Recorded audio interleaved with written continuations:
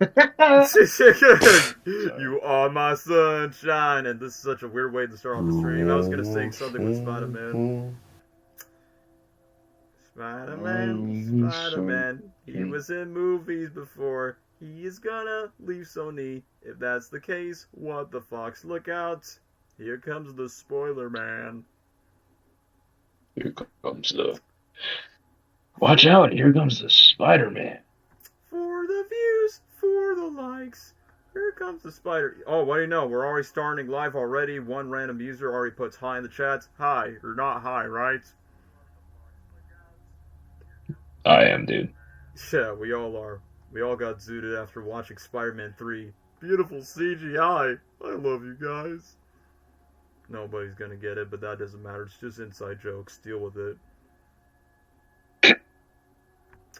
So, without further ado, that's not Joker 2 filet ado. We're about to be ranking the past 10 Spider-Man animated TV shows. We're not doing the movies because that will take like hours and hours when it comes to like a full-blown ramble. And secondly, we haven't done Spider-Man TV shows. There's a new one on Disney Plus. I remember I made like a poll on social media by saying, hey yo, would y'all be interested to watch your friendly neighborhood Spider-Man? And some of you were like, yay. Some of you were like, no. But then I see more yeses than no, and I'm like, to be honest, if I make this as a YouTube short, the algorithm's not going to grow for obvious reasons. So I'm like, you know what? Not to put too much effort on editing for nothing. How about I do this not just in a live stream, but in another tier list stream? Which, yeah, for those that are new to my channel, yes, I made a playlist of all the tier list streams because, you know, the tier list streams are like one of my most successful ones, and it's the best way to talk about these shows without getting my booty cheeks copyrighted from Disney or Marvel's police department and then just block my ad revenue. So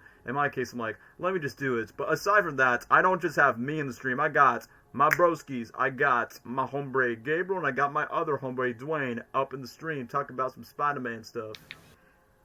Hello! That is how I feel. That is how I feel. That is how I feel. What is up, everybody? Bro, I thought you were just gonna joke up by saying like, yeah. That is how I feel. I thought one of you was gonna be like, yeah, I just exist.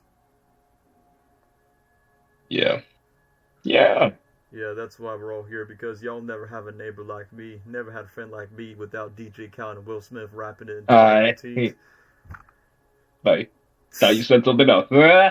No. It's just an inside joke I thought about. It's like, wait a minute. So outside of the new theme song of the new Spider-Man show, I was just thinking like, yeah, DJ Khaled never had a friend like me with Will Smith. And then they beat the living crap out of each other in Bad Boys 3.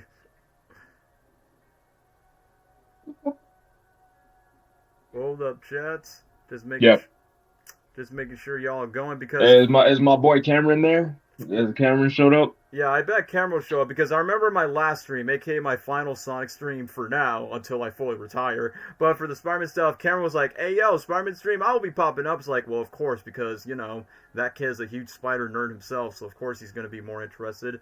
Hopefully, he does appear in the stream because he was like, Yeah, he's us. Because I would be like, "Hey, there he is. We just mentioned about him. He's in the chat right now." Nice. Yeah, I mean that's what the stream is all about. That's my dog. That's my. I was gonna reference the Wiz Khalifa Ninja Turtles rap with the Ninja Turtles. Okay, now streaming Spectacular Spider-Man season. That is how I feel. That is how I feel. Now streaming Spider-Man season 3 is Spectacular only on Disney Minus.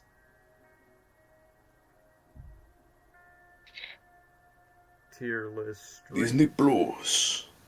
Yeah, for those that don't have Disney Plus, then how about you just watch from a bootleg website, or I don't know, watch it through like a YouTuber's reaction to the show without getting copyrighted. Yeah, dude. I mean, that's how I watch it through Reels. Yeah. YouTube Shorts. Yeah. And not to no TikToks. So yeah, without further ado, guys, let me just go ahead. Right here, we're just going to be starting off with these 10 Spider-Man TV shows. I know there's 11, but we decided to ditch one of them because we haven't watched much. So even though we're not baby boomers like our great-grandfathers who just passed away at a Walmart store if we start roasting 67 Spider-Man, but we're starting off with 67 Spider-Man, Spider-Man and His Amazing Friends, not the Disney Junior version yet. And then we'll talk about the peak pinnacle of the 90s animated show, Spider-Man Unlimited, underrated show, another underrated piece, the MTV show in 2003, Spectacular Spider-Man, Disney XD's Ultimate Spider-Man, the 2017 Spider-Man show. Of course, we're going to talk about that. Spidey and his amazing friends, of course, not our cup of tea, but I'm like, well, it sort of counts as recent Spidey media, so we'll include that. And of course, the release of the brand new Spider-Man show, Your Friendly Neighborhood Spider-Man on Disney Plus. All three of us watch all 10 episodes, so I'm like, you know what? Let's make a whole tier list. Let's just start it from the top, and then we'll see what goes on bottom from S, A, B, C, D, and F, because E does not count in the sports in the game. So, those are the 10 Spider-Man TV shows. Without further ado, we shall start. But before then, let me just read this. I'm going to get judged with some of these rankings, in my opinion. Why no Spider-Woman cartoon? Because it's Spider-Man, not Spider-Woman show. Sorry. Own that fraud. Sorry, Yeah. that show's not going to count because we're talking about Spider-Man. No woman on the list. A woman in the military. So that being said, how about we start the one... Women in the military. So, one of my personal favorite jokes from Sonic 3, but either way, we're talking about Spider-Man today. So, let's just start off with the most easiest one to talk about, is the 67 TV show. I mean, of course, this show gave us the iconic birth of the Spider-Man, that's whatever a spider can. It was the birth of one of the most iconic memes that is still recreated till this day, whether you've seen it in later Spidey media, whether you've seen it in cosplay conventions. It was the birth that gave us the iconic pointy meme, Spider-Man turning into like, what was he, turning to a wrecking ball and just bowling some bowling pins, and Spider-Man hospital bed. Like, I say the show is mostly remembered for like the funny material, but that being said, of course it's not a Spidey show I would go back and rewatch. It's because, you know, it was made when our grandparents and our great-grand ancestors were still alive. But for what it is, of course, it was made in a different timeline where Adam West's Batman was pretty big around the time, where comic books were more cartoony and more campy. But I will say this, one of the things I could not take seriously for the new Spider-Man shows, like some of the voice acting, like for instance, when the Rhino was first appeared, he just goes, "I am the Rhino!" Like he's kind of like smoking on meth or a cigar, something like that. And then next thing you know, Me and the boys. and then when Doc Ock was first appeared, it's like, well, holy crap, who is that? I am Dr. Octopus. So, I can't really say much about like, oh yeah, this is like the peak cynical. What is peak about the show is the theme song and the memes, but aside from that, of course it's not going to hold up for how it is today, but for what it is, I would say like C, D tier, somewhere like that, like not near close to B, S, and A.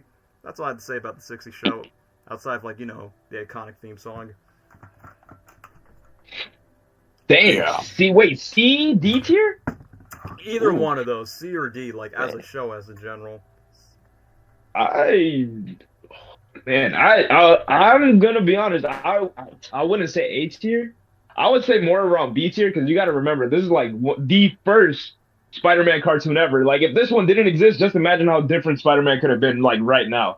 Very true. So I think it should at least be at least a B tier, just because it was also at the time that was the regular standard for Spider-Man. You know, we didn't have this many storylines back then, so it was kind of just basing off just a lot of those early '60s comics. So I don't know. I would give it like at least like maybe like a B. And it's also too, bro. It made the iconic Spider-Man theme song, bro.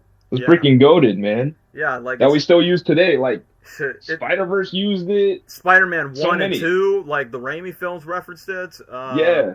The MCU with the Homecoming Marvel Studios opening logo. And yeah, exactly. You're right about Spider-Verse as well.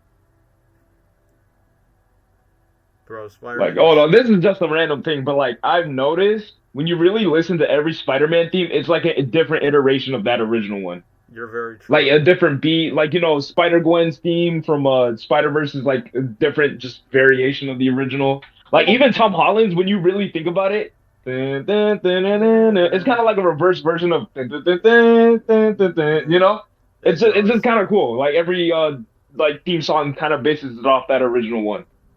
I mean, to be fair, it is like... I don't know, I just wanted to throw that in. It is the pinnacle of, like, influencing right. Like, literally every Spider-Man theme song, so that's why we wouldn't just take it for granted when it comes to that. Yeah, I would agree, Cameron. Spider-Man's voice, back then in the 60s, where he definitely has a deeper, lower voice that's kind of like this, because, you know, that's what superhero cartoons used to sound like back in the day. Like, they didn't take it that seriously. Remember, teenagers were doing drugs back then, bro, so they sounded like that. That's very true. Anyway, the one thing I am grateful for the 60s cartoons, like, well, at least that inspired the Ramones singing their own cover of the Spider-Man theme song, which I will say that the music video, pretty cool. It kind of sucks that later Spider-Man movies never use that cover of the Ramones, like, literally the Ramones when they utilize clips from the cartoon when they made a music video about it in the 70s. That was pretty awesome. Sniff some glue, my lovers. So yeah, Dwayne says B. Still on the C tier. Gabriel, what do you have to say about 67 Spider-Man? You know, the OG Spider-Man cartoon. Another day. I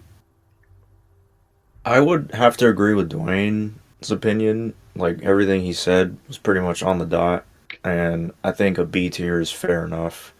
And I think it deserves its respect, even if maybe it hasn't aged as well because of its time, but I think it still deserves its respect and should be a little higher. And it's not like there are better shows for sure now, but it's not, for its time, it's not terrible.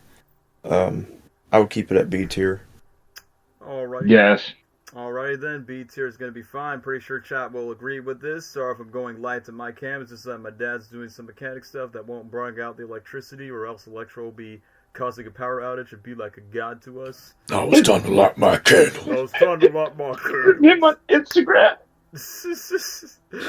For your birthday, where Electro's like getting shocked, like. Don't you know I'm Electro? Don't you know I'm Electro? As corny as it is, Jamie Foxx just know how to, like, you know, bring so much ore in that one line delivery. It's just a tree. Oh wait, just a tree, man. Just a tree. It's just a tree, homie. It's just a tree. I thought that was pretty funny. Just a tree. And no, what's one of my favorite lines of No Way Home? Quick question: are these your Legos? Are these your Lego? That would have been so funny. But either way, next cartoon, and even though, yes, there was a cartoon that exists before that, but now we got Spider-Man and His Amazing Friends, which is basically like the Spider-Man equivalent of the Justice League Super Friends. Either way, the one things I did like about the show, I like the fact that Stan Lee is like the narrator for like the majority of the episodes, and kind of reminds me, like, this cartoon sort of like influenced where Peter Parker and Bobby, aka the guy who plays Iceman, has their own friendship, even though later down the line it's usually Johnny Storm that basically becomes bros with Peter Parker. And then the chick, I think her name is Firestar, because obviously not Starfire from the DC universe, where she's kind of like, you know, the female lead of this Spider-Man cartoon. I like the fact that there's like some episodes. Oh, Fires. Yeah, I know. Yeah, like that's her name. Oh, we're on that cartoon. Okay. Yeah, it's for Spider-Man and His Amazing Friends from the 80s, where it was Spider-Man, Iceman, and Firestar. Yeah, that's right. Yeah, I don't like Iceman, dude. That's kind of funny that I just thought about, like, Firestar did not appear in the main Marvel comic books until, like, the Uncanny X-Men series back in 85. So, basically, it's kind of ironic that Spider-Man's two amazing friends just happens to be X-Men mutants. But that being said, I think it, like, brings, like, good varieties, and kind of, like, back then, they sort of did, like, little PSAs as to teach little kids, like, inspiring lessons, like, you know, treat good to mothers and do not steal and all that. Like, you know, just your usual PSAs of what they do with, like, most of these kids. And thirdly, I did like some of the episodes where they actually go a little bit to, like, more in depth of Iceman's story and then Firestar's story. It's kind of funny that Firestar tried to save her dad, and the way how the dad was like, help! And then she has to, like, put, like, some sort of, like, a mask to put on. There was one funny episode where Juggernaut has to take down Spider-Man, and it shows Juggernaut's big, fat, pudgy face way before he becomes the Helmet. So, way before we had the whole X-Men meets Spider-Man 94 crossover event, I feel like Spider-Man and His Amazing Friends was kind of like, I wouldn't say it was the blueprint, but it was basically kind of like the open doors of, like, you know, this one Marvel comic character can interact with other comic characters. But anyway, this is outside the Spider-Man His Amazing Friends TV show. Just to give a shout out to the Marvel mashup dubs, like, back on Disney XD. I remember when Tom Kenny was dubbing over Green Goblin from that cartoon where he's like, yes, we're gonna have some triplets. Oh, they're gonna make their daddy skills. I mean, that was like back at Disney XD where Marvel Mashup does the dubs of Spider-Man and His Amazing Friends by saying, yeah, I'm going to be running away, I'm going to crawl on the wall. But anyway, outside of Spider-Man, one of my favorite Marvel Mashups has to do with the Incredible Hulk, where Rob Paulson voices, what's the dude's name? Like I said, it's one of Hulk's close friends. I forgot what his name was. It's been a while since I've watched it. What does he look like? Rick. That was his name. Rick. That was his name. Who ate the last s'more? It was Rick. Rick! blah, blah, black sheep. How many many, whoa, what alligator? And then one time where Hulk's trying to save them. Me, ha, ha, if you give me $5, I'll save your life. Can you keep us out of the quicksand, Hulk? How about I just put you back in the quicksand? The Incredible Hulk Marvel mashup. Anyway, those were good times. It kind of reminds me, like, you know, Disney does the remix stuff, and now they're just making fun of all Marvel cartoons. So I would say Spider-Man and His Amazing Friends, I do like it more than the 67 cartoon, even though the 67 cartoon is definitely more culturally influential. But I would say His Amazing Friends is probably on the B tier. I would say, like, it's very close to the 67, so I would, like, put on B tier. Just, like, you know, try to make it at least more, bring more versatile than what the previous Spider-Man cartoon was. They made Wolverine Australian in that show. Ironic, way before Hugh Jackman was cast. The irony. Big bag of Mafia cash. I was gonna say, Gabe, are you gonna go or? Yeah, for Spider-Man and His Amazing Friends. I ain't gonna lie to you. I have not seen enough episodes of this show. Like, I know it exists, and I mainly know it because of the Lego Daily Bugle set that came out a few years ago. And also, too, just knowledge, like, people have, like, friends and YouTubers told me about it. I don't know. I think it's pretty cool because, like, kind of one of the first times you see just, like, a crossover in, like, superhero media. Like, I don't know. I'm not a big fan of, like, when Spider-Man's really the only superhero around in just media. Like that's not movie's fault or anything because, you know, copyright issues and all that. But, like, it's just, it makes the world feel smaller whenever Spider-Man's the only superhero. So, like, this being, like, one of the first times, like, he got, like, a team-up type thing, like, in media. Like, not comics, but just, like, you know, like, TV shows. I think that's pretty cool. And, like, honestly, that set the foundation of him just getting to learn how to hang around with superheroes since he's, like, always alone. And, I don't know. It's cool that they picked, like, two X-Men characters? Yeah, literally. Or mutants, I should say. Like, have they ever teamed up in the comics before, like, before that show came out? I don't know if they ever have. I don't think Firestar, but maybe Iceman one time, like, in the original X-Men run, like, probably around the... Because Firestar did not appear until, like, the 80s in the Uncanny X-Men series. So, it's kind of like Harley Quinn, where she appears in a TV show before the comic books. Oh, okay, then. Oh, well, then, shoot. Oh, that's pretty... Okay, then that makes sense. I don't know. Iceman used to be cool. You know, I used to really like him, bro. He was really nice in the X-Men movies and you know, like a Marvel man, and then Marvel. Yeah. Anyways, they made some changes to the character. That's all we can say. Yeah. They made changes. He's cool. Firestar, I don't know too much about her. I just think of her as like just a freaking Human Torch, Dark Phoenix type character. So yeah, I don't know. I haven't seen enough about it to say a lot, so I'm gonna say like maybe like C tier, I guess. All right, C tier. That's just for me. Yeah, I would say the same as Dwayne. Like, I haven't watched it that much, and it didn't really capture too much of my interest when I was younger.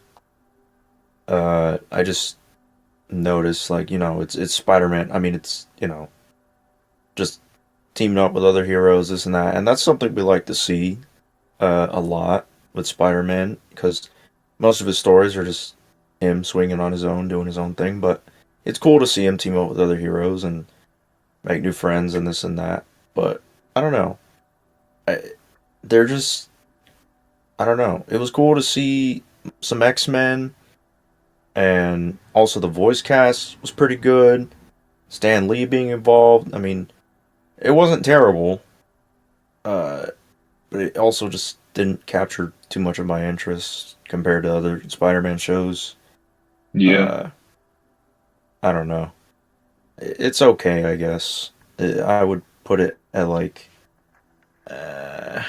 probably C tier. Alright, we'll just put it below the original 67 cartoon. I will say this, I think in this cartoon, the guy who voiced Peter Parker in this show ends up being the voice actor for 2099 Spider-Man, the Spider-Man Shattered Dimension series, which that video game in particular, I was like, Yeah, what was so cool about that game? It was kind of like the No Way Home, but just for like the previous Spider-Man voice actors for like 4 different Spider-Man TV shows, which I thought that was cool. But that's probably like, a different topic, another stream if I actually would do that. But that being said, it's kind of funny that they If got No Way Home was actually good.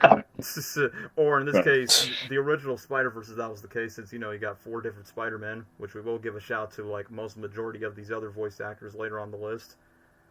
But anyway, let me just read the comments real quick before we continue.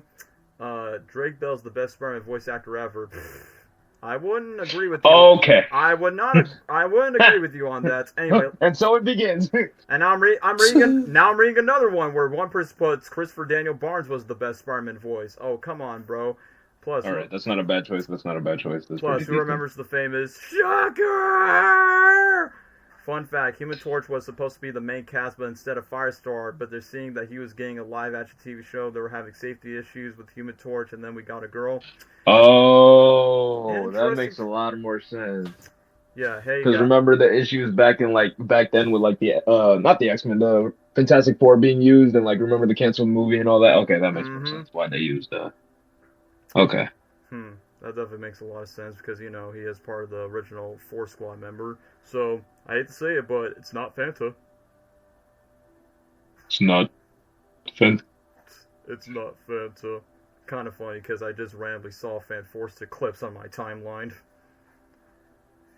Anyway, let me just catch up with some other comments. What's up, Dan and Gabe? Sup, Ethan? Okay, Cameron just puts, this show's an A tier for me. I have to catch up watching episodes of Your Friendly Neighborhood Spider-Man. Same goes for Moon Girl, Devil Dinosaur.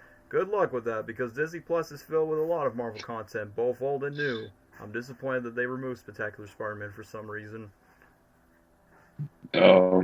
Maybe rights issues with Sony or something. I don't know. It might be different with the movies. Because I could have swore Spectacular That's probably what happened. I could have swore Spectacular was probably on Netflix one time. It was. It was for a little while. But yeah, it's no longer. But hey, I can't complain because you know what? All the full episodes are uploaded on YouTube either way, so I can't be complaining too much. Plus, I got season 1 on DVD. Seriously? Yeah, I'm not joking with you, bro. I literally looked up on YouTube by saying, oh wow, literally the full-length episodes without any advertisements or cutting or any poor quality renders to it. So I'm like, oh, never mind. No joke, Dwayne. Literally the entire show. Well, I would say like most of the majority of the episodes because no joke, Dwayne. When I was watching Your Friendly Neighborhood Spider-Man, I'm like, I feel like rewatching Spectacular. Then boom, oh wow, this is exactly how it was back in the old days, like how the way it was uploaded. Oh my gosh, they did upload a lot of. Maybe that probably could be why they removed it off Disney. If it's like public. Yeah, probably. Like, I don't know if you could just watch it for free. That could be why, but I don't know. If that was the case, then that's probably the reason. But that being said, we've already talked about the old Spider-Man cartoons that are more for the boomers. But now, can we just talk about way before the Tobey Maguire Spider-Man movies, the most culturally influential, but dare I say one of the most faithful Spider-Man media adaptations, which is the animated series. This one, back in 1994 to 1998. Yeah. I was going to say, who wants to talk first? Me, Gabriel, or Dwayne? Oh, you guys can go. Shoot, I got a lot to say, so I'll let you guys go. Then I guess I'll go first, then Gabriel will go next, and then Dwayne should go last. Bro, I feel like this is like the first, well, way before Spectacular, still one of the best Spider-Man TV shows easy nowadays because, bro, the theme song, Spider-Man radioactive spider blood, spider bottle radioactive spider blood. Kind of funny that they mentioned radioactive spider blood, but they're not allowed to use blood, but instead they use plasma for Morbius episodes. But anyway, satire, sarcasm aside, this show definitely have its peaks, like back in the day, because way before we got the Tobey Maguire Spider-Man movies, like this show adapted a lot of Spider-Man comic books, not just Spider-Man, but a lot of Marvel storylines. Like for instance, for Spider-Man, of course, they gave us the Venom saga, which was really well animated from the whole symbiote nightmare and how Eddie Brock's revenge becomes Venom, which I will say this, the 90s cartoon has some pretty iconic voice actors, which obviously Christopher Daniel Barnes does a good job at Spider-Man. Of course, the most iconic memes that he gives us of, Shocker, you can't stop me, I'll chase you down to the ends of the earth! No, Mary Jane! Bro, I can't take it seriously. It's funny that the voice actor even recreated that in cons whenever he goes. It's like, Who would have thought Prince Eric from The Little Mermaid would just get a big fat paycheck for those screams in the Spider-Man TV show? But also, other fan favorites. I'm surprised you got the Joker himself, Mark Hamill, going from Joker and Batman the Animated Series and then voicing the Hobgoblin in the brand new Spider-Man TV show back in the 90s. Jim Cummings was the Shocker. Who else? I'm surprised Kingpin was voiced by a black guy, which I think that's kind of funny in a way where Kingpin was like one of the main prominent Spider-Man villains throughout the entire show, which Kingpin was quite consistent, and the fact that I think Daredevil actually teamed up with him one of the episodes. I'm like, good, they have the same villain. But one of my favorite moments is where Kingpin was like trying to squash Spider-Man, where he says, well, all my body is fat. Let me just give you how much percent of muscle that I have. And then dude, that one voice line, I want that gas, yes. Another funny moment I would suggest, who's the villain? Was it Silvermane? Silvermane just DH himself to become younger and then becomes a baby, like saying, please, somebody help me! I know what you're talking about, yeah. I think that was Silvermane? I think it was Silvermane, where he decided to DH himself, and he's like, Alistair Smythe, I want you to turn me as an adult again! It's like, kind of funny that they actually hire an actual child voice actor just to do the voice lines. I will say this, the show definitely has its funny moments, including where Spider-Man is talking to the statue, which he simply names him Bruce. Yeah, thank you, Zach. I'm just going to call you Zach because I can't pronounce your full username. Ed, who voiced J. Jonah Jameson, who voiced Carl from Up. Not only just that, he voiced Uncle Ben in Spectacular Spider-Man, so I feel like that dude was like the blueprint, like, you know, before J.K. Simmons was cast as J. Jonah Jameson. We need this version of Spider-Man and Beyond the Spider-Verse. I'm kind of shocked they never acknowledged this one because, you know, this is like one of the most popular animated iterations of Spider-Man. But that being said, outside still got one more movie. Say what? Oh, I said we still got one more movie, so we'll see. Yeah, hopefully. They're still cooking despite, you know, it's not even done, like, in production yet. But anyway, back to 90s Spider-Man. So, I like the fact it definitely adapts, like, the majority of the iconic comic books. Like, heck, they even, like, gave us our own iteration of the Sinister Six. Doc Ock was also great. And even though as much as I did like Mark Hamill's Hobgoblin, the one thing that did caught me off guard, which I know they changed a couple of things in the lore where Hobgoblin is basically the first Goblin, which you know in the comics, it's Green Goblin that did it first. Yeah. But the one thing is what caught me off guard, when I rewatched one of the episodes of the 90s Spider-Man show, I just noticed that the Raimi movie, like the first Spider-Man movie, I'm not saying it was intentional, but it definitely has parallels with one of the episodes where instead of Gwen Stacy being on top of the bridge, it's Mary Jane on top of the bridge. But in reality is, of course, not in the movie where Mary Jane goes to a random portal, then Peter Parker thinks she's dead or whatnot. And I like that this cartoon like introduces a lot of D-list Spider-Man villains. Like, for instance, they gave us a spotlight to Morbius. They gave us a spotlight to the Chameleon. Who else? Rhino during the Symbiote Saga storyline was pretty cool. However, speaking of Morbius, aka, can I just arguably say this is the only good Morbius in terms of like Spider-Man medias before the live-action movies, the Nintendo Wii version of the Spider-Man 3 video game.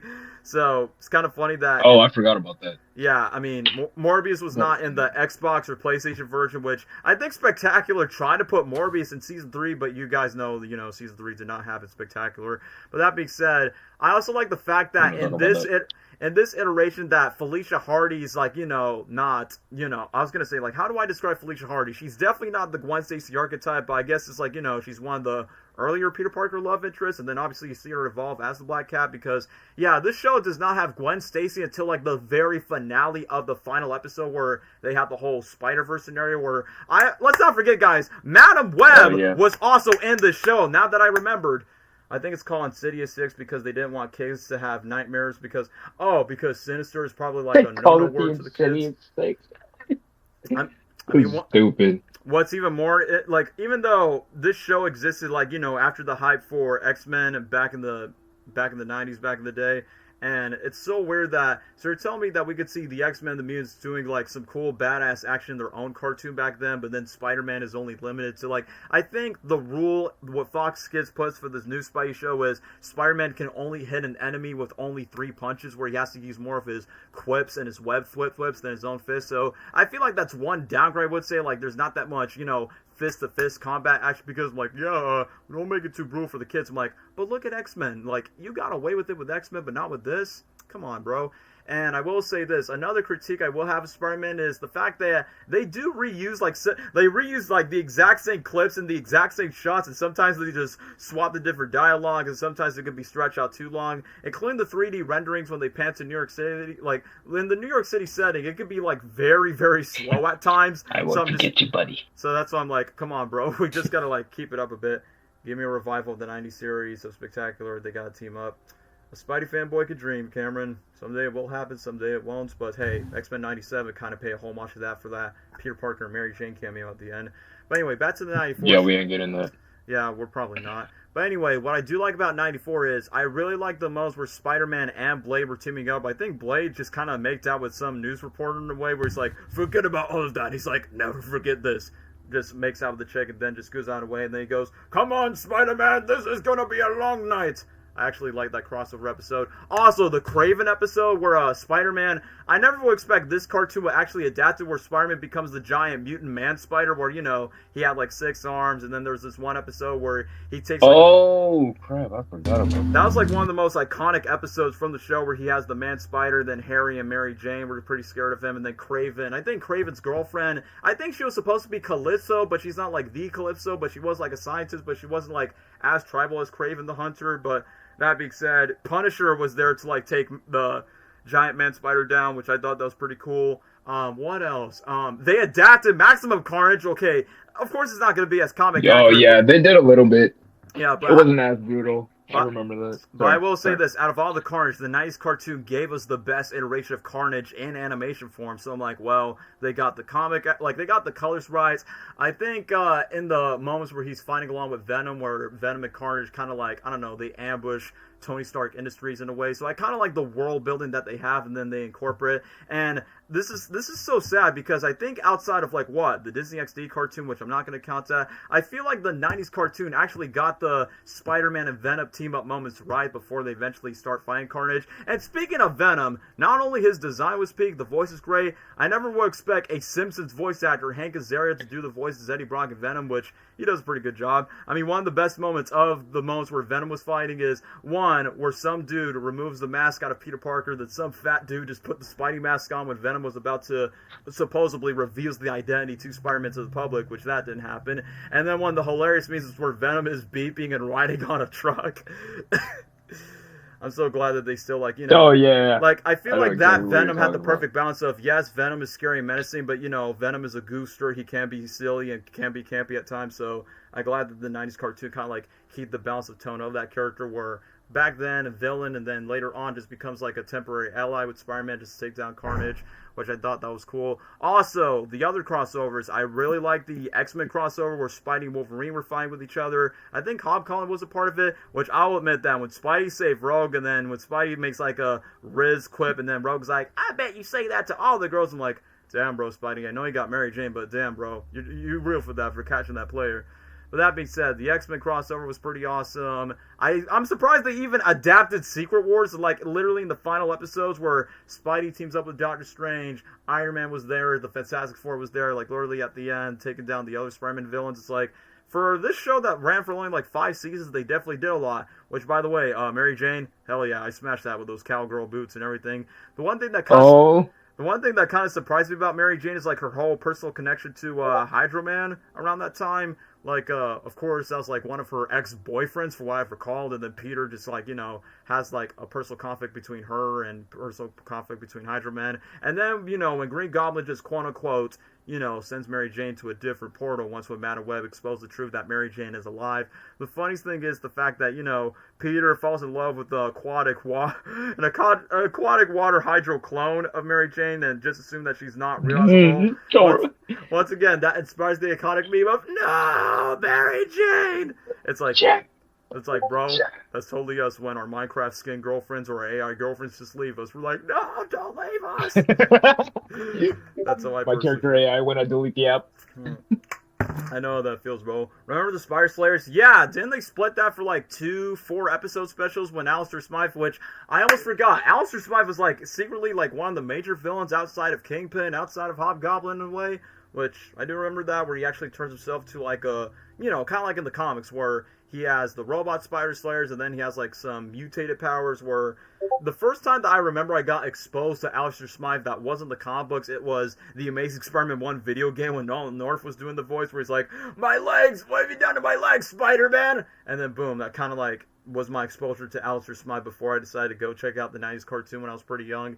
And I like the Scorpion episode, which I will say the Scorpion episode is obviously the most comic accurate version of how they could get Scorpion from origin-wise, where Jameson hires Scorpion to take down Spider-Man in front of the Daily Bugle, and then Spidey gets humiliated, and sometimes where Jameson even roasted Doc Ock live on television, then Peter Parker and everyone was like, seeing like how much balls that Jameson would have. But that being said, the show is like definitely like has the most of its cool moments. Like I could literally go on and on, but easily pretty much everyone says it in the comments, which, yeah, I forgot to talk about the finale. The finale of the show is basically the blueprint of the Spider-Verse multiversal idea that happens later on to, like, what? Spider-Man Shattered Dimensions, and then the Spider-Verse comic books, and then boom, you got all these Spider iterations. But the funniest thing is, I think outside of the Secret Wars armor suit, we got, like, different Spidey iterations. There's one that has Doc Ock arms. There was one Spider-Man that had like no powers for some reason, and then that's where Gwen Stacy only appeared in that episode, and then Peter Parker gets to reunite with Uncle Ben, and someone mentions it in the comments, Spider Carnage actually debuted in an animated Spider-Man cartoon, which I'm like, that was pretty cool. And then at the very end, Spider-Man gets to meet Stan Lee, and the fact that, Stan Lee makes a cameo. And I think, sadly enough, is, even though the show definitely has a solid closure, but it kind of sucks that later on in the finale, we're Madam Web's by saying, I'm going to show you where Mary J. Watson really is, which, thank you, X-Men 97, for showing a little bit of the aftermath of that. But that being said, I just feel like it just sucks that it leaves after a cliffhanger. But that being said, it's kind of funny that Spider-Man just, meet the creator of Stan Lee around that time, which I think around that time, correct me if I'm wrong, chat, Spidey was fully aware that he was a fictional character once when he met Stan in the finale. But either way, I definitely... I don't know. That was weird. It sure was. But that being said, it's like, insert Stan Lee cameo in. Like I said, a couple of criticisms I would say about the show is not that much hand-to-hand combat action because, 3 punches, use more webs instead of fists. Some of the animation rendering could, improve a little bit more of the work. Secondly, they sometimes just reuse the exact same shot, probably in a different angle, and just switch it with a different audio. But that being said, if it weren't for this cartoon, I don't think, the 60s cartoon, the 70s live-action show existed, but I feel like before the live-action movies existed, I feel like this Spider-Man cartoon in particular just made, a huge draw to the general public, because, it made a huge massive to the success of all the animated TV shows from Batman, Superman, X-Men, of course, all the other characters got their own shows, but Spider-Man, this one in particular, just a huge staple, not just in Marvel animation, but one of the early days where Spider-Man's being exposed to the general public, where people are starting to notice the recognition of Spider-Man outside of the comic books around that time. So for what it was, definitely good, ahead of its time, from all the comic book adaptations, the hilarious quotes, the memes, and all that. So, with that being said, it's easily an S tier for me. If I had to rank this in terms of Spidey shows, it's easily my second favorite Spidey show after Spectacular, of course. But that's all I have to say about Spider-Man, the animated series. And yeah, last note, it came out in 1994, aka my favorite 90s year in general. So I will give Spider-Man for that collection, for that sake of why saying, 1994 was the best 90s year because this show exists as well. So yeah, that's all I have to say about the show. So Gabriel, want to go next?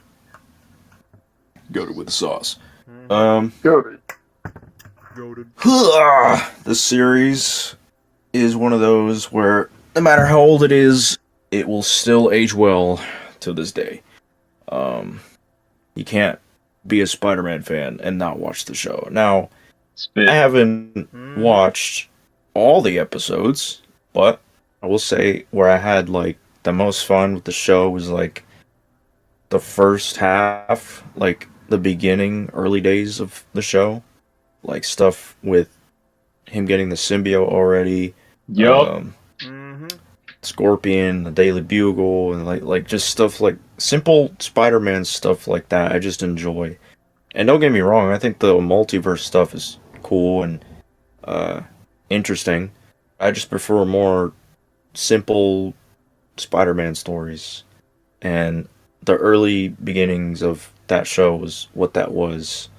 And the voice cast was great. You got freaking Mark Hamill as Hobgoblin, and that's probably the best we're ever gonna see for a while of Hobgoblin. Sadly. Yeah. And I love how they did Symbiote Spider-Man's arc. It's one of the best they've ever done. And it's just funny how he like almost killed Rhino. And Rhino was just, I can't take him seriously. The fact that he spins Rhino like can. a top in some way, just spins him around with his Yep. horn. Yep. That was funny. Or almost killed him. That was just funny to me. Like I mentioned, Mark Hamill and like the rest of the voice cast for the villains and Spider-Man himself. I mean, just legendary, you know. I think like obviously the main theme, iconic. It's like kind of different compared to like all the other shows, like trying to do the Spider-Man. Like this one is different, and it still feels like Spider-Man. It screams 90s music as well from the heavy metal rock. Yeah. Pure 90s. I just like it. The animation is like why I think it ages well today is because it feels like in between, like not too old and not too modern, just right in the middle. Feels just right.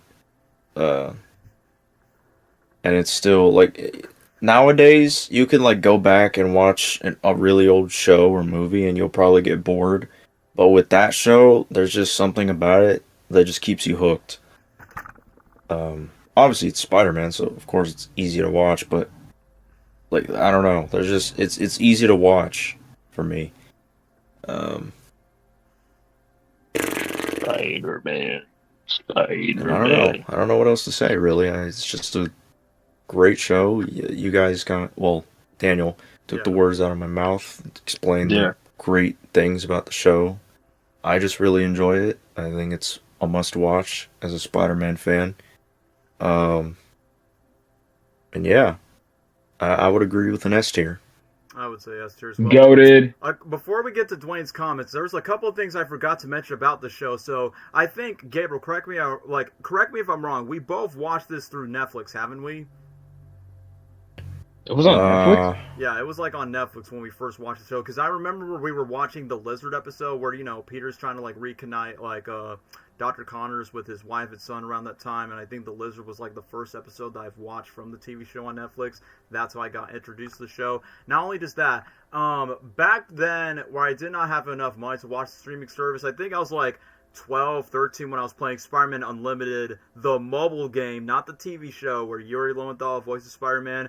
I literally had to watch all of the later episodes because I think there's like one Spider-Man YouTuber that literally had seasons 2, 3, 4, all 65 episodes of the entire show. And I was like, you know what? This is the easiest way for me to like watch the Spider-Man show. And of course, since I was like, 12, 13, I was like, you know what? I'm going to be playing with my Spider-Man toys and recreate it. I forgot to mention one specific episode, which, I think it is a reference to, like, the kid who likes Spider-Man, but instead of, like, a boy, it's a girl instead, where, she has terminal illness, and she was, like, amazed by saying, wow, you're Spider-Man, you got the web shooters thing, and then she asked, like, Peter Parker's identity, and I didn't know it was based on that one comic book, but then when Spider-Man left the hospital building, and then just says something about kids for the terminally ill, I'm like, oh, shoot, that girl's gonna die, so I'm like, well, at least she was lucky to see that, who was the real Spider-Man underneath that mask. So I'm like, like, even though despite, they have to tame it for, like, PG ratings, but I'm like, quite interesting that they got one of the most deep-cut Spider-Man comic books that is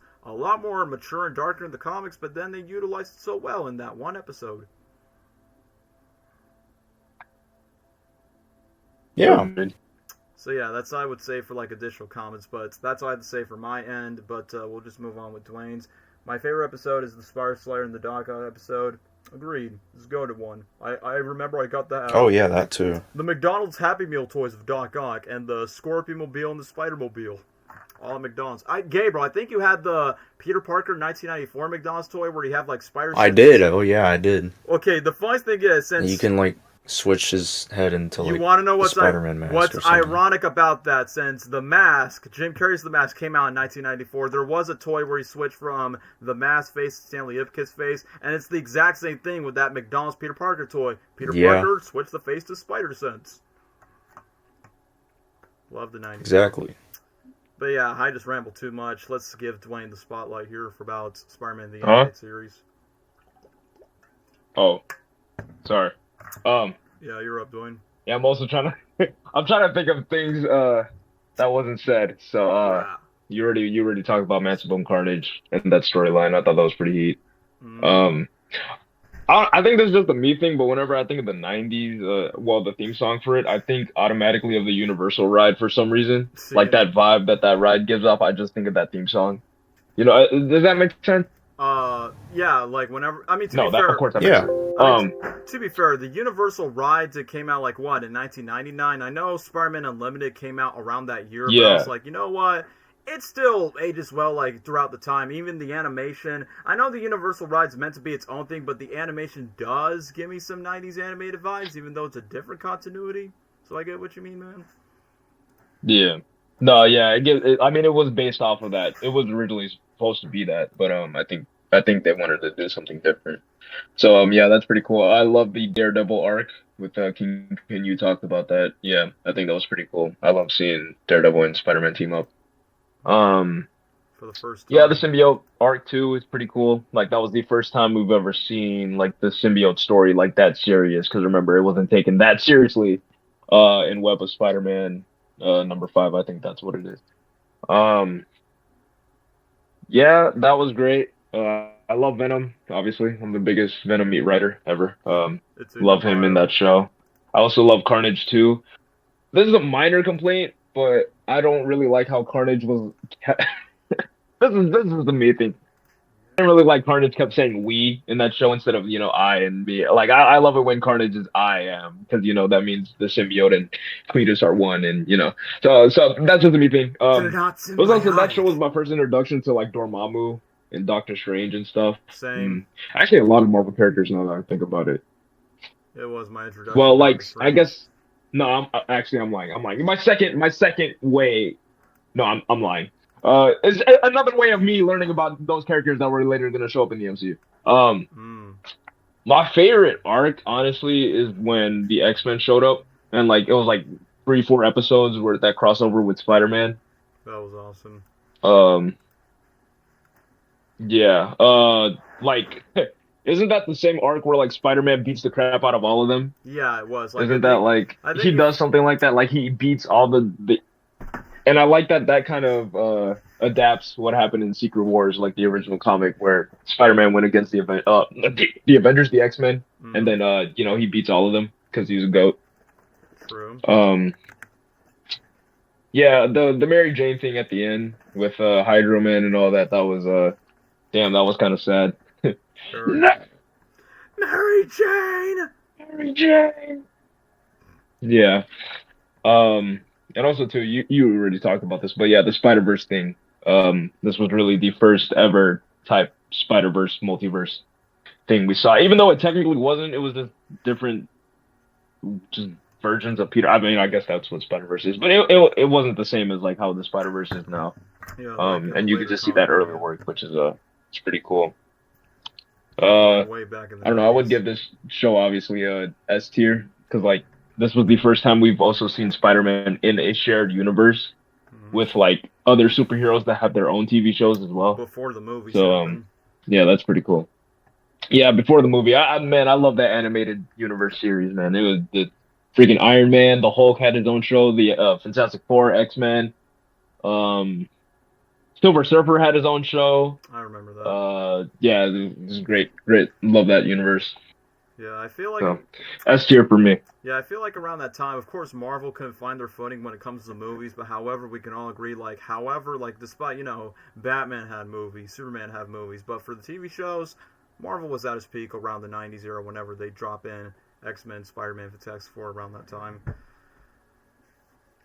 So yeah, I guess that's all we have to say about Spider-Man 94. Now we get to this, I won't consider this as the dark horse, but this is definitely like one of the most underrated Spider-Man TV shows, but yeah, it has a pretty killer theme song. So, I don't know, should I start off talking about Spider-Man Unlimited, the TV show, not the mobile app? Oh, we're talking about Spider-Man Unlimited now. Yeah, okay. Yeah, yeah, you can. Okay, what's the saving grace of this? Yeah. What's the saving grace of this TV show? I mean, come on, the theme song. Which, okay, like, correct me, like, whether if it's intentional or not. I feel like the theme song of Spider-Man Unlimited is basically the blueprint for Miguel O'Hara's for Across the Spider-Verse. Yeah, I agree. Like, it literally sounds like it. Mask. Which I will say this, the theme song's pretty fire. I will say the suit itself is pretty fire in the art style. I think the art style of Spider-Man himself and the comic book art's pretty cool. It's kind of funny that the voice actor of this Spider-Man TV show became like the first voice actor for Spider-Man in the console video games, like back in the original PlayStation back in 2000. Of course, Spider-Man 2 Enter Electro happened around that time, so it's pretty cool around that time, especially when, similar just like in that game, Spidey and Venom do team up. However, the one thing that really caught me off guard, like, as much as I respect the art style and how much respect I like the lead voice actor for Peter Parker, aka it's the same guy who was the main narrator of the Curious George cartoon on PBS Kids, so kind of find that pretty funny in a way. I did like the first episode where you got the classic red and blue. Mary Jane looks pretty sexy as hell, as always. We still got white Nick Fury way before Sam Jackson was Nick Fury, where Spidey gets to go to space. However, the one thing I do think that is pretty interesting, that Peter goes to like a different alternate timeline where there's like many different iterations of other Spidey villains. But I will admit this, I feel like this futuristic different timeline thing, I'm pretty sure that a lot of Spider-Man cartoon, like many fans that would say that this could have been like a 2099 Spider-Man TV show, since Miguel O'Hara was first written back in 1992 in the comics. So I'm like, if this was based on Miguel O'Hara, it would have made like the lore a lot more sense, but you know, that would have been completely fire. But seeing Spider-Man's like, you know, he left Mary Jane over like some single mom that has like this one child, and then after the like gets to live with them in the apartment, and then all the civilians are just nothing but these Zootopia looking space aliens where they're kind of like suicidal animals in a way. That just kind of felt weird. And then Green Goblin, I like the design, but why does Green Goblin sound so Latino? It's like, oh, you must find the way, Parker. You'll never get me alive, Spider-Man. And then for Venom and Carnage, what is with Carnage's design, where he kind of has like a huge humpback, where he's kind of like the Abomination, but you decide to make him scrawny in a way? I don't know, Carnage's design just really caught me off guard. Even though Venom was alright, he wasn't as great as the 90s one, but I still like the fact that he's still stuck in character by saying, no, there's no Brock, there's only Venom!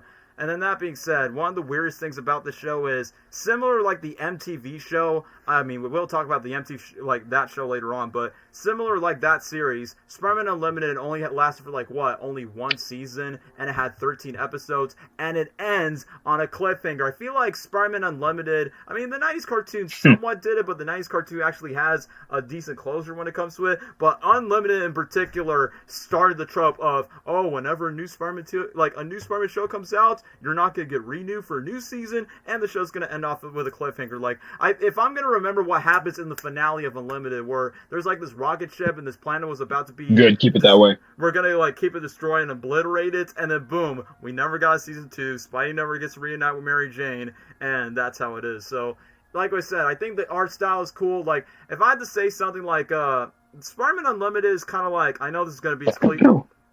The way to describe Unlimited, it's kind of like the Sonic OVA movie, where it has cool visuals, cool art style, but some of the lore, like behind the show, really weird. So I feel like it's kind of like that, but in the Spider-Man animation universe. So if I have to choose a ranking, it's not S tier, and I won't say it's B tier. I would say somewhere it's C tier. I mean, it's better than, you know, most of Disney Spider-Man TV shows. Suit's cool, theme song's cool, art style's cool. I'm just not the biggest fan of some of the lore changes that they've done with this Spider-Man, which I would agree with most fans. This should have been like easily a 2099 Spider-Man TV show, because that idea alone would have been fire back in the 90s, while they were like ready to introduce Miguel O'Hara to the public. So I'll put it on C tier, but before we move on, let me just read the comments in a second. Karen just puts, fun fact, this show was made by the same company who made Power Rangers and that one live-action Ninja Turtle show. No wonder it gives me Power Rangers vibes from the colors. And then one user puts, I actually watched Spider-Man 94, only one season, never watched the full thing. Bro, you should have watched it, bro. Anyway, let me just keep on reading. Other fun fact, the show was going to be a love animated adaptation of the first 26 comics, and then it was going to be a show where Peter traveled to a different Earth where Ben was alive and Peter Parker was Venom. That would have been interesting. Fun fact, this is the second... Okay, my second fun fact to the show was going to be a 2099 adaptation originally. That's what I'm saying, bro. If that was the case, I think it would have been so much better than what we got. But Either way, I think the show's pretty decent for what it was. It has its peaks, but then it has its weird stuff, so I would put it on C tier for me. Gabe, do you want to go? Yeah, you want to talk about Unlimited? Not much to say. I didn't watch all of it. I guess it's kind of like I really like the suit and I like the animation for it and the colors and everything for the show. It's different. It's unique and has that 2099 kind of style, which I'm a fan of. I love 2099 Spider-Man. But it all, like, in terms of story, that's where it kind of didn't really capture me. It was like I wasn't hooked on it. I just thought it looked cool, so I gave it a chance, but really wasn't that interested in the show. I do appreciate it. I don't hate the show. I just don't think it's anything crazy. So I'd probably put it at like C tier. Alright, C tier, like me. Yeah. It was released in 1999 and then it ended in 2001, the year that I was born and the year when they were filming the first Sam Raimi Spider-Man film. So we know it wasn't going to last too long after that one cliffhanger and never got back for another one. Because I think I was exposed to the show like on Toon Disney around that time, way before, they changed it to Disney XD. That's how I got exposed to the show. Anyway, let me read this. Oh, yeah, Cameron, what you said. Okay, this is very true. The reason why it didn't become a 2099 show because it was going to be Batman Beyond. Yeah, they tried to make this the Batman Beyond of the Spider-Man series. That's very much what it felt like, yeah. Yeah, but it's not going to be as beloved or as iconic as Batman Beyond. Anyway, let me just see. So, it was very popular around the time, and they didn't want people to think it was a ripoff of Batman Beyond, and even though 2099 existed first Batman Beyond. Very true. It was going to be like that, but that never happened, no? But yeah, I said C tier. Gabriel said like C tier. Dwayne, you're next. Crap, mega crap. Mega crap. Mega crap. So I'm gonna be honest. I didn't grow up with this show. I didn't watch it until it was on Disney Plus. So for years, my best friend, Jalen, told me that this show was trash, and I was like, oh well, let me watch it for myself. Yeah, I thought it was complete crap. Yeah, well, it was my first exposure to like the High Evolutionary before he came to Guardians 3. Oh yeah. So like for a little time, I thought High Evolutionary was a Spider-Man villain, and then I found out when that movie came out, I was like, oh, Guardians of okay. the Galaxy Volume 3. Yeah, weird ass show with like human hybrids with Spider-Man, the freaking animals, some weird ass crap with Venom and Carnage combining into one, which was kind of cool, but Lego Marvel 2 did it better. Agreed. Yeah. I don't know. It's just this show's kind of ass, bro. I'm sorry. I'm glad it got canceled, bro. Like it was garbage, man. I don't know. Like I tried watching it. I didn't finish it. I was like, okay, this is. I see why. I see why. It is such a downgrade from the '90s show. Like I just did not enjoy it. I probably would have when I was younger. But like I'm about to start cursing. Hold on. I'm freaking like 17 watching this show, so I'm like, okay, yeah, no, this is not good at all.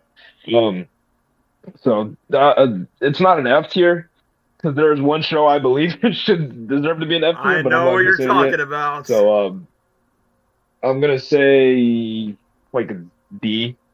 Like at most, I'm glad it's getting like recognition, like a reference. Like I'm okay with it being referenced here and there, but Spider-Verse. Yeah, leave this show in the dust. Leave this show in the dust. Don't bring it back. He can get referenced like maybe once or twice. Maybe make an action figure, but that's it. Don't bring it back. Yeah, Cameron just said it right here. The legacy of the show still continues. I mean, bro had a cameo in Across Spider-Verse, and he even had his own Marvel Legends figure, and of course the cosplayers. So cosplayers cosplay Spidey in every conventions. That's all this show deserves. That's all it needs, bro. It does not need to come back, man. That was not great. I don't think it just exists, and yeah, I don't know. Yeah, it's basically the like on. It looks cool, but then you watch it, and it's really not all that. Yeah. Basically, that's why I don't hate it. Like I know what they were trying to do, and it seemed interesting. The suit looks cool, the animation, the colors. But then the show itself, the story is just weird. It's not interesting. Right. Hey, kid. So I'm gonna change. I'm gonna change mine to D because I don't think it's fair to put it next to Amazing Friends. All right, so we better make it fair because we got 2Ds and 1C. Sorry, Spider-Man Unlimited. You're basically the Sonic Underground when it comes to, like, you know, the repetition of the show. Ironically, since both cartoons came out the same year, I believe. But yeah, as we're going to talk about the next Spider-Man show that's also underrated, but easily much better than Spider-Man Unlimited, it's the MTV 2003 Spider-Man The New Animated Series. So, I'm going to read the... Oh, you want to talk about it, Dwayne? Oh, I mean, yeah, but like you got. Okay, but before I get to like talking, let me just read the comments. So let me read this one. Dark Bunny 87 fan says, so I actually let me just see that. So I actually watched the full MTV Spider-Man. Crazy that it was meant to be the Spider-Man 2. Crazy how that shit didn't happen, but I do love that how this one episode where we almost got a 2000s MCU. In a way, we kind of did. Anyway, let me just continue on. This is a surprise. I'm enjoying your friendly neighborhood Spider-Man so far. It's not better than Spectacular or Ultimate Spider-Man in my opinion, but it's still good. We'll get to our opinions, but good to know that you like the show for yourself. Interesting. I'm like that little kid in the chair. Let me just continue. Okay, all right, bro. Bro. Okay, I'm reading the chat. Fun fact: even when MTV Spider-Man was considered a sequel to Sam Raimi's Spider-Man, we did get the Spider-Man actors to reprise the roles, but I mean the Latino dub actors. But yeah, but not like let's bring Tom McGuire just voicing more lines after voice acting for that Spider-Man 1 movie tie-in game. Okay, one person puts, it's kind of boring, but it was interesting. What, the MTV show? Okay, Cameron is going to respond to Dwayne. Cameron just puts, Dwayne, you're going to hate me, but I want Rita Ramon to voice Spider-Man Unlimited and Beyond the Spider-Verse because that was the one gripe with my Unlimited cameo they did not bring back. I don't think Dwayne has an issue with that because it's just the voice, but not like... no. It's just the voice actor, yeah, not the there's nothing wrong with the voice actor. That's not their fault that they're given a dookie script and dookie story. So, like, I mean, that would be kind of cool. I mean, of course, they brought back Josh Keane, they brought back Yuri Lowenthal, which, two go to Peter Parker voices. Alright, next comment. I feel like this will be the last comment before we go talk about the MTV show. People are always yapping about how bad the 2017 Spider-Man show is a bad show, but they never talk about the horrendous Spider-Man Kids show that is Spidey His Amazing Friends. We'll get to the Disney era, but for right now, we are still far from the Disney era of Spider-Man TV shows. We got this underrated one that most Spidey shows don't. Back when life was good. Yeah, back then, most of it was peak. Salvation! The Unlimited series deserves a D, but I do like the costume. Yeah, everyone has the exact same opinion. The show's not that good, but the suit and theme song is. So anyway, who should start off with the MTV show? I mean, is it cool if I go first? Yeah, I want to say something before I forget it. Yeah, go ahead, Blaine. Great. Okay, it's not a great show. It is pretty good. Like, I like that weird era with Spider-Man, and then, like, when, like, Tobey Maguire first came out, like, how this was originally supposed to serve as a sequel to that movie, the first one.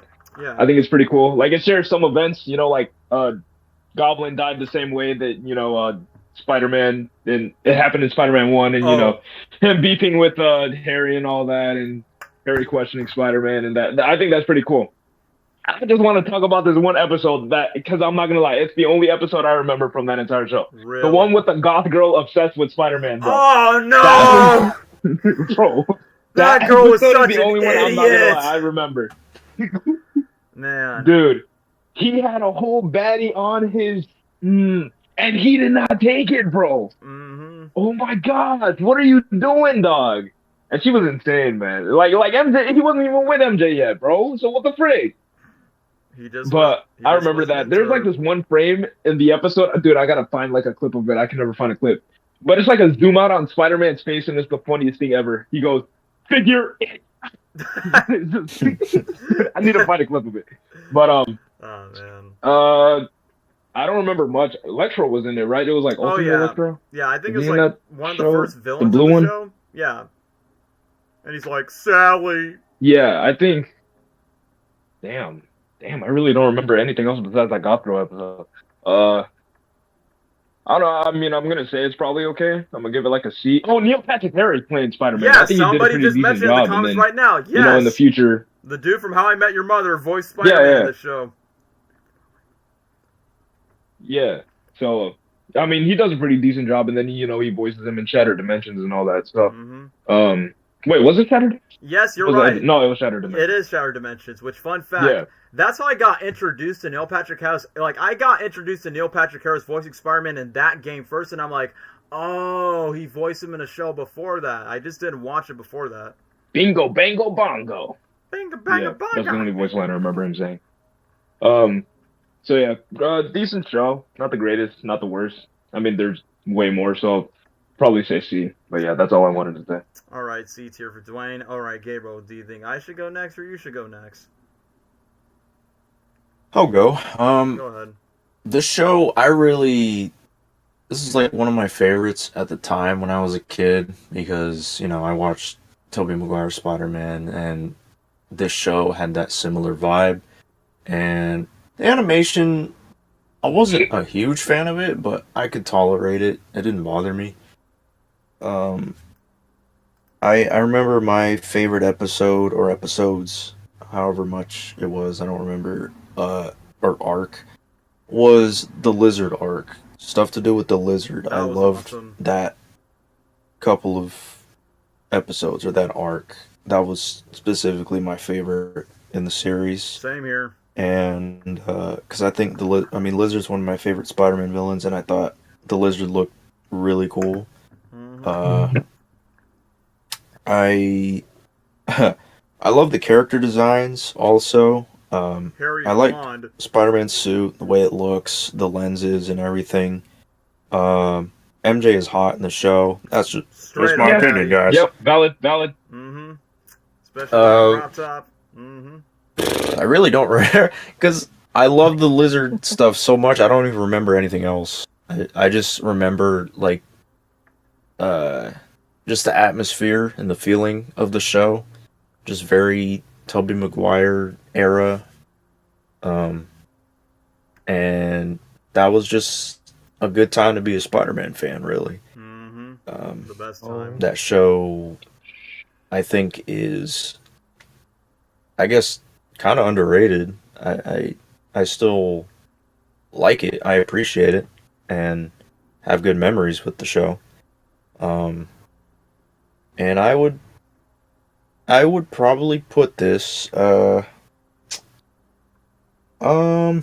because I think Dwayne, you said C, right? I'd probably put it at C.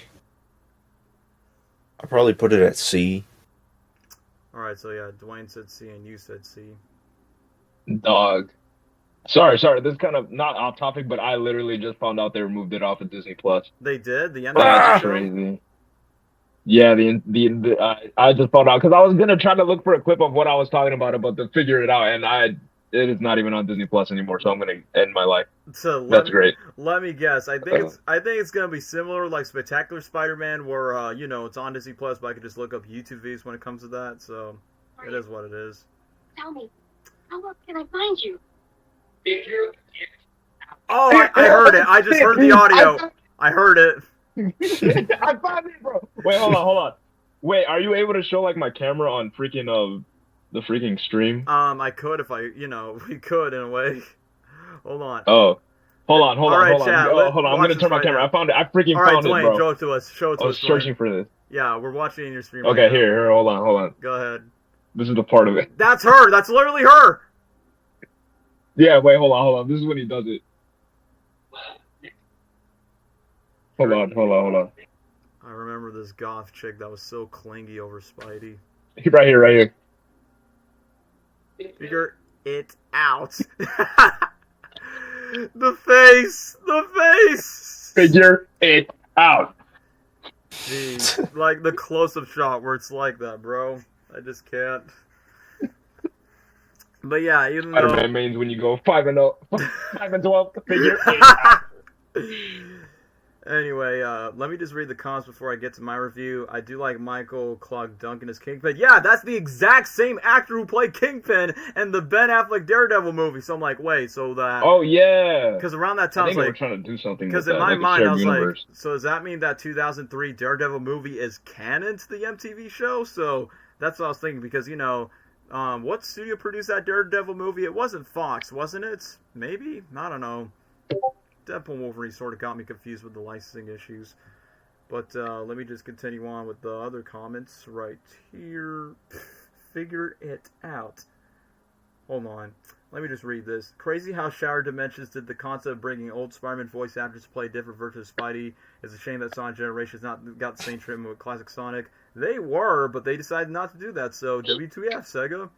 But that being said, I mean, yeah, like what I mentioned earlier in the stream, yeah, I mean, before I've watched the brand, like, the new animated series, aka the MTV show, I did hear Neil Patrick Harris's voice in the Shattered Dimensions video game way before I knew that he voiced Spider-Man in a different cartoon. But I will say this, like, in the video game, which I will talk more about the show than the game, but one of my favorite quotes when he's, in one of the first boss fights, when he fights Kraven, where he goes, "Who's having a good time? Raise your hand!" And then next thing you know, what else did he also said?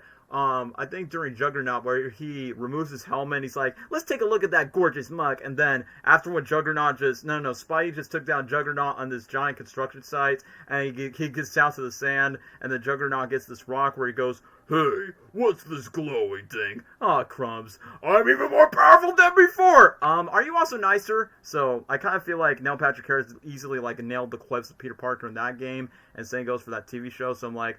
Also, I think the irony of Neil Patrick Harris playing Spider-Man is, I think, during the Tony Awards, when he was, like, singing with Hugh Jackman himself, Wolverine, I think Andrew Garfield was in the audience around that time because, one, The Amazing Spider-Man was happening around that time. Two, Neil Patrick Harris make fun of the Spider-Man Broadway musical, Turn Off the Dark, so I'm like, bro, weren't you also the voice of Spider-Man in a TV show and a video game? So...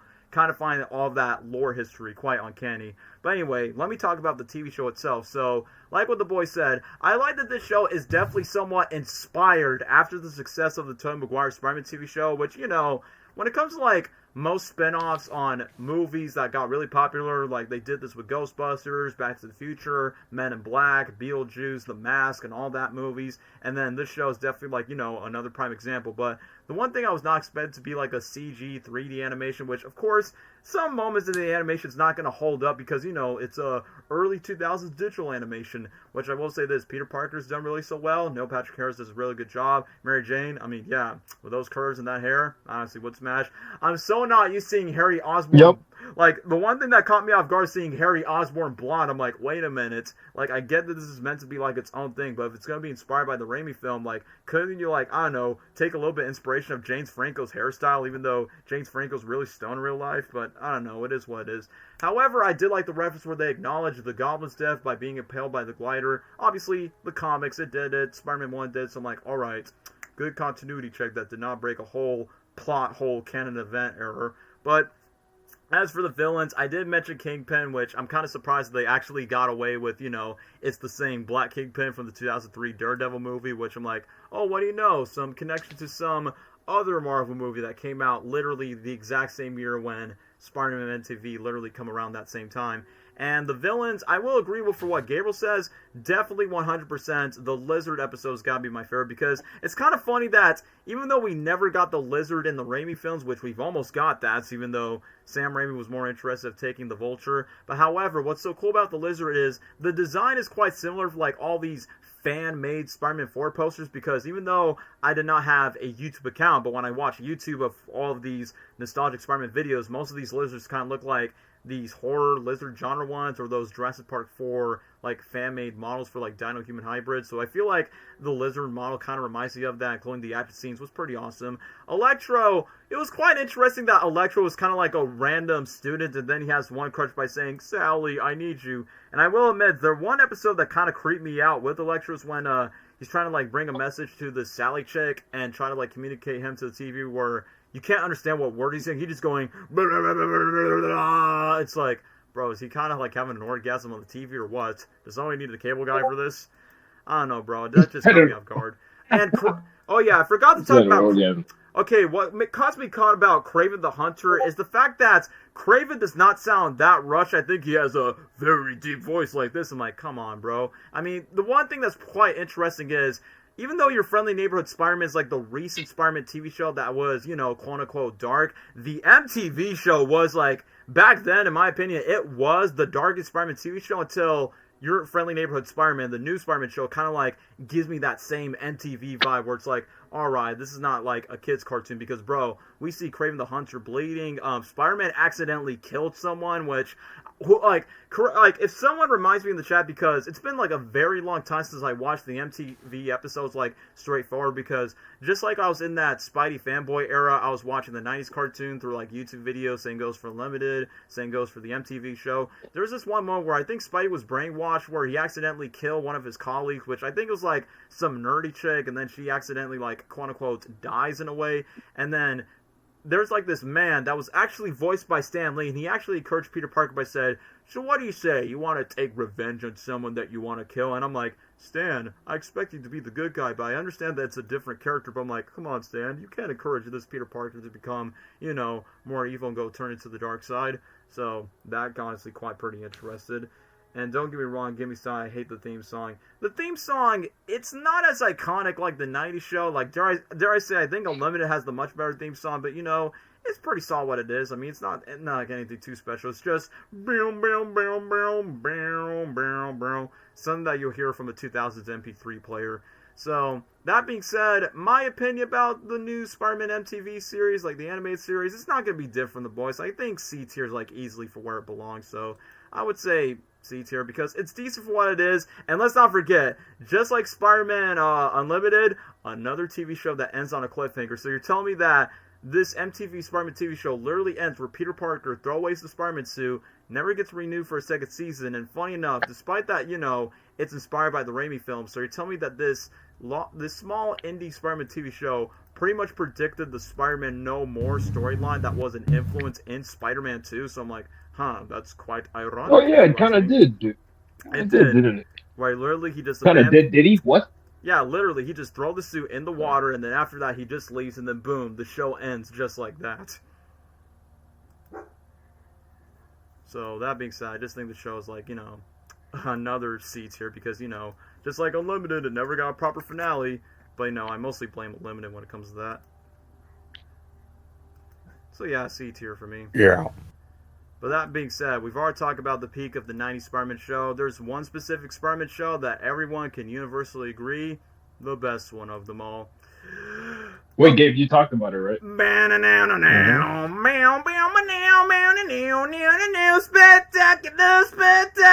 Spider-Man! Yes, we're finally talking about the GOAT of all No, dude, we're Spider-Man. talking about X-Men Evolution, bro. We're talking about X-Men Evolution, dog. What happened just to playing. What happened to the tier list? Universal Orlando was interrupted the tier list. That's what was happening. But yeah, we're going to be talking about Spectacular Spider-Man. Yeah. Does anyone want to start, whether that's Gabriel or Dwayne? Ooh. I think Gabe should go. He hasn't gone first. Yeah. Alrighty. This one shouldn't be too hard. Spectacular Spider-Man. That show is, it's my favorite out of all the shows. That's not an unpopular opinion, but Your choice for it I'm too. just being honest. Mm-hmm. But yeah, Spectacular Spider-Man. I really love its unique art style and animation with the characters. All the voice actors did well with whether it be the humor, the emotions. Josh Keaton, man, he's the GOAT, great voice actor. My favorite Peter Parker voice actor growing up. He's not my favorite Spider-Man voice actor, but he's the Mount Rushmore of Spider-Man voice actors. Easily. He's on there. I said superhero voice acting in general. Yeah, he's really good, even as like Iron Man and other characters. Yeah, right. He voiced Iron Man, Captain America, Green Lantern, and I think the Flash as well. Yeah, but Bro has voice cast really great. They all did great. I like this. Like I said, the designs for everybody, even Spider-Man's suit, is like just still.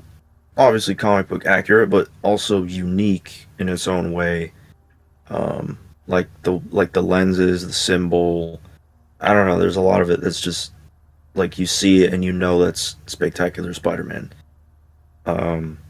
Obviously the iconic theme song, one of the best out there ever. Super catchy. And and I would say my favorite one, really. Um, the villains, all the villains are so cool, and what I love about the show is that they go individually with each villain's arc and build up the villains before they become the Sinister Six, and that just makes the Sinister Six more intimidating because you know what you know who these characters are, you know what they're about, what they do, their plans, this and that, and I love that. Just like the 2003 show, this show was very inspired or influenced by the Tobey Maguire films, and you know, as a kid growing up, those movies are my absolute favorites. So that being mixed into the story, kind of with Spectacular Spider-Man, made it a lot more enjoyable, and just how everyone was so in character, like Norman, Harry, all of Peter's high school buddies, and you know, even Flash and Eddie Brock and everybody just felt so in character. Disney needs to take lessons. Absolutely. Hey, wait a minute. I lied. Continue. Man, well, I forgot what I was going to say. But the characters, they all play a part into Peter's story. It's not just, hey, I know that guy. Hey, what's up, man? And then that's it. No other episodes. Like, they actually play a part into the story very well for Peter and Spider-Man.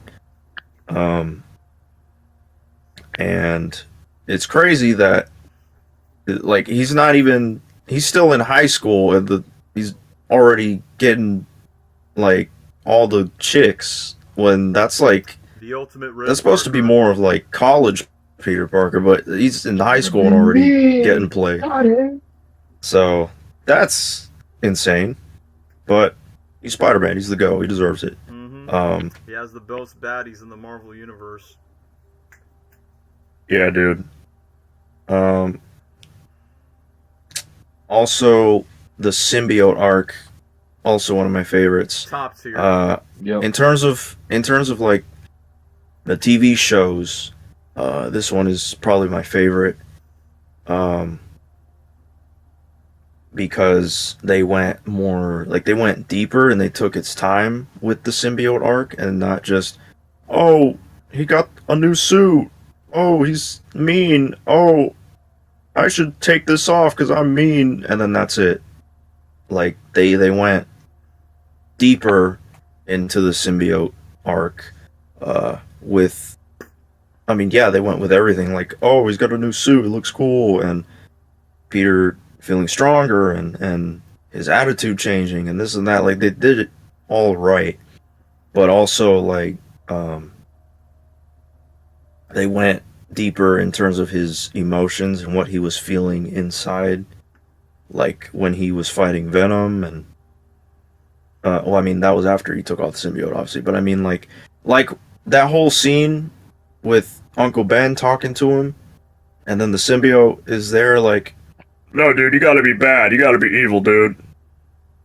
Like, stuff like that is what makes the symbiote arc, and just Peter's arc in general in the show, just so strong. And Yep. you just connect with this Spider-Man a lot because of the bonds he made, and everything he goes through in the series. And I really love Black Cat in the show, and and symbiote Spider-Man. I really loved that. That was cool. I freaking absolutely love symbiote Spider-Man versus the Sinister Six. One of my favorite moments in the entire series.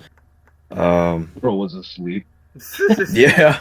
I'm going to peel it off while Peter was sleeping throughout the whole fight.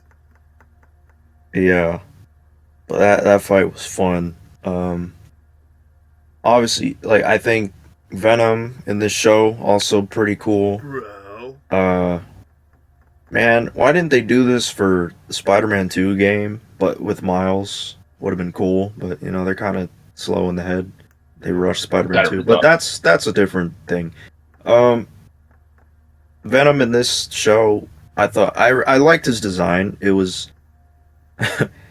it's kind of like it's like that Disney Infinity design. I don't know how to explain it. It kind of does. Like to be honest. cartoony, but also comic book accurate. The Yeah. tongue and the big bulky muscles. Yeah, but he looks cool, and I love the rivalry with Peter and Eddie Brock, and how it all connects to the battle with Venom and Spider-Man, and Thanksgiving parade. Every time I see a Thanksgiving parade, I think of that fight because I'm autistic. You know, that's how it works. Yeah. Mommy, there's a girl on there. Yeah. Freaking dangling.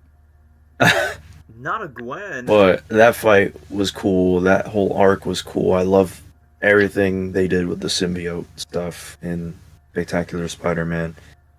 And yeah, even like I said, Lizard, one of my favorites. Even though it was short, what they did with the Lizard, but still pretty nice, and they did it just right, accurately. I don't know, just everything they did with this series just feels perfect to me. It feels traditional Spider-Man. And yeah, I miss when this was Spider-Man. That era of Spider-Man, I really miss it. So glad to be born in that era. It was so great to be alive. Yeah, we were lucky. We were lucky. Yeah. I don't know what else to say. The show is peak. It still ages well to this day. You could go back and rewatch it and still really enjoy it. In fact, maybe you might even like it more than when you were a kid. Who knows?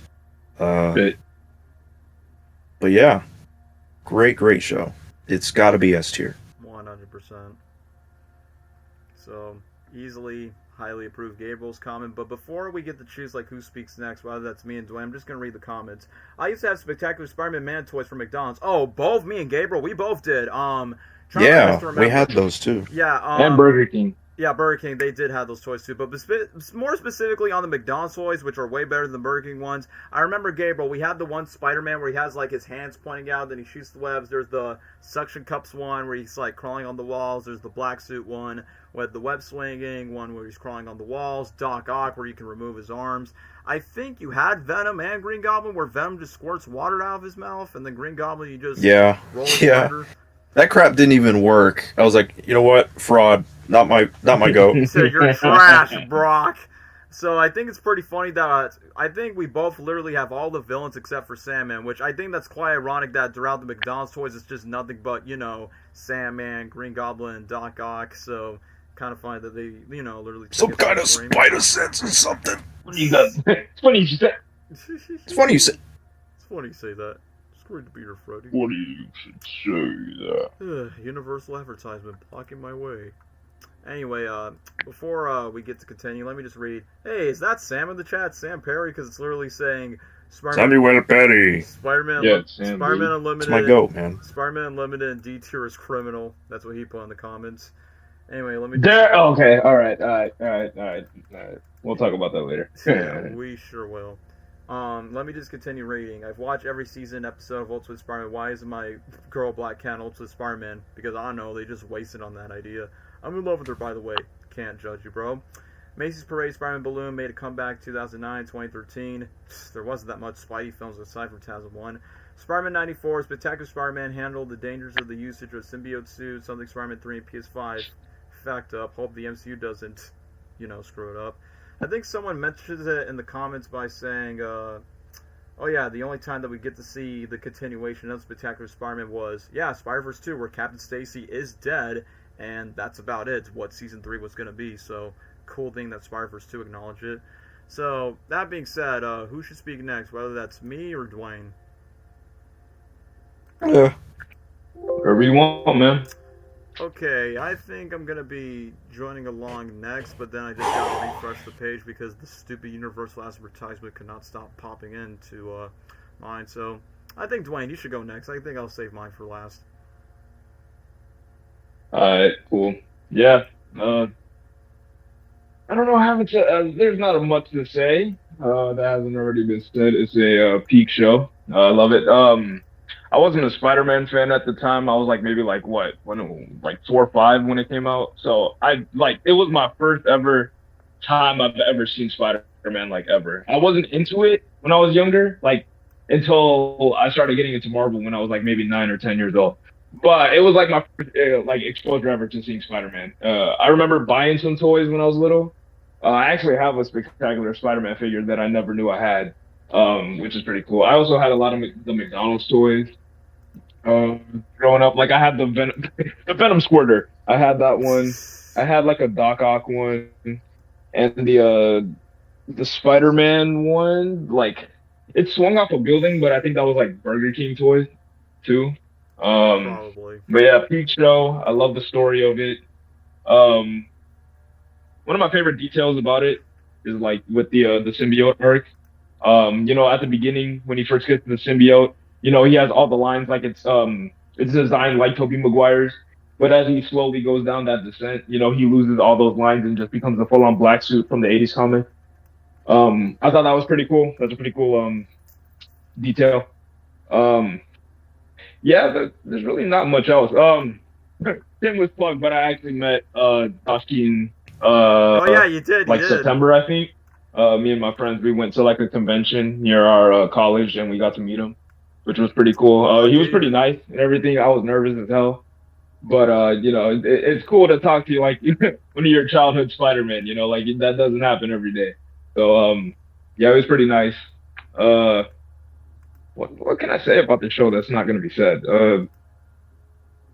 You can web me up anytime, PD. No. Oh yeah. Oh yeah. Yeah, it's just peak. It's really just peak. Oh, I forget the carnival fight with Doc Ock. That was sick too. Oh yeah, that was during yeah. the Coney Island episode. Oh! You also just you said it too, Gabe, but like literally the symbiote fight where he was sleeping the entire time, Yes. but he managed to take like all 6 of them down. That is just peak Spider-Man telling right there. Yep. Like, oh my gosh, bro, I would have given up after that, bro. I wish, like, honestly, as like a lot of these shows were canceled, like this is the only one I think that deserves an ending. Like, it's so sad. Like, we're probably never gonna get an ending to this. Like, even a comic book, bro. Even like the writer for this show is writing one with Miles Morales right now, and Spider-Man, the Spectacular Spider-Man. I think that's what it's called. And I think Josh Keaton actually did like a comic dub of it. Conclusion of this, man. I think Josh Keaton also did a comic dub of those comics, didn't he? Yeah. So it's like, bro, you can just finish this right now, low key. Like, there's no way it's not gonna make any money if it ever comes out. Yeah. Like, everybody's gonna be like, oh hell yeah, finally, like do a Clone Wars scenario with this, bro. Yeah. Like, come on, man. Or I guess Young Justice, because I know the same creators of Spectacular Spider-Man also produced. Oh yeah, Young Justice too. Yeah, and they also revived that show like many years later. It might be right issues though. It might just be, because it's a Sony-owned TV show and Disney can't continue it. So that might be a reason. Unfortunately. But yeah. Yeah, peak show, S tier, honestly, like the greatest Spider-Man pinnacle show of all time ever. Yeah, that's really all I gotta say. All right, I'm about to get to my passionate ramble for Spectacular Spider-Man. So, just like what the boy says for S tier, I mean, I've recently just watched some Spectacular Spider-Man videos, not just the episodes, but, behind the scenes, the voice cast, and also the future of what the show could have been like if it would have continued. And the one thing that I really love about the show is the fact that, first of all, it's so surprising that this totally ages well like wine by saying, like, this is the one and only Spider-Man TV show that I personally think that, despite, Disney had their fair share of, like, producing all these Spider-Man TV shows, but I don't think, like, this show came out, like, literally, like, it came out, like, after the success of the Tobey Maguire Spider-Man movies back then that we grew up on.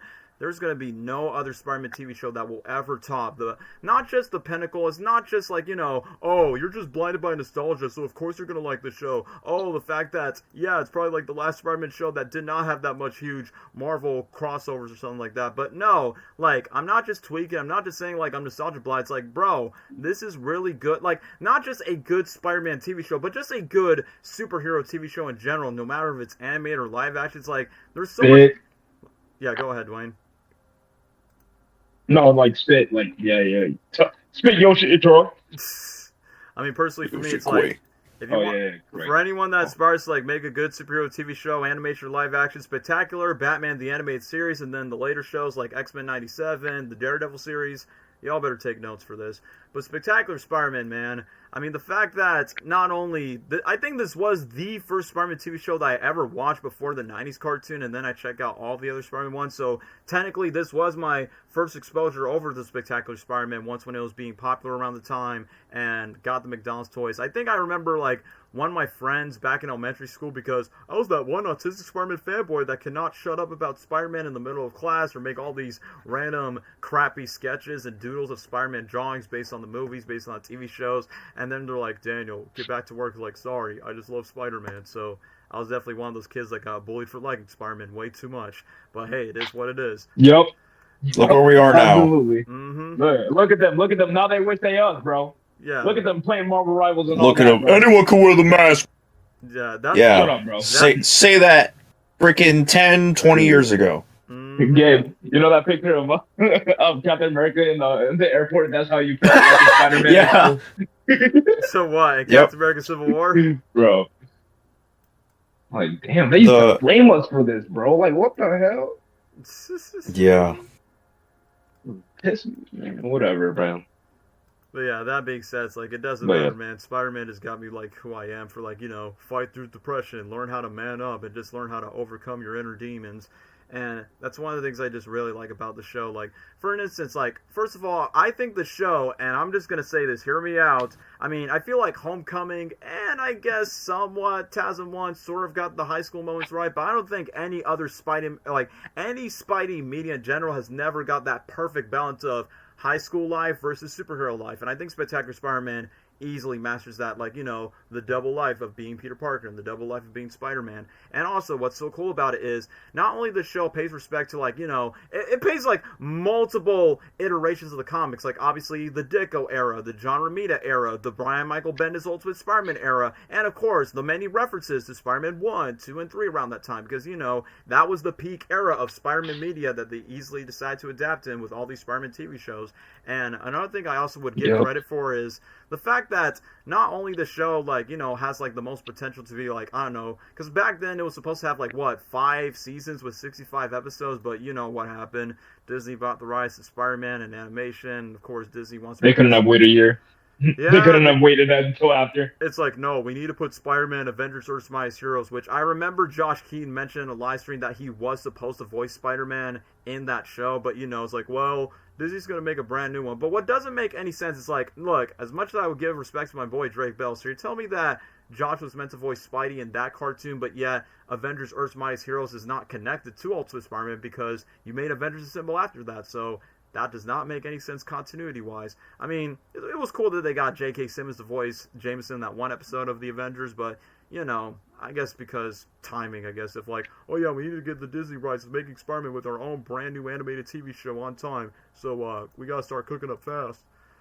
So, that being said, like, back to the point I was saying, like, the perfect balance of, hey, you got Peter Parker's Rogues Gallery, like, I think this show gives us, like, the best iterations of these characters, like, Gwen, I like the fact that they made Gwen and Harry kind of like, you know, Peter's dorky classmates, which I'm like, yeah, I mean, if you are a dork in your high school or school in general, you would end up hanging out with some nerdy friends around your squad, which, I will mention this around your friendly neighborhood Spider-Man, but I think Spectacular Spider-Man does it more realistic by saying, hey, if you're an outsider, you're a nerd, hang out with the other nerds, and then the jocks and all these people who are cooler than you are just going to walk and stomp all over you. So Spectacular does it a bit more realistic than how your friendly neighborhood Spider-Man did, where I'm like, why is Peter Parker hanging out with the jock? Why is he hanging out with the emo girl, even though he should be hanging out with more dorks around, you know, his area, like his, you know, classmates that he should be hanging out with more with? But you know what? It's a different iteration. Yeah, he should be a loser.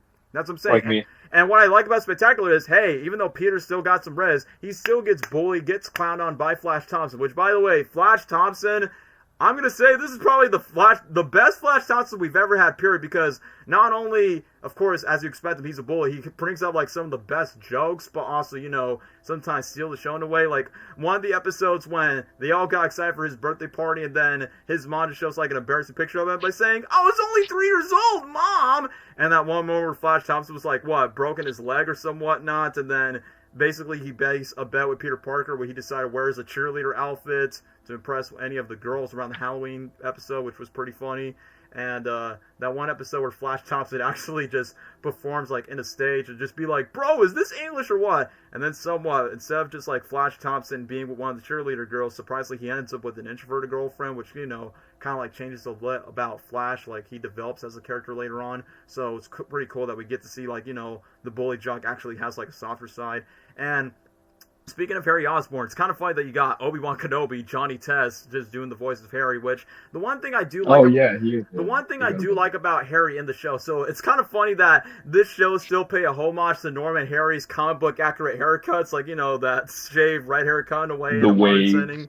You know what I mean. So, the thing is, glad that they make Harry Osborn a dork because, yeah, in the comics, he literally is a dork like Peter Parker. He's rich, but, you know, he's not going to be, like, the same value like his father is. But I like that in the episodes, they pay a homage to Harry Osborn's drug addiction, but not make it like, oh, let's make it too obvious for the adult audiences. Like, of course, you still got to make a show entertaining for the kids, but for longtime fans that basically just watch Spider-Man shows where he drinks the Goblin Serum, where, you know, he becomes the Green Goblin was pretty cool.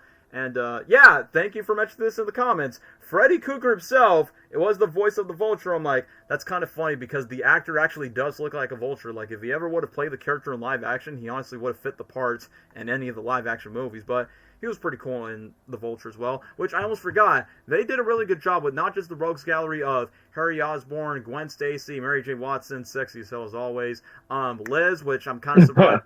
Kind of surprised that they actually give Liz Allen the more spotlight, which the one thing is, I think Spectacular Spider-Man does diversity much more better than the other Spider-Man TV shows, and I like that in every universe Liz gets like race swap, which I can't complain because in the comics she's white, Spectacular she's Latina, Homecoming's black, but regardless, she's still pretty fine no matter what skin color she is. That's all, this is me.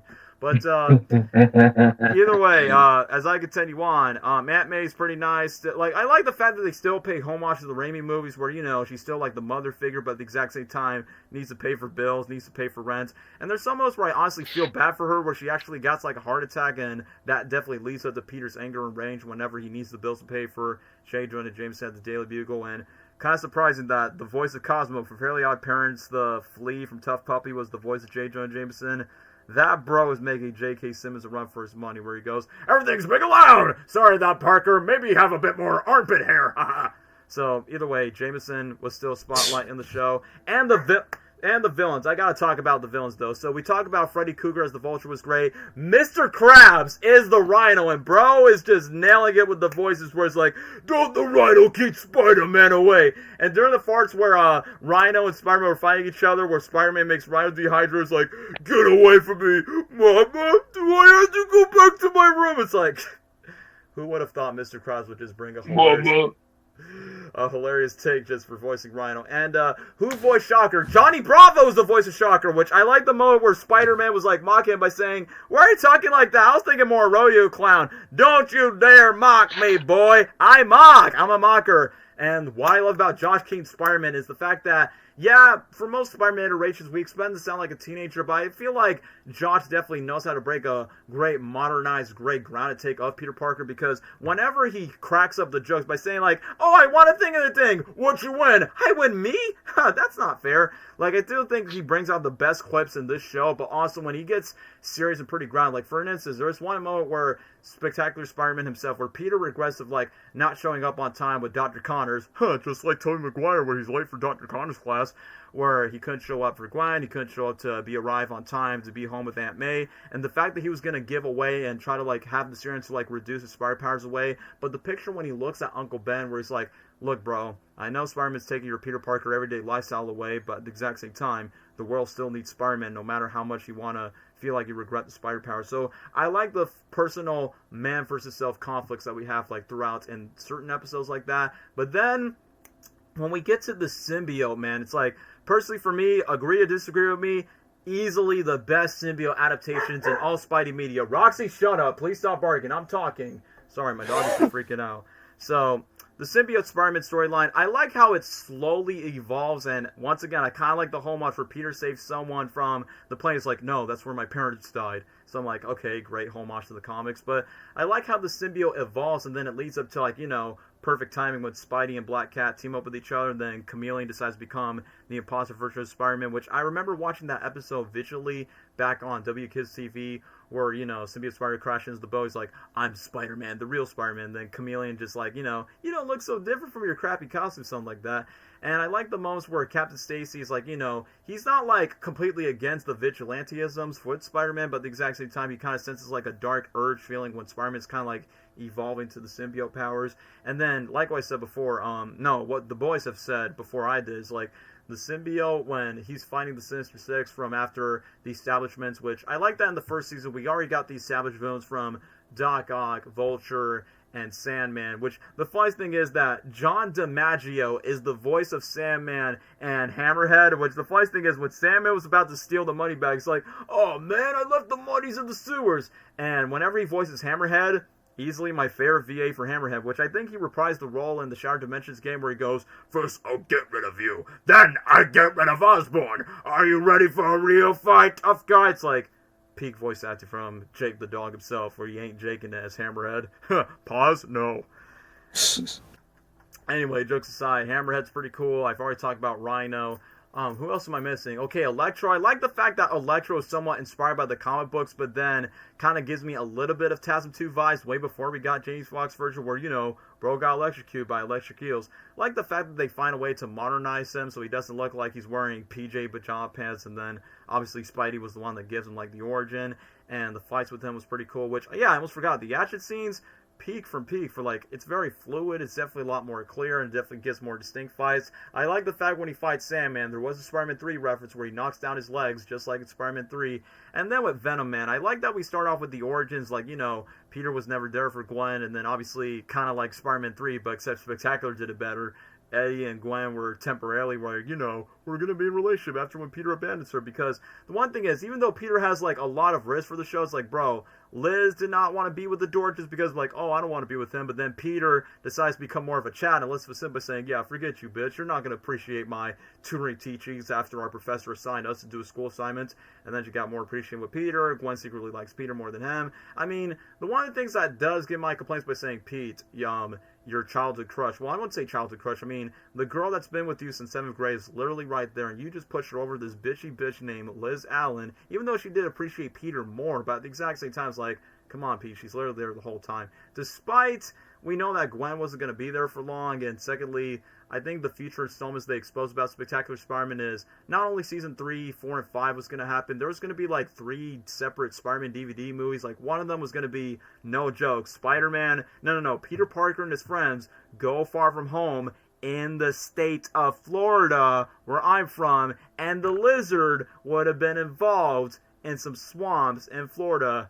And Spider-Man goes to Gatorland to fight a giant mutant lizard at Gatorland. And not only... Yeah, glad it got canceled. Why you got some of that? That could have been like the first Far From Home, way before the actual Far From Home movie actually happened. So I'm like, probably would have been better than the actual Far From Home movie. I mean, the other DVD movies, but Peter and Mary Jane's Never Kissed. We're not talking about that show. Let's just focus on Spectacular Spider-Man, chat. Okay, fun fact. Stan Lee made an appearance in the show where y'all are talking about Ultimate Spider-Man, even though we're not talking about Spectacular yet. Have you watched the Josh Keaton videos? Where we get there when we get there! Yeah, we're going to get there when we're going to get there. Do you watch? Yes. I'm surprised that Josh Keaton does all the voice dubs where he cusses at Spider-Man and just like the 67 memes where he goes, boo-doo-doo-doo.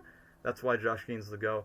But anyway, let me just get back to what I was saying. So, the other DVD movies where Peter Parker would have ended up with Mary Jane, which, of course, it's pretty self-explanatory if you read the comics, and the fact that he would have ended up with her once when, you know, the show would have continued before Disney would have canceled that. But yeah, Peter would have went to college, he would have married Mary Jane, so it was kind of expected that he wasn't either going to expect to be with Gwen or Liz, because, you know, gotta be accurate with the comic lore. But how they expand the villains, so of course they did a really good job with the Sinister Six, and I will say this, my favorite iteration of Doc Ock in terms of animation form that's not Alfred Molina's or the Insomniacs versions, which I will talk about Otto in the new Spider-Man show, but my favorite one in animation form is easily Spectacular, which I think the voice actor of Doc Ock was very pleased just because Doc Ock was his favorite Spidey villain, so it was like, bro's dream come true, where he's living the dream.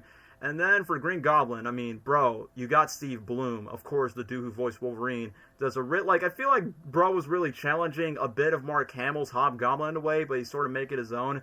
And I'm surprised that he reprised Hobgoblin in the 2099 universe with Shattered Dimensions, where he goes, "Every Spider-Man needs one. I'm gonna tear this world apart." Yeah! Like, he definitely makes the Green Goblin very creepy, scary, menacing, but I also like the Pumpkin Bobs has like Jack-o'-lantern laughs where he goes, like the sound effects is like very on point whenever we get to Spider-Man, whenever it keeps on continuing on. I like the reference when Green Goblin literally ties Spider-Man in the Halloween episode. I'm like, oh yeah, just like in the comic books, just like Spider-Man 1, he ties him up, drags him down, and even though it was quite disappointing that, they kind of drag on the Green Goblin plot twist, like, it was pretty obvious that it was going to be Norman Osborn all along, but then, framing Harry Osborn, and then, oh yeah, the chameleon just took over disguise of Norman Osborn just to be in the helicopter. But I will admit, the final fights in the final episode was peak, man. When Green Goblin destroyed all the bombs, and then when you literally see a little bit of Peter Parker's eye, I'm like, yeah, this definitely gives me vibes of the Tobey Maguire fight from the first Spider-Man movie back then. But then, even though it sucks that the show never got that third season because, yeah, you can blame Disney for that. But the fact that, oh yeah, Norman Osborn just cop out his death, and it's kind of like a smart way to be like, oh yeah, Goblin will be back. And the fact that the show definitely sets up its villains that we never get to see, because before it got canceled, I remember they teased Cletus Cassidy, we could have got Scorpion, Morbius would have been in future seasons, Hydra Man could have been a part of it, Mr. Negative would have been in future seasons as well, but never came to be because of Disney. And I think there were talks that they actually were going to add, like, the Avengers and Fantastic Four, but around that time, I'm like, you know what?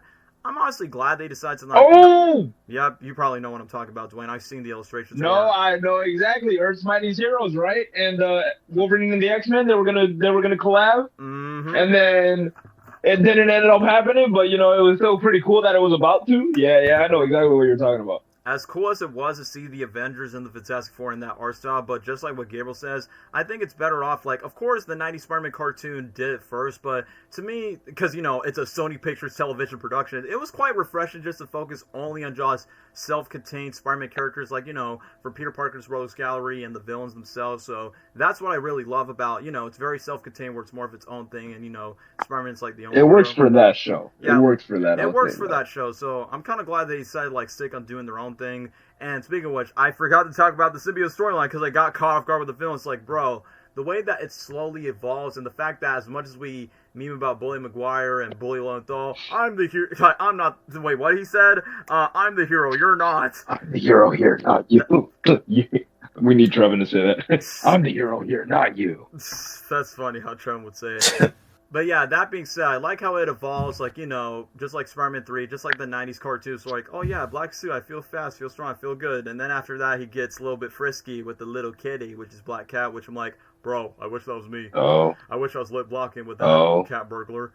And then next thing you know, I like that, when the symbiote takes over Peter Parker's body over the Sinister Six, of course, bro's got to become more lethal, a little bit more brutal against his enemies. And then I like that during this iteration, Peter Parker has become more darker, more bitter, and Josh Keane just kills it with the voice acting where he's like, help? Why I need some help? Because I got some hospital bills to pay. Like, hopefully you can keep away your friendship and your sympathy. Including the moment where, who was it? Was it Flash Thompson or Eddie Brock? No, I think it was Eddie Brock that calls Peter Parker out from his anger, and then some cop decided to push him in, which, kind of leads up to the whole Eddie Brock versus Peter Parker conflict. And then, obviously, when the symbiote evolves, I like that the webbing just slowly disappears, but then at the exact same time, you get the more classic comic book spider logo from the symbiote that you see from the comics. So I'm like, that's how you know where you're getting less Peter Parker, more of the symbiote taking over.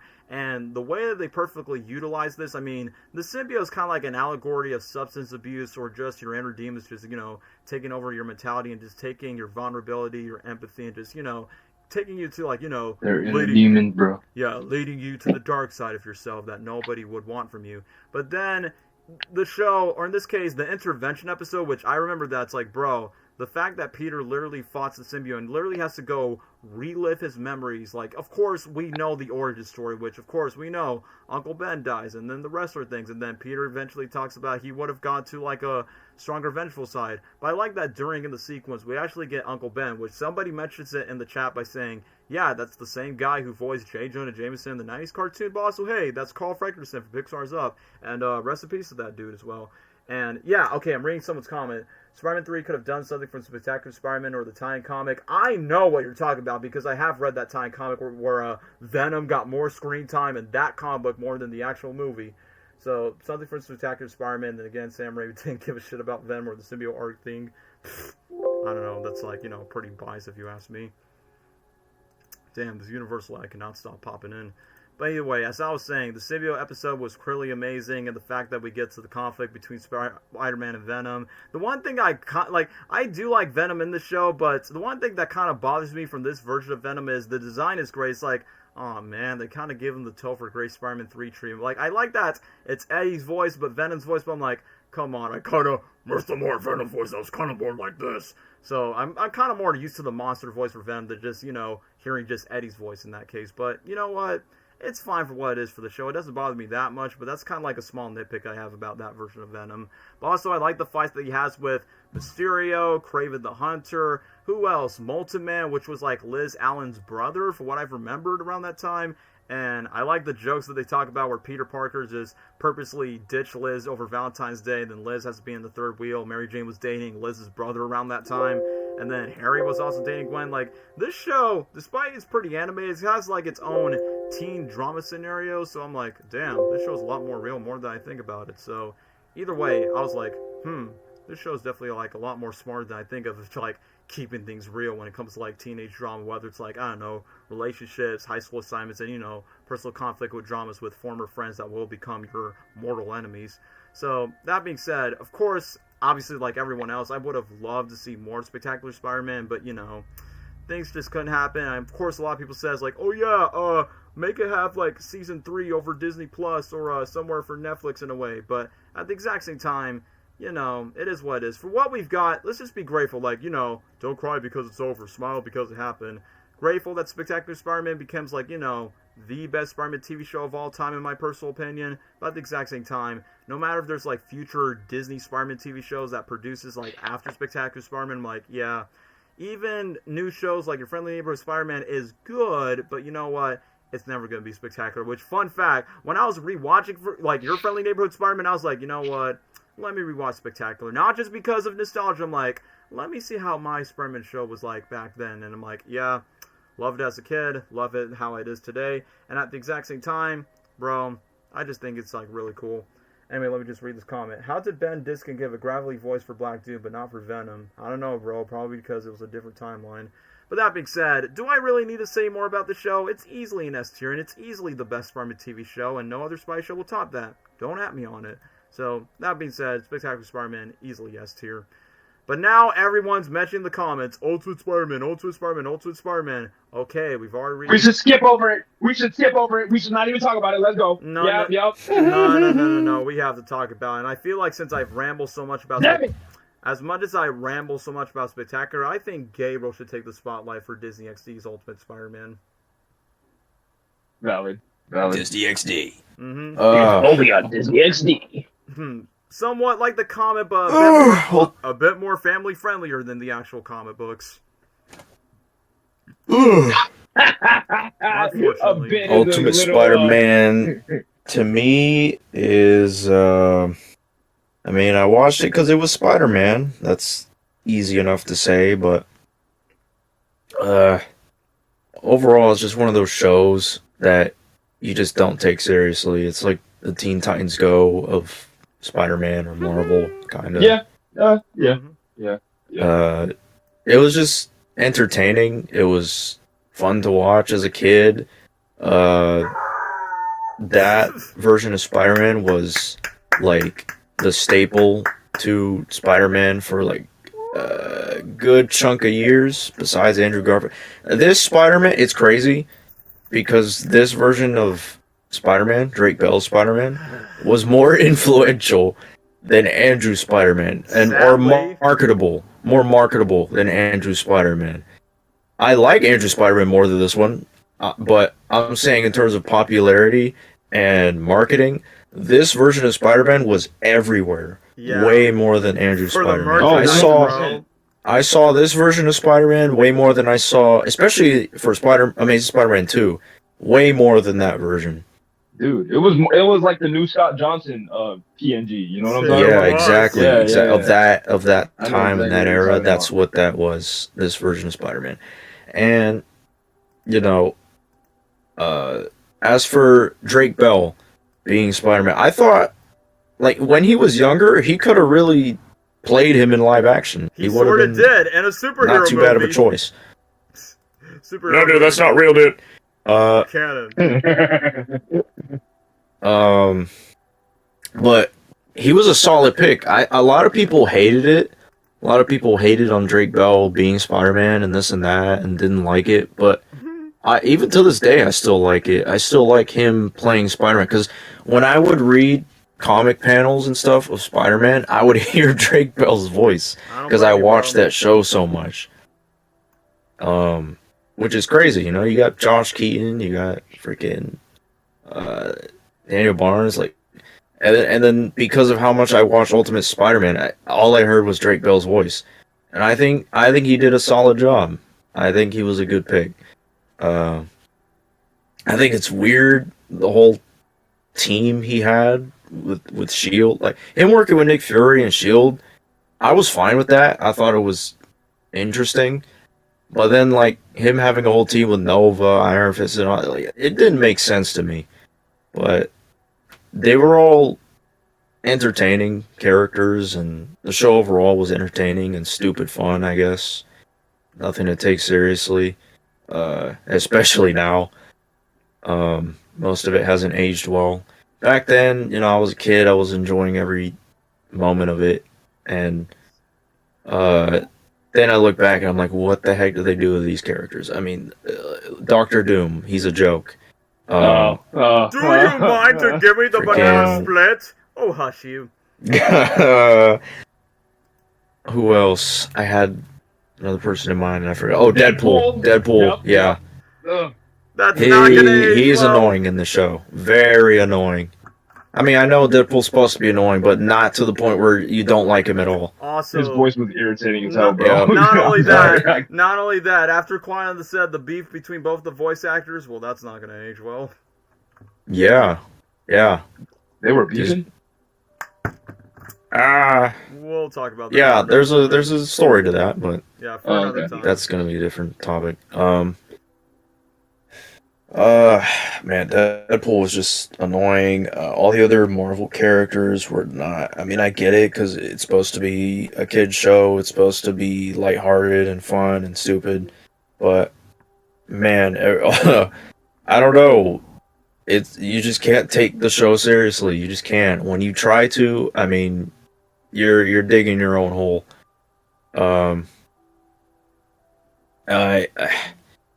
I liked some of the action and the fights and stuff, at least when I was younger.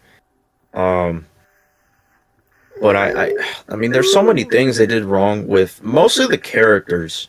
Like Spider-Man himself is all right.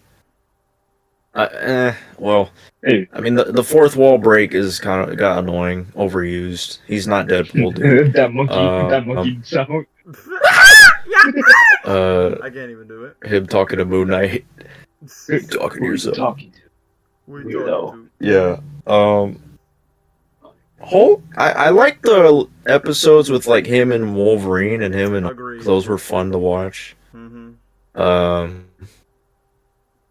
I don't know. There were hit or misses with this show. Like a couple episodes and moments were fun to watch, but then others were just like, what the heck are you doing? I kind of like like this show kind of got me more into Taskmaster's character. We'll say he was decent, I guess. Better than Black Widow movie, I'll tell you that. Agreed. Yeah. Mm-hmm. But I don't know, like they just kind of, and then Doc Ock was like creepy, like Sponge Boy me, Bob. I don't know.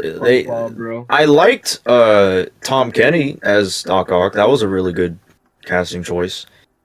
But the way they did Doc Ock, he's like super creepy and stuff. I don't know. It was kind of weird. Venom, probably worse than how they did it in Spider-Man 2, the game. Honestly, with him being hairy. Oh, because he was hairy, yeah. Yeah, because Eddie Brock did not exist. Probably worse, honestly. Because, Eddie didn't. I'm not a fan of it. And oh my gosh, the way they did Carnage was worse. We don't talk about that. Way worse. Oh man. Quite disappointing. I mean, overall, just what they did with the symbiote stuff in the show was bad. It was just bad. They milked it. It was, they milked it. It was forced. It was, it was bad. And then towards the, one thing, in terms of episodes that I did like, was the 2099 Spider-Man episode when they turned like 3D. Web Warriors. That Spider-Verse crossover? Yeah. It was called Web Warriors. I really liked that. Donald Glover as Miles Morales. That was cool. You talk to Miles. But you're so young. I think no. I don't remember if that was my introduction to Miles. It was one of them. I know that. I think that one was. But I thought, when I saw Miles, I thought of Miles as just like, oh, that's just Spider-Man's Robin, like his sidekick or something. Yeah. I'm pretty sure everyone thought of that at the time, but nowadays it's very different. The Spider-Verse movies proved me wrong. The way they're treating Miles, they are glazing Miles nowadays compared to Peter. So Black. Definitely. Sorry. No, I didn't say that. I didn't say Teenager. Extravagant swagger of a black But I don't know. Some of the multiverse, Spider-Verse stuff was kind of cool, and then some of it was just stupid. I mean, that was just the show overall. Sometimes it was entertaining and fun and cool to watch, and then other times it's hard to watch because how stupid it is. Freaking Norman, when he was Iron Patriot, I couldn't take it seriously. When he took off the mask, I can't. Oh, it's a good show, man. It's a good show. It was when I was a kid. Like, as a kid, you can enjoy it, but it does not age well when you grow up and rewatch it. It just doesn't. No. But because of nostalgia and because I grew up watching it, and I had a good time watching it. I really did. Yeah, my favorite episode is the Jesse episode. Yeah, best crossover ever with Danny Ryan, Peyton List, and the Indian guy for Diver Wimpy Kid. Yeah. That just, again, proves my point. The show is not to be taken seriously. It's Disney. It's just a stupid show. But I don't hate it. I really don't hate it. I just think it hasn't aged as well as I thought it would. As we enjoyed it as Or it's not as good as I used to think it was. But I don't hate it. I still appreciate it for what it is and what it was trying to be. I don't know, something to be entertaining and stupid for kids to watch. I don't know. I think I would give this show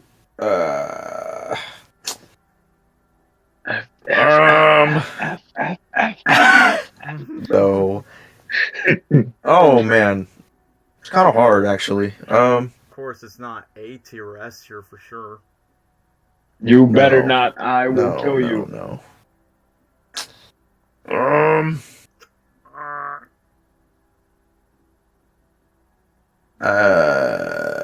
I guess D tier.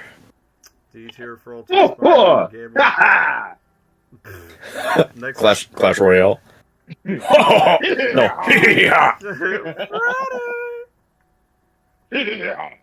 Yeah, from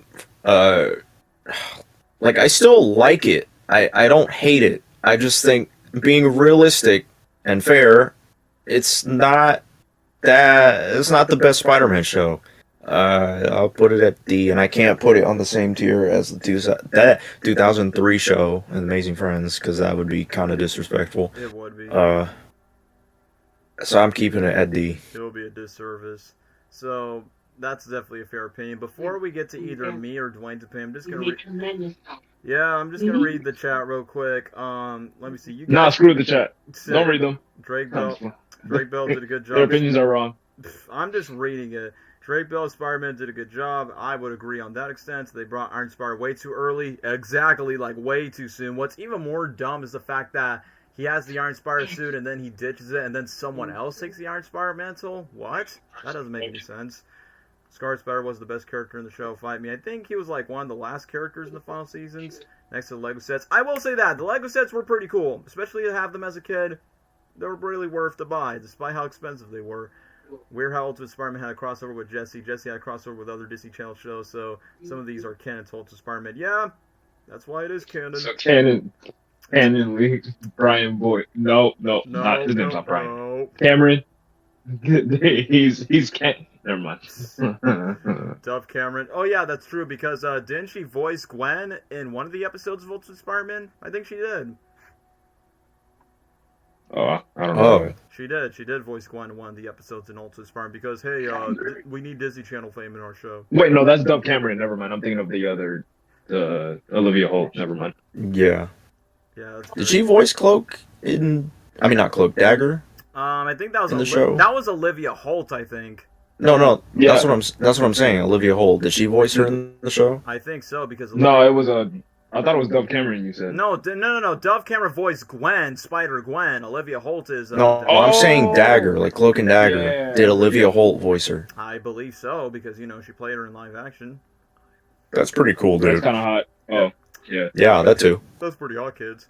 Anyway, Gabriel did share his opinion. Dwayne, do you want to get your opinion out the way before I share mine? Oh, bro, because I'm not gonna go on a tangent on why I hate that show. Okay.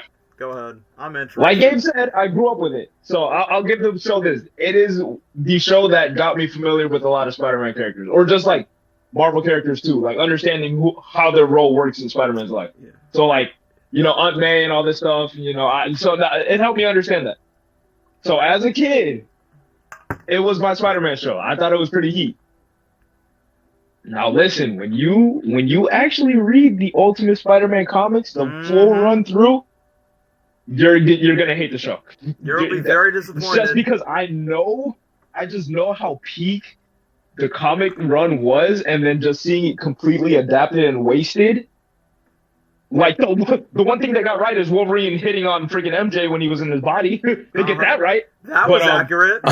Yeah, that was accurate. It's just if they maybe called this show something else and just adapted different things, I would give it more praise.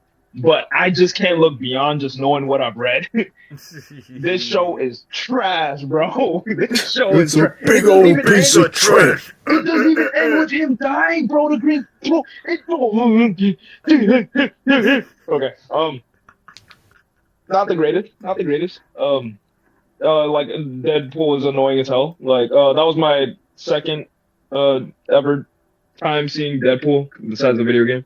I thought it was annoying as hell. Just not good. Don't even get me started on freaking Harry. Don't get me started on Green Goblin. Green Goblin actually wasn't that bad. What about Flash Thompson? I like Doc Ock. I like the voice for him. It kind of made sense with Tom Kenny. I'm not gonna lie. The only episode I ever go back and rewatch is the Moon Knight episode, the Moon Knight Before Christmas. I think that's what it's called. Where freaking Mysterio's daughter tries to kill them, and then they're in the Sanctum Sanctorum and all that stuff like that. That's the one episode I actually go back to and watch because Moon Knight fans eating good. So yeah, not the greatest show. So I'm not gonna get it F tier. That is just too mean. But it is a D tier for me. Not the greatest show. Just Disney. Obliterate this show from the face of the earth, please, and just start over. Just make an actual adaptation of the Ultimate Spider-Man comics, and I'll be okay. That's I'm not getting that shit, but it's fine. It's fine. Oh man, yeah. I feel like Spectacular. Was like the closest thing that we could have got. Like, I know it wasn't 100% inspired by the Ultimate comics, but I could tell tone-wise it was trying to be like Ultimate in a way. And so I will give, like, Spectacular doing that. So it's kind of funny that Spectacular somewhat was, like, a little bit more faithful to the Ultimate era of the Ultimate Spider-Man comics more than the actual Disney XD cartoon. Which, yeah, that's the one thing that sucks about the show. Like, Ultimate Spider-Man, the Disney XD cartoon, it's one of those properties where it's so hard to defend it, but at the exact same time, I can't really hate it what it is. Like, for instance, like, yeah, I would put on a detail. I know most of the chat by saying, no, Ultimate Spider-Man's the best. I'm like, have y'all rewatched Spectacular Spider-Man or the 90s cartoon by comparison?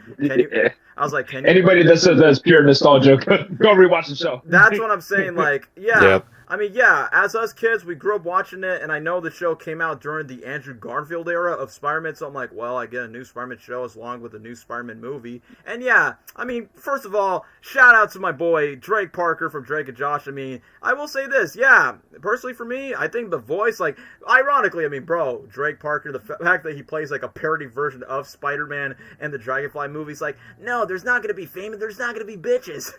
I don't know, it's just pretty funny.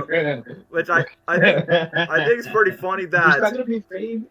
Yeah, we're gonna be fame, money, don't forget the bitches, with Uncle Albert. Okay, this is off topic from Spider-Man. Give me 5 minutes. So, yeah, Gabriel, I want to talk about that and the superhero movie. The funniest scene that made me laugh so hard was the Uncle Albert, the parody version of Uncle Ben, was so upset that his wife is, quote-unquote, dead, and then he's like, how could you take her? I had enough of her. Then he gets horny with a dead casket, and then realized by saying, like, oh, wait, this is your dead wife right here, until, like, oh yeah, that's his wife who died. And then he makes out with the hot woman who's dead in the casket. Oh yeah, give me 5 minutes. And then they kick him out and then pays respect to his old wife.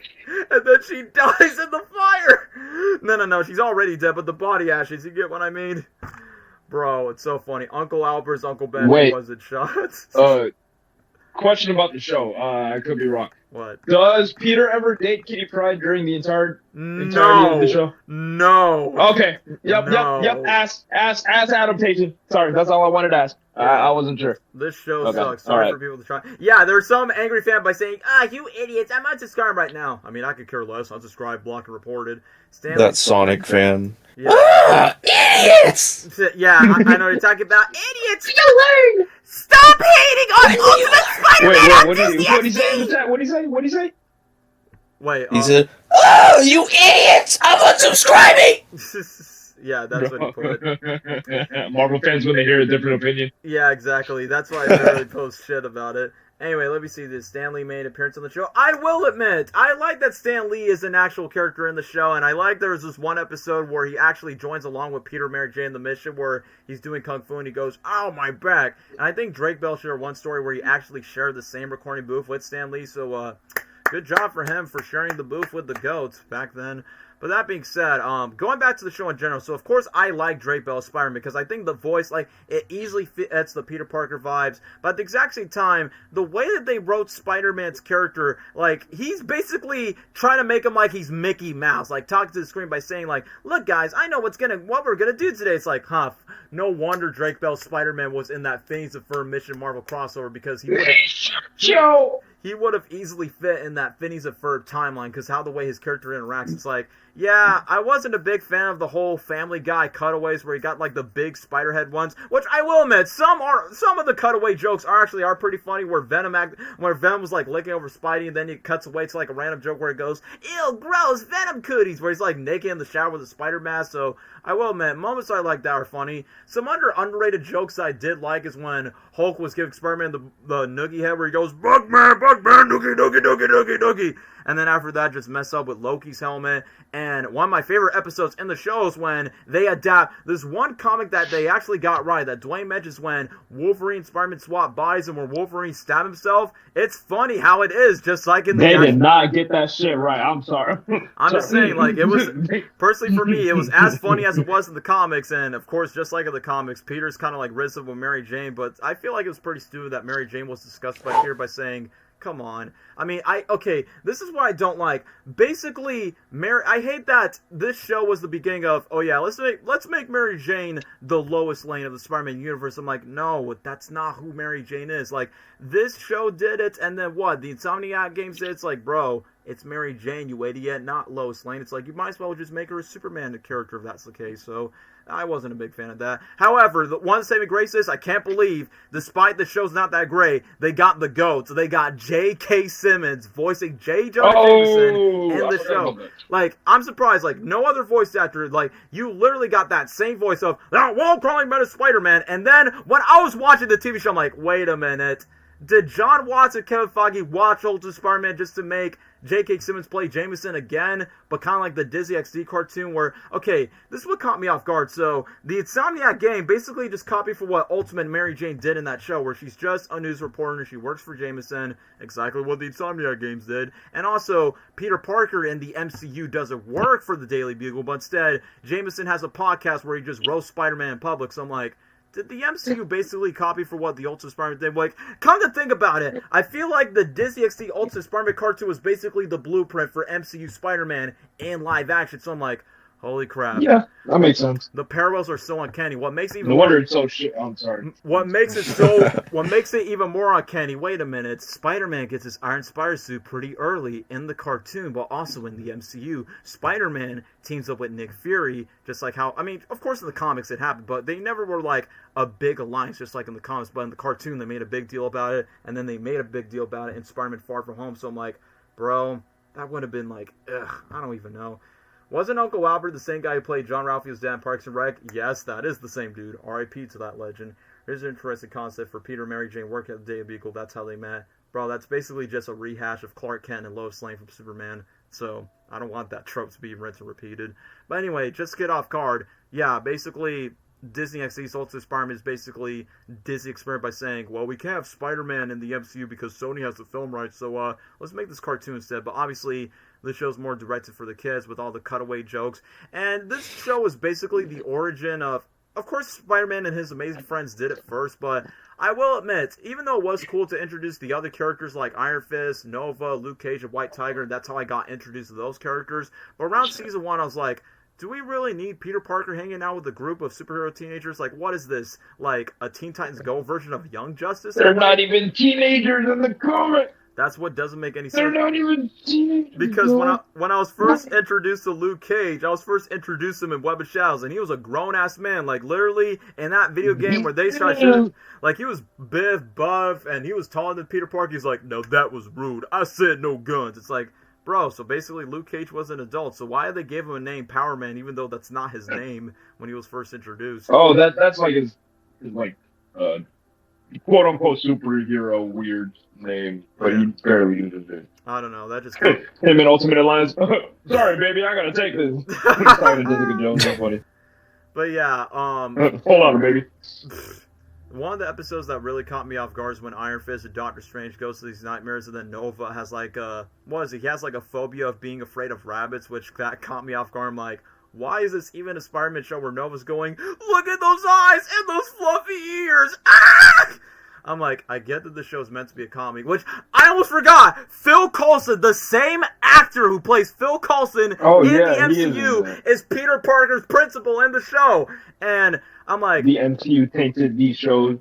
So basically... They tainted them, bro. That's what I'm saying. Like, if you're saying Your Friendly Neighborhood Spider-Man is an MCU adjacent show, like, Ultimate Spider-Man was... like, that's what disappoints me with it. Like, you could tell that the art style is trying to be like the Ultimate Comics, but it's not as dark or as deep like the Ultimate Comics. So that's what I'm saying. Like what Dwayne says, if you read the Ultimate Comics and you watched this show, you're going to be very disappointed, bro. Like, we don't get to see blood and gore. We don't get to see Gwen Stacy back from the dead with the Carnage symbiote. We don't get to see Peter Parker's dad that went to see Aunt May. I prefer Venom in that one, man.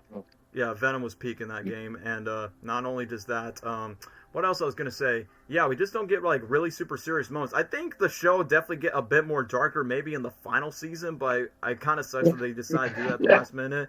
And by the way, with Miles Morales, I mean, first of all, it is cool that you got Donald Glover voicing Miles Morales because, bro, that man was basically the blueprint of Miles Morales in the first place, so kind of find that pretty cool. And I remember back then, way before Andrew Garfield was cast as Spider-Man, people wanted Donald Glover to become the next Black Spider-Man, which, you know... Oh, yeah, I just saw a video on that. Yeah, I recently just watched that too, so you know what? I mean, at least that's somewhat come true. And even though Don Glover got way too old to play Miles, but hey, he's in the MCU Spider-Man Homecoming playing Uncle Aaron Davis, and then boom, they just kidnap him in Spider-Verse 2. So you know, It was like Gulliver's Destiny just be part of Spider-Man. But it's the one thing that's weird that, of course, Donald Glover's a busy guy because, this is America. I kid the flipping them.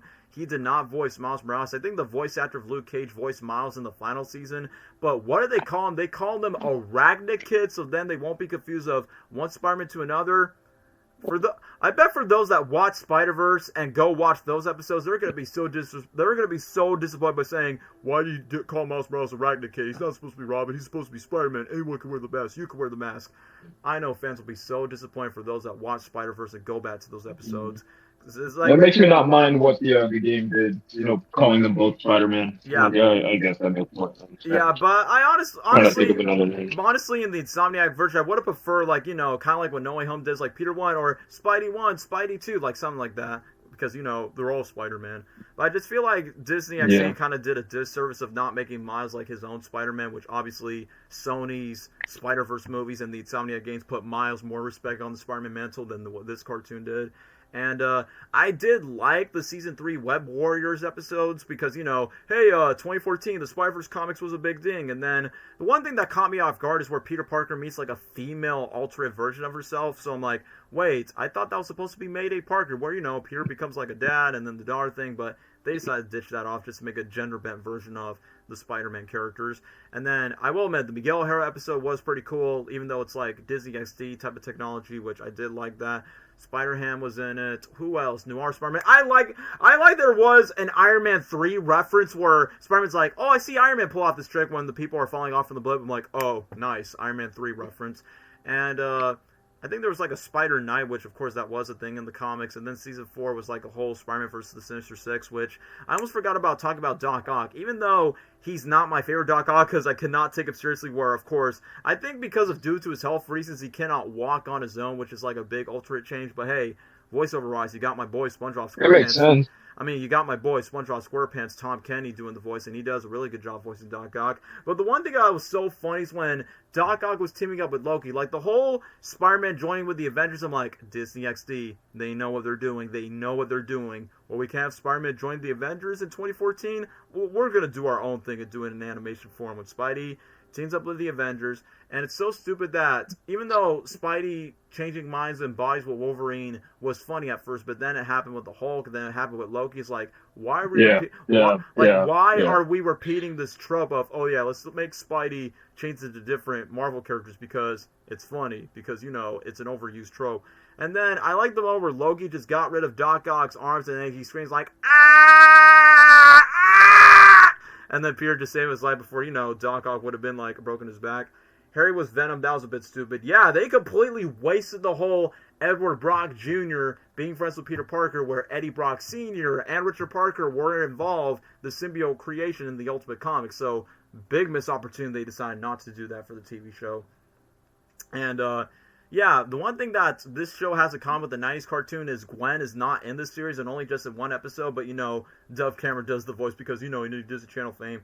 Deadpool was a little cringe in this series. Yeah, I'm not going to talk about, the beef with Drake Bell and Will Freddy because, Quiet on the Set, that's a whole completely different story. But yeah, I feel like that was, like, one way to, like, incorporate Deadpool in a PG, family-friendly TV show. I will admit, the one and only jokes that actually did make me laugh is when Deadpool's talking about his own origin story. He's like, they did just steal my mama, and then basically just making fun of Spidey. And the one moment where Spidey and Deadpool are like talking about chickens chasing over them. But yeah, I will admit, I did not like how they used the origin story of Wade Wilson, which I get it. Cancer is like, a big topic that you don't want to talk about in a kid's show, so they gotta like alternate his origin story for that one episode. So I feel like Deadpool, design-wise, he was fine. Jokes, hit or miss, but he's never going to be as peak as Nolan North's Deadpool, which my introduction to Deadpool was obviously Nolan North, because obviously that's how I got introduced to Deadpool, from Spider-Man Shattered Dimensions, the Hulk vs. Wolverine movie, and of course the Deadpool video game, and of course the live-action iterations from Ryan Reynolds. But either way, I wasn't a big fan of Deadpool in this series. And then as for the symbiote saga, I mean, it gets worse in the next Spider-Man cartoon that we're going to talk about next, but man, Disney XD Spider-Man cartoons, they cannot stop melting the symbiote storyline. Like, don't get me wrong, yes, the symbiote's such an iconic storyline, but the other media, such as the 90s cartoon, Spectacular Spider-Man, Spider-Man 3 does a much better job than, like, utilizing the symbiote storyline. But for this one, it just doesn't feel earned. Like, what's so weird about it is Peter himself does not get the black suit. Like, he gets, like, Venom powers already. It's like, so wait, Harry gets the black suit Spider-Man where there's, like, 2 different Spider-Mans? What? That basically kills the purpose of the symbiote Spider-Man storyline in the first place. Like, what the hell, man? Sorry, I'm going fanboy right by saying, no, they butchered the symbiote origin story. Like, no, Peter should get the symbiote first, and then he should get the white spider symbol, not Harry Osborn. You might as well do that to Flash Thompson, which, yeah, speaking of Flash Thompson, yes, he's a lot more stupider and dumber than most of the other adaptations. I mean, I will say this, at least this Flash is better than the MCU Flash with the freaking live-action Indian-looking Flash Thompson in Spider-Man Homecoming, Far From Home. But I will admit, this Flash Thompson is so stupid, which I can't even take his voice seriously. I'm surprised that the voice of Anakin Skywalker from Clone Wars is the voice of Flash Thompson in this TV show. So, when I heard the voice like, oh, I'm just doing my best, Spidey, I will save you all by crawling up your wall, I'm Spider-Man! Bro, I cannot. I can't take that seriously. However, I did like the musical episode, which, okay, when I saw the musical episode, I'm like, is this one way just to make fun of the Spider-Man Broadway musical that everyone hated back in 2011? But since, you know, Drake Bell's a music artist, of course he has to bring up his singing vocal cords. I will save you all by crawling up your wall, Spider-Man, Spider-Man, I'm Spider-Man! So I'm like, alright, pretty solid banger.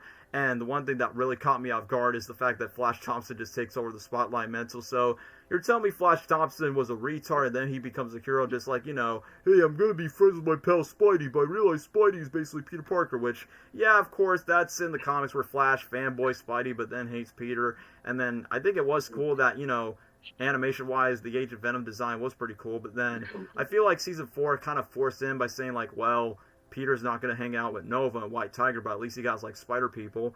But I did like the Wolverine episode where he's with the Devil Dinosaur and the Marvel Tarzan guy and Kraven the Hunter was involved. I just wasn't a big fan of how Kraven used a lot of tech and the fact that Kraven the Hunter is responsible for, like, what? Didn't Kraven kill, like, White Tiger's dad in some way where White Tiger was going to be pretty vengeful just to kill Kraven? I think that was, like, a whole arc. I feel like that was a solid episode because even though I wasn't a big fan of that huge origin change, but I guess it's one way to connect Kraven to one of Peter's superpower friends, but I don't know, it is what it is.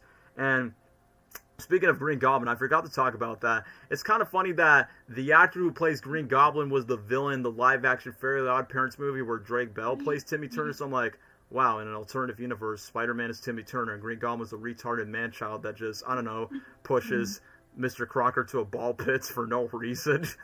So I don't know, that just quite, I don't know, kind of reminds me of that with both of the actors in Spider-Man and Green Goblin.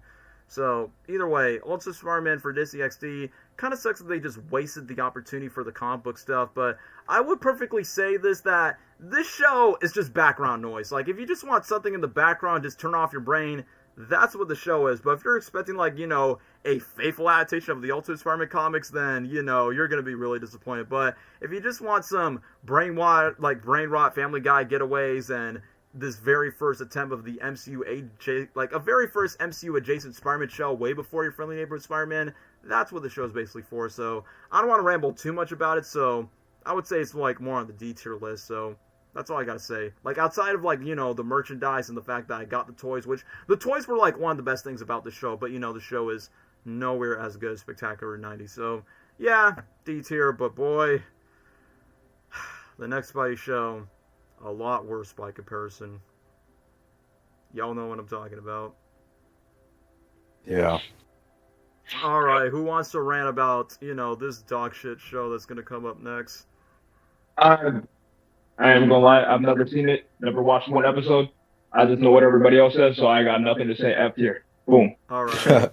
Gabriel, you take it. The 2017. I haven't watched a lot, like maybe just a few episodes, and I just couldn't, I can't watch that show. It's just, I don't know what they were trying to do. I guess, yeah, we gotta make this like Tom Holland. Well, you made it worse than Tom Holland Spider-Man. It actually makes me like Far From Home. Yeah. Peter's super annoying, doesn't shut up, just not the most accurate. It's literally the other way around. He's supposed to be like that as Spider-Man, not as Peter Parker. But even then, Spider-Man's not even that annoying. He's, gosh, like, that version of Peter, I get why he was bullied. I get it. Keep it up, honestly. Like, deserved. Shut your mouth. Goodness You will me. never get a cameo. You ain't never getting a cameo ever. Spider bit the wrong person. Goodness. Everything was so forced. Them, including Miles and Gwen, and this, like the Spider-Verse, and then later on the symbiote stuff. Gosh, it was forced. It was just so forced. I had no connection with any character. Every character was just annoying. And, them including, like, superheroes like Iron Man, and that Iron Man suit is garbage, and... Oh, that mask. Yep. I know. And, the way they handled the villains also were a joke. I was gonna say, Doc Ock sucks. Like, oh my gosh. Just everything. Like, the way they did Vulture, him, like, screeching or whatever, like an absolute bird. Like, or I don't even remember what he did. It was just, I don't know. The villains were stupid. All the characters were stupid. The show overall is stupid. It's bad.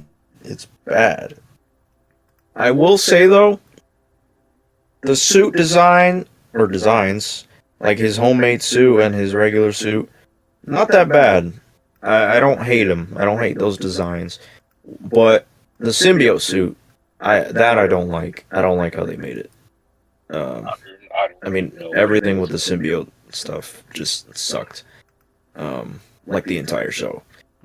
But I don't know what else to say. It's just bad. I don't want to ever see anything about that show again. F tier.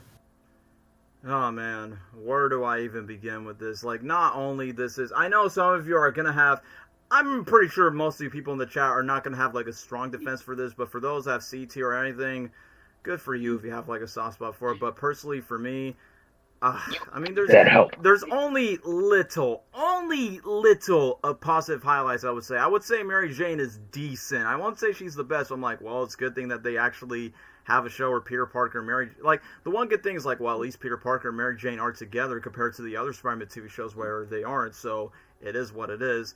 And you got the voice of Miles Morales from the Insomniac games, but it kind of sucks that he's in a crappy Spider-Man show, which at least his character got way more respect in the Insomniac verse than what else, compared to the TV show that he's a part of. But you know what? I'm trying to think of other redeeming qualities. Like, I'm trying to find the positives so then I can rant about the show of why it's easily the worst Spider-Man TV show of all time.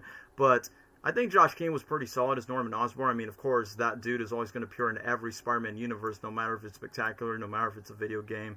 And, at the end of the day, it's like, well, they have really talented voice actors. Like, the guy who voiced Spider-Man, pretty decent. You got Laura Bailey voicing Gwen, which is also pretty solid. And, yeah, I think that's all that I could say about all the positive stuff. Everything else, man, this show, you could tell it was rushed after the release of Ultimate Spider-Man, because Ultimate Spider-Man was like the 90s cartoon where it lasted for 4 or 5 years, and it actually got I'll give Ultimate Spider-Man credit. At least it actually got a decent season, like its full closure. But then the exact same year, like during the release of Spider-Man Homecoming, bro, the animation looks so cheap, so low budget.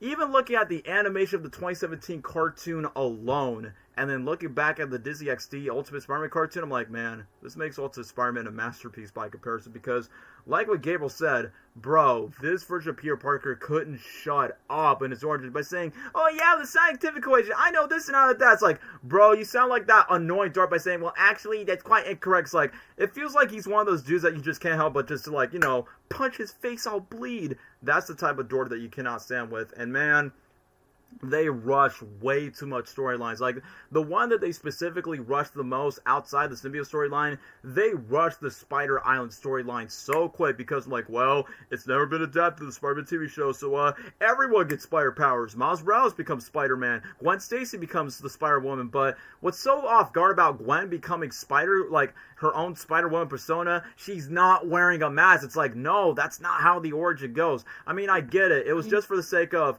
well, Gwen is popular in the comics of Spider-Gwen, and Miles is becoming beloved, which, it's funny that this show came out before the success of the Spider-Verse movies, which easily they handled those characters a whole lot better.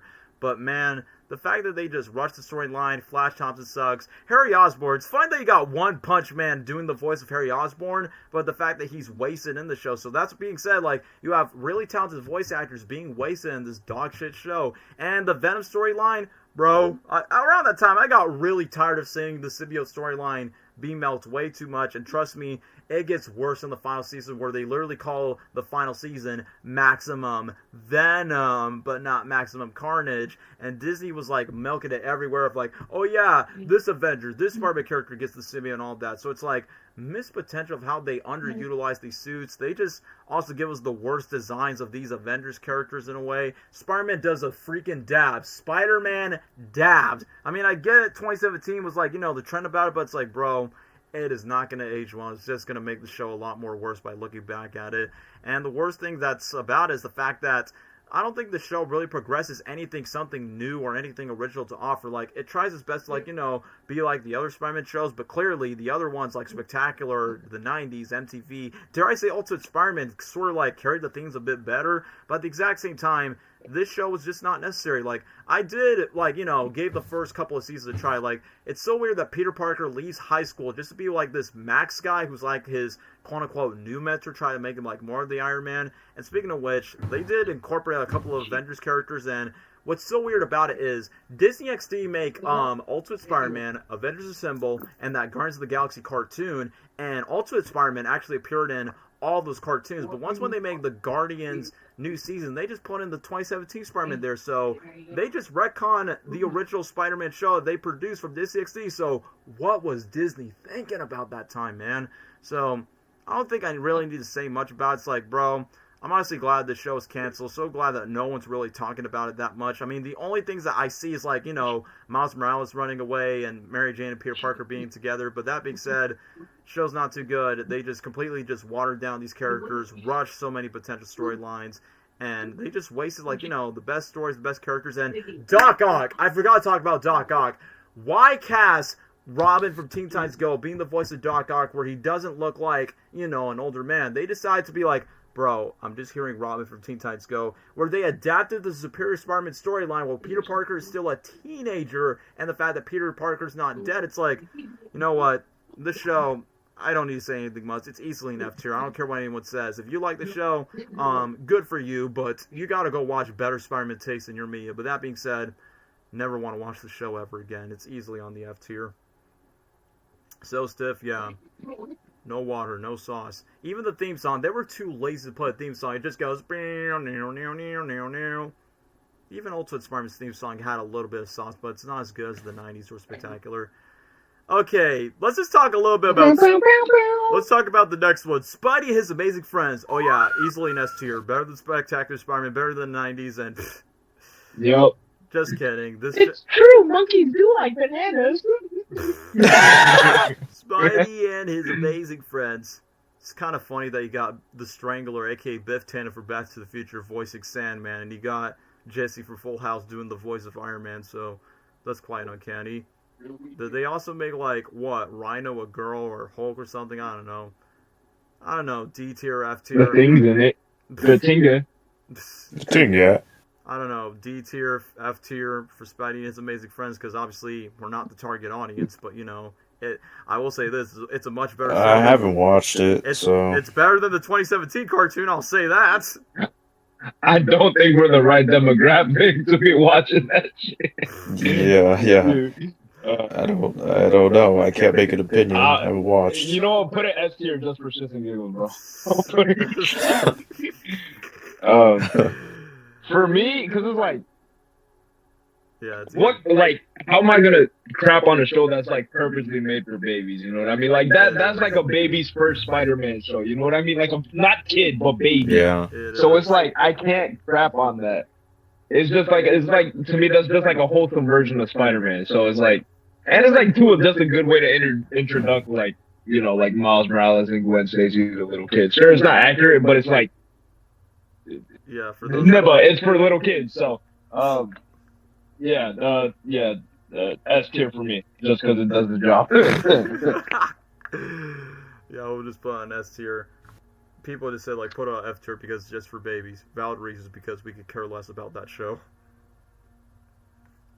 How'd they get Fallout Boy to do the theme song for the show? They got Fallout Boy? Spidey and his amazing friends. That's how it goes. Bruh. Literally, it is what it is. I don't know. I mean, we're not the demographics. That's like calling Super Y or something garbage because we're not. I don't know. We don't watch it anymore. So, I don't know. That's like PBS Kids kind of thing. It's something a baby will one day grow up to say, "Hey, I remember those characters from that show I watched when I was a baby." I get to see those characters on the Disney Junior show on Disney's Hollywood Studios.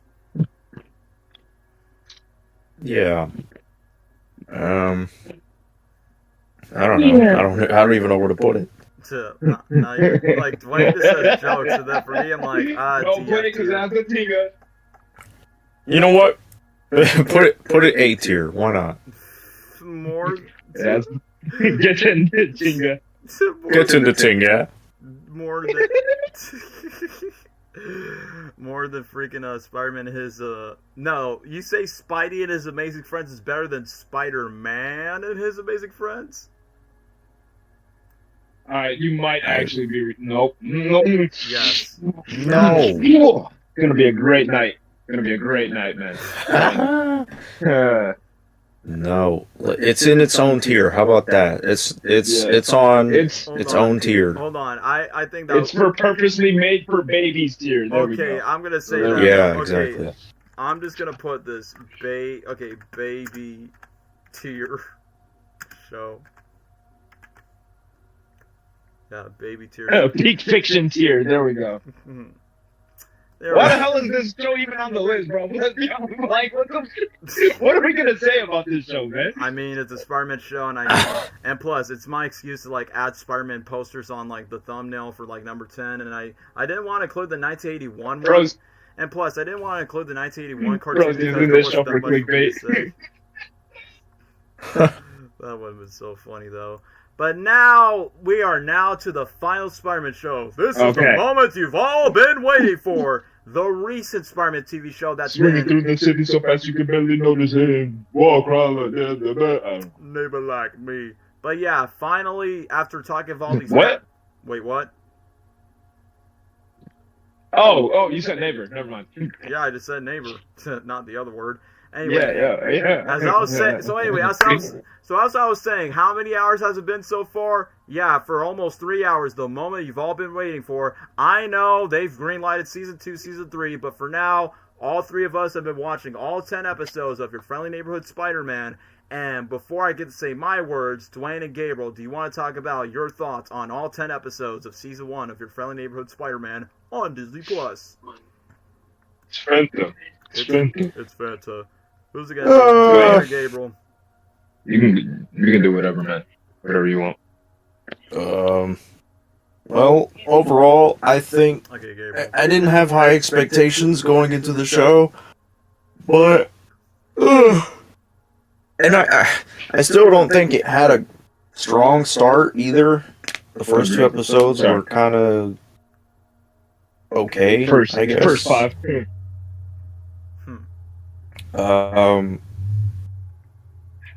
Well, I just didn't like how the origin of Spider-Man, how he got the spider bite. They copy It was across kind of the lazy. It Spider-Verse. was kind of like Kind of strange. I don't know how to explain it. It just it was just random, like and too forced and lazy, like I said. And that symbiote, or whatever the heck that thing is, yeah, I guess it is symbiote. Like, Yeah, it is. it's boring and lazy the way they introduced the symbiote and all that. Come on, bro. It's pretty bad there, though. Doctor Strange, I mean, seeing him was kind of cool, and him working together with Spider-Man later in, like, the season was kind of cool. But, I don't know, that whole event happening, in the beginning of the show was just really random and forced for the spider bite situation. And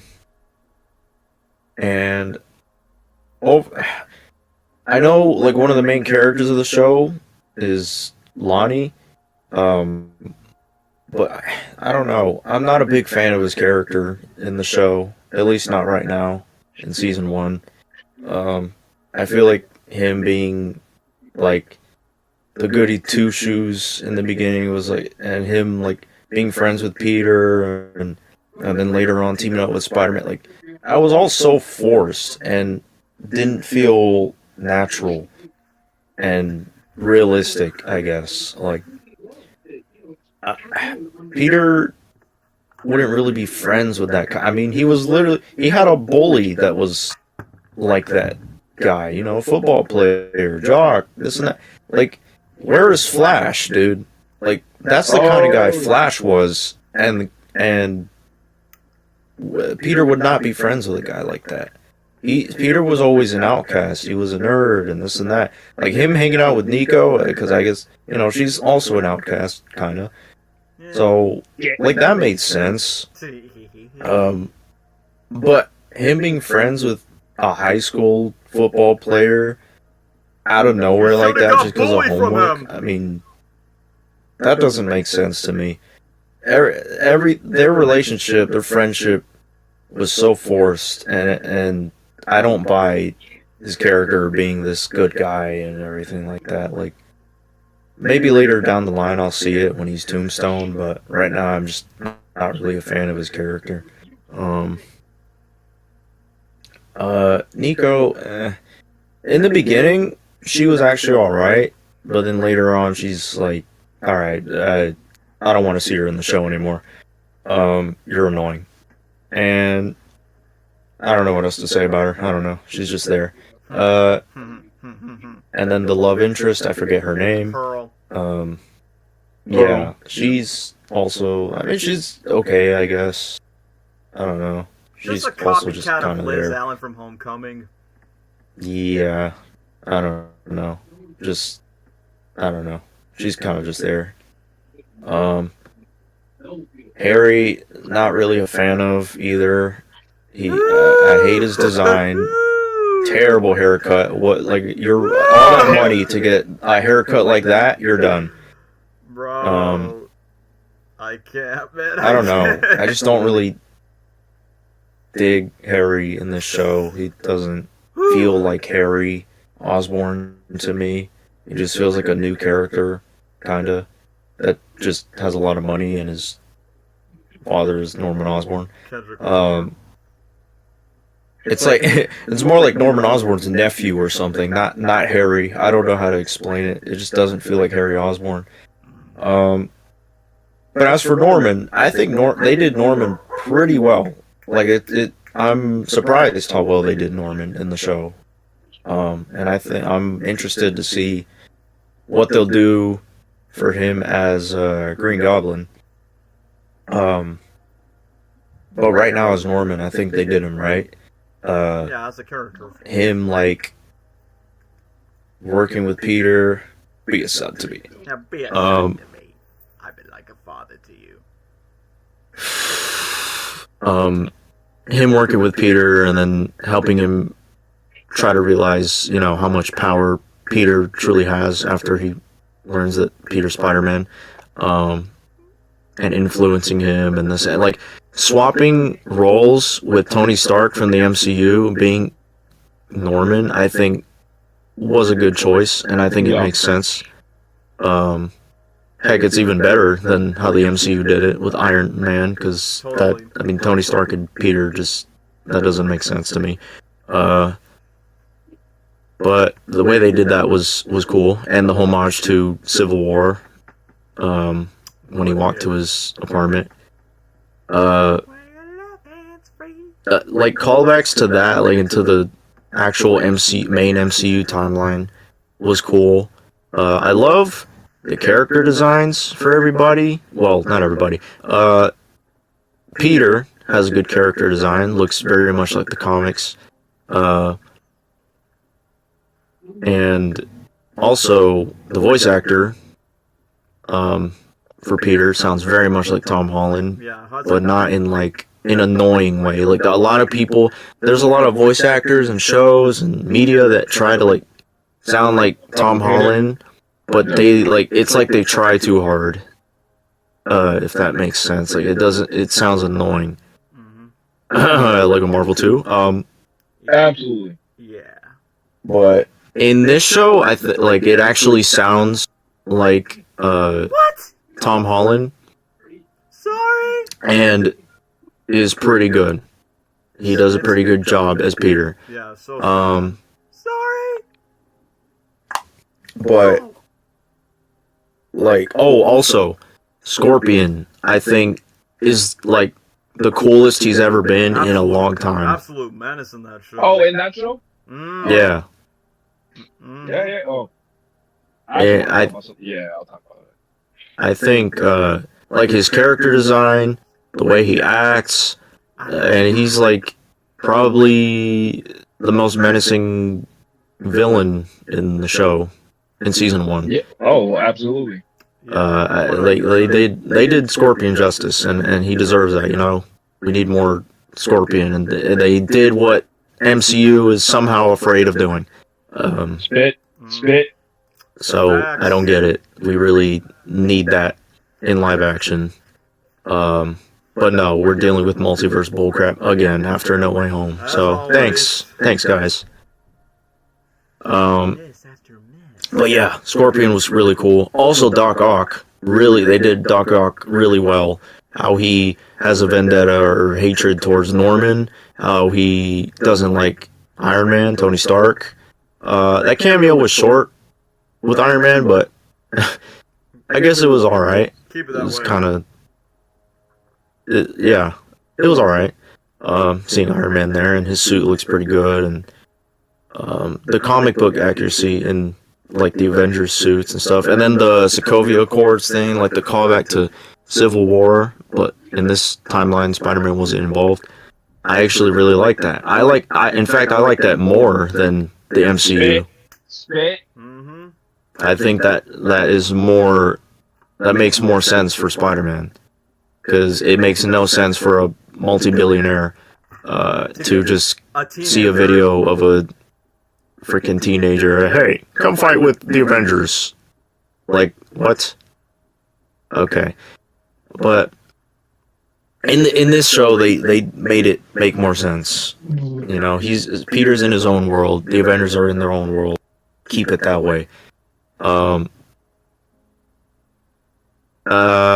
else? There's a lot, and I don't remember.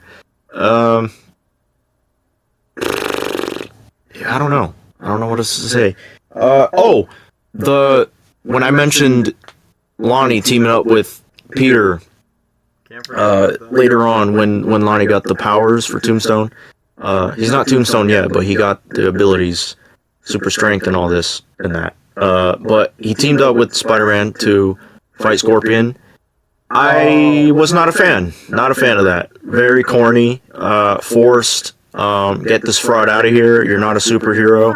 You're literally just a high schooler that dropped out of high school, actually, so get out.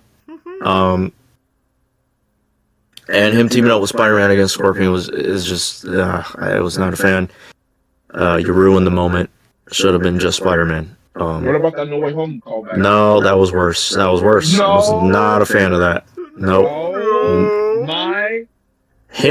Toby doing that made more sense. That was much better than a freaking high schooler that just got their powers and suddenly is like the main character because he got powers, and teaming up with Spider-Man is like, hey bro, don't do this, man. Yeah, just for you to go and hang out with gang members. Okay, bud. Okay, that's funny. I'm done saving you. Like, I'll bring that back. I'll bring that back when it's done. I just, I didn't like it. It was too forced. I don't like his character. I don't. But Scorpion, awesome. Spider-Man, cool. Most of the villains, pretty cool. Oh, Chameleon, also. How he, Roger Craig Smith. He voiced him. yeah, was kind of introduced. Was neat. It was kind of cool. It was a nice tease to his character. And also, a tease to Rhino as well. Oh, and Chameleon. Yeah. Yeah. You just said that. But right, yeah, I love how stupid Rhino's face looks even before he's Rhino. That's what he looks like in the comics, man. They did it right. Gotta be. I'm pretty excited to see what they do with the rest of the Spider-Man characters and villains and how it all comes together. Especially, you know, in a universe that's with the Avengers and a little similar to MCU Spider-Man. It just gave me, like, Homecoming and Civil War vibes again. Just, I think, better in terms of a Spider-Man story. And like, it wasn't forcing Spider-Man to be involved with other Marvel superheroes. It was Spider-Man in a world full of other superheroes, but at the same time, he's in his own world, street level. Mm-hmm. And that's what I liked about this show. It's definitely not better than Spectacular or the 90s or this and that, but I think I'll give, right now, I will give this show an A tier.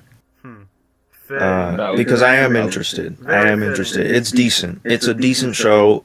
It exceeded my expectations, and I'm interested. I'm not going to say it's peak or this and that, but I think it's decent. Valid. Yeah, that's all I got to say.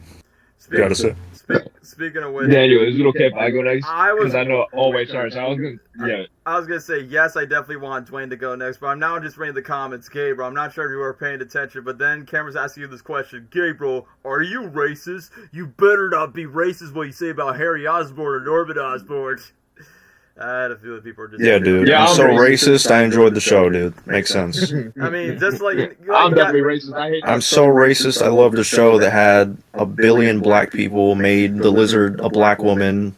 Yeah, I'm racist, dude. Yeah, Dwayne. I was gonna say Dwayne. Since you are half black, what do you think of Gabriel's comments? Just to make sure nobody gets cancel him in the comments. What the? Wait, what? Oh, let's not get famous. Let's not. Yeah. No Diddy. Damn, Gabe, when you were saying your opinion, man, that just made me. I want to say a lot of stuff before I forget it. That's why. Mm-hmm. So I was like, damn. So for me personally, I wasn't rocking with the show. Like the first maybe 5 episodes.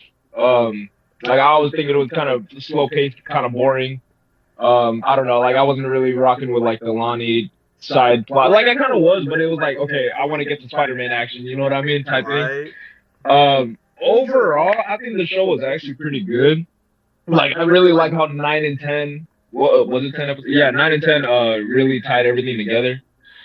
To me, this show feels like, okay, you know, like superhero montages in like superhero movies. You know, like what could be an example of like you know, montage in Amazing Spider-Man where he goes on the building and all that. Mm-hmm. You know what I mean? You know what I'm talking about? I know what you're talking about. To me, that's how this entire show feels. To me, it just feels like all of this is just setting up for something that's gonna happen in the future. Like this feels like first week of being Spider-Man type stuff. Very. So like I understand like a lot of the action's not gonna be as high packed as it is gonna be in like maybe 5 years when he's being like 5 years of being Spider-Man. You know what I mean? So like it's a very beginning level Spider-Man, and I think that made me appreciate it a little bit more. And just everything that's being set up in this, I can just only imagine what's gonna happen in the future with this show. Like, because again, I want to talk about this with Lonnie. The way I view it is, I think the show is trying to make us care about him more, and then they're just gonna completely wipe him out. You know what I mean? Like they're gonna completely make him evil. Like I feel like he's gonna be good now, and then it's just maybe in season 2 or even season 3 that he's just gonna be a complete asshole. Like, Oh, I know. Yeah, Transformers So 1, like, bro. it's just that's probably why I'm like okay with it. I guess like okay, when you said the gang thing, okay, that I was like, damn, I didn't even think of that. But like, that's probably why I didn't mind it because I just know he's gonna just be a complete freaking. I just crazy didn't like what bothered me the most was that like No Way Home reference moment and him fighting with Spider-Man against Scorpion. I didn't like that because I felt like it was just too forced. No, it was too forced. Too forced. I It couldn't was take that Pete, seriously. No. One of the only things I Dude, him No being Way Home told, did it better.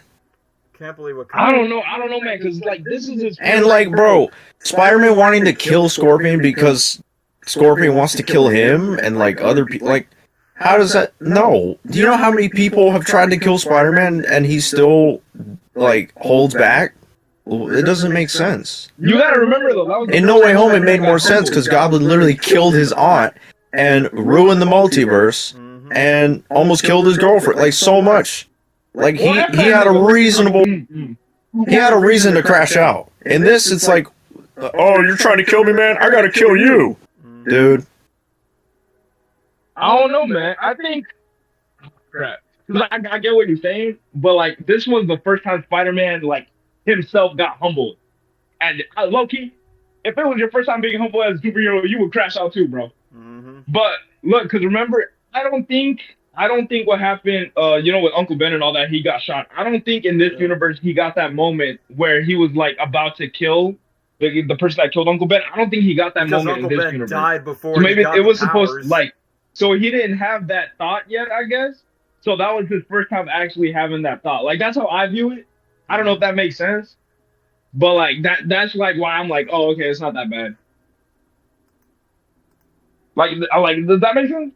I don't know. Oh, I get you. I guess so, because So let's not maybe forget, just- Uncle Ben died before Peter Parker got the power, so that's like a big change. Yeah, in his exactly. origin. That too. So he didn't have that option to like use that great power or pause. You know what I'm saying?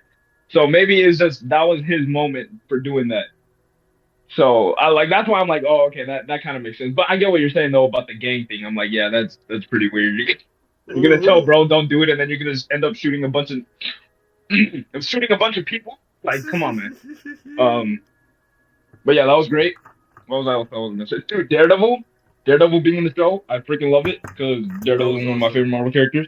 I can't wait for him to team up in the future because I know that was just like a setup for like something bigger probably with Kingpin or I don't know, just something gonna happen.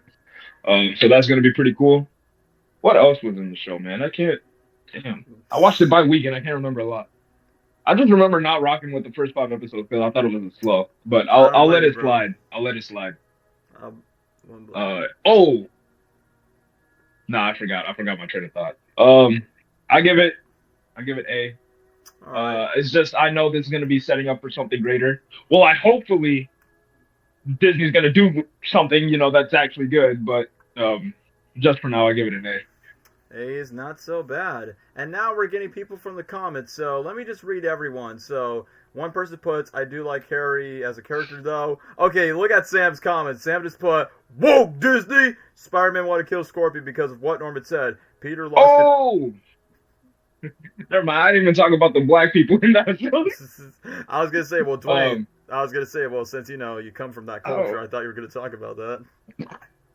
I mean, to me, Norman Osborn is like one of the few Marvel characters you can actually make black, and it still works. Especially with the hair that he has, because no white guy ever has a hairstyle like that.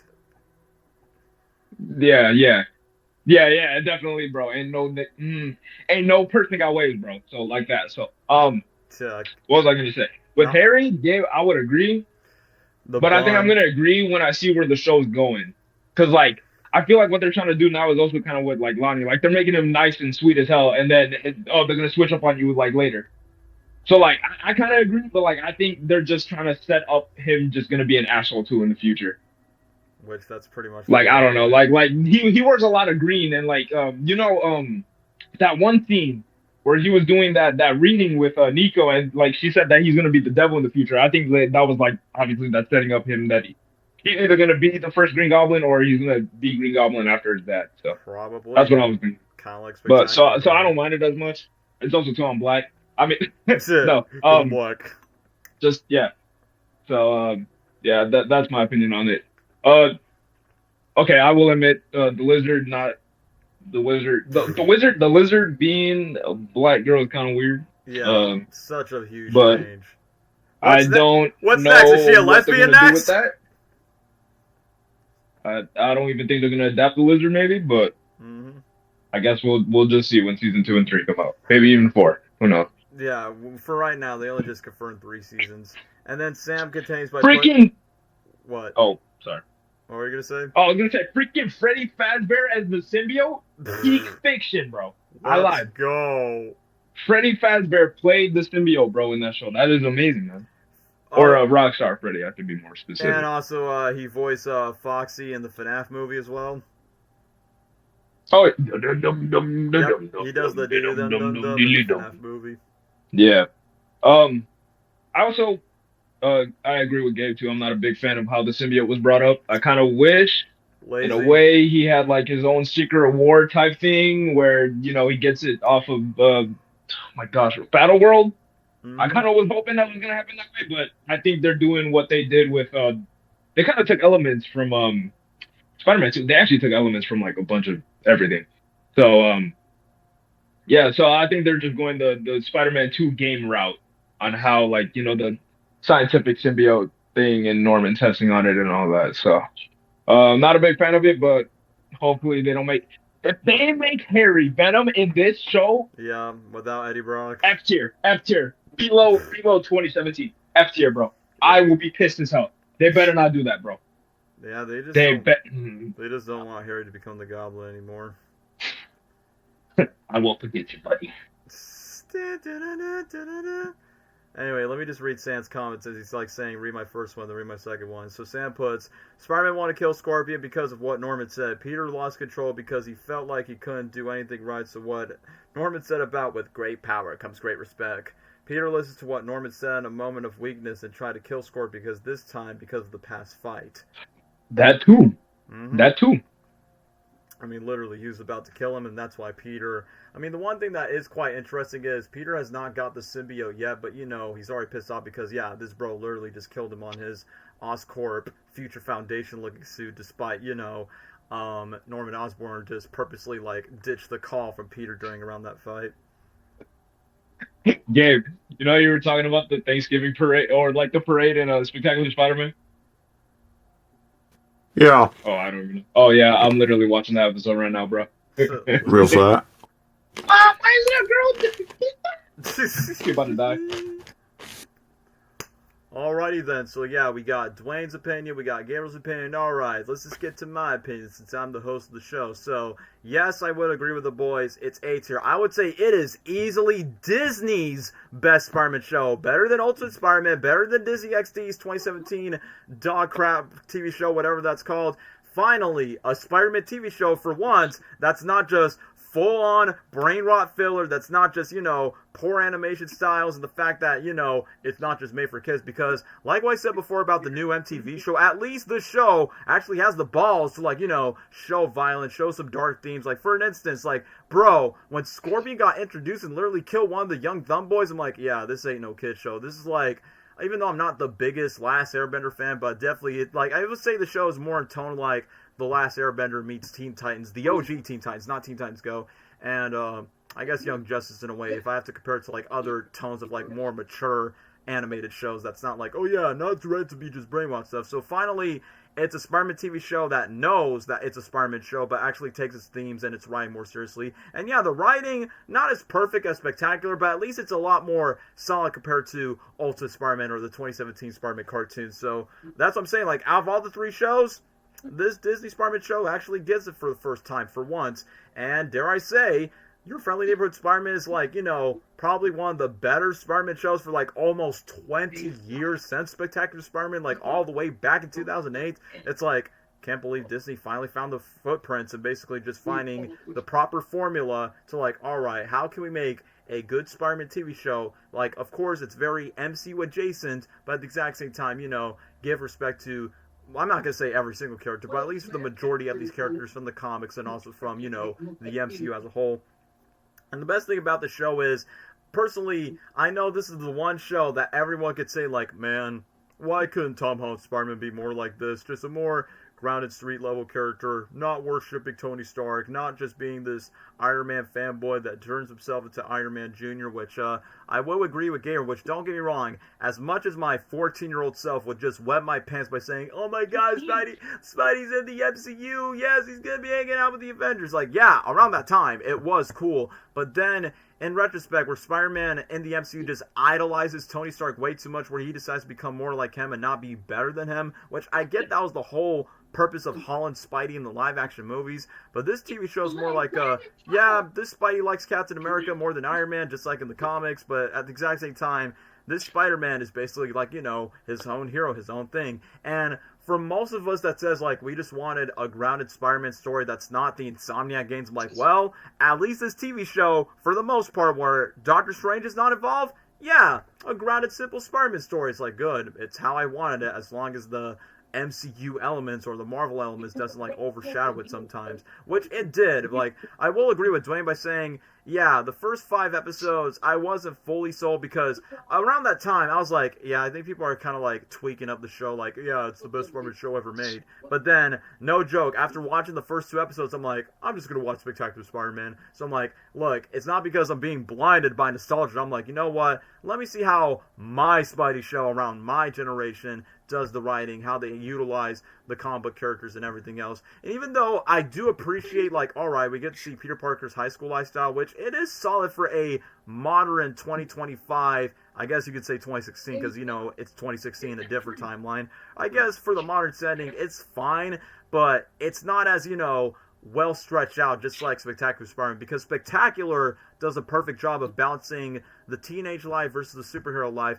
and Spectacular, by the other hand, makes it more believable by saying, hey yo, this dorky white nerd that probably whistles the Weezers in the background probably only have like 2 friends in his life, which Harry and Gwen Stacy were fitting in that show. But then, in this iteration of this new Spider-Man show, it's so weird that this freshman, this young new Peter Parker in Midtown High School doesn't get bullied by anyone in his high school. I mean, sure, he probably might get picked on by his professor in the Oscorp lab and maybe the other Oscorp students, like what's that Asian guy's name? The Asian Hulk, you know what I'm talking about, Amasis Chow, whatever. Amadeus Cho. Amadeus Chow. I feel like that boy was much more of a prick than Peter's high school, so I feel like that was missing. Like, it was missing, like what Gabriel said, like, I understand that they want to make Lonnie Lincoln, like, you know, more sympathetic, and, you know, like, it's pretty self-explanatory by saying, yeah, you know, both Peter Parker and Lonnie are going to be enemies. We know that Lonnie will become the Tombstone. That's what the whole first season is all about, just basically just setting up, planting the seeds, which,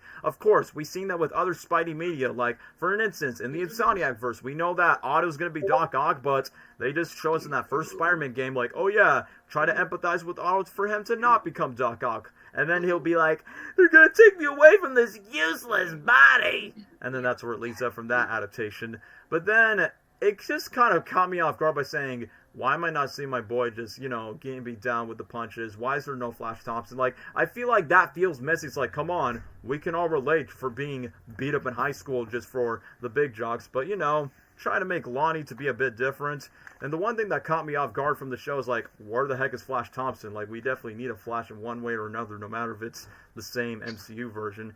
And for Nico, back then, I didn't know she was a character from the Runaways. I'm like, oh, so that was, like, the intention of the show. Because I remember they originally were going to have Jessica Jones be, like, the quote-unquote new emo goth girl best friend to Peter Parker, but then it would have been so disappointing if they de-aged the Jessica Jones character, so they decided, like, you know, find Nico because she's a teenager from the comics. And I understand that Nico was trying to be like Zendaya's MJ, which I will say this, she has more personality than Zendaya's MJ, but, you know, at the exact same time, it's like, well, just for the sake of, like, you know, let's just bring another Marvel character just to relate to. The one thing that just feels off is the fact that, come on, where's my GOAT, the CEO of Sex, Ned Leeds? I mean, they reference him, like, in the final episodes, like, bro, I know that Ned Leeds looks a lot more like Genki Lee, like, he looks a lot more like Genki from, the Miles Morales Spider-Man comic books, but I'm like, bro, it kind of doesn't feel the same without Ned being a part of the TV show in a way, because I get that he's not as, you know, well complex as Lonnie or Nico or any of the other characters, but, you know,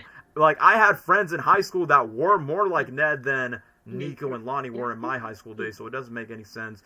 And for Pearl, she's basically just a copycat of Liz Allen from Spectacular Spider-Man, because she even calls Peter Petey, and she ends up dating the jock and not end up dating Peter Parker, but then Peter has a crush on this girl. So I'm like, yeah, they're just basically just rehashing Spectacular Spider-Man, Liz, Spider-Man Homecoming, but the reason why they just call it Pearl, because, hey, we gotta add this other Marvel character in, which I will say she's probably my favorite one in terms of, like, I don't know, side Spider-Man teenage characters that's not Nico or Lonnie in a way. And then I forgot to talk about this. So the whole idea that Nico got upset by saying, like, oh my gosh, like, you decide to, like, keep your secret raid that you're Spider-Man the whole time, and then later on she's like, alright, you're just saying people, I forgive you, no more secrets. Like, I feel like Nico would have been more sympathetic if she was just an average girl that would have said that by saying, don't hide secrets from me. But then this idiot, this bitch right here is like, oh yeah, I also have secret powers too, I'm a witch, and I'm a foster kid to communicate, I'm basically the Marvel's version of Raven. It's like, woman, you don't give a flying damn about no empathy. So I'm like, because literally when she revealed that to herself and then says like, oh yeah, no more secrets, Pete, I'm like, yeah, I've lost respect for Nico, man. It's like, Pete, she's not the one for you. So whenever they introduce Gwen in season 2, which I know I should be talking about season 1, but it's like, well, cool that Gwen's going to be in the show, but I'm honestly kind of disappointed that they're going to do Spider-Gwen instead, because I'm like, one, don't get me wrong, Gwen is cool as Spider-Gwen, but I feel like Disney in particular is just overusing her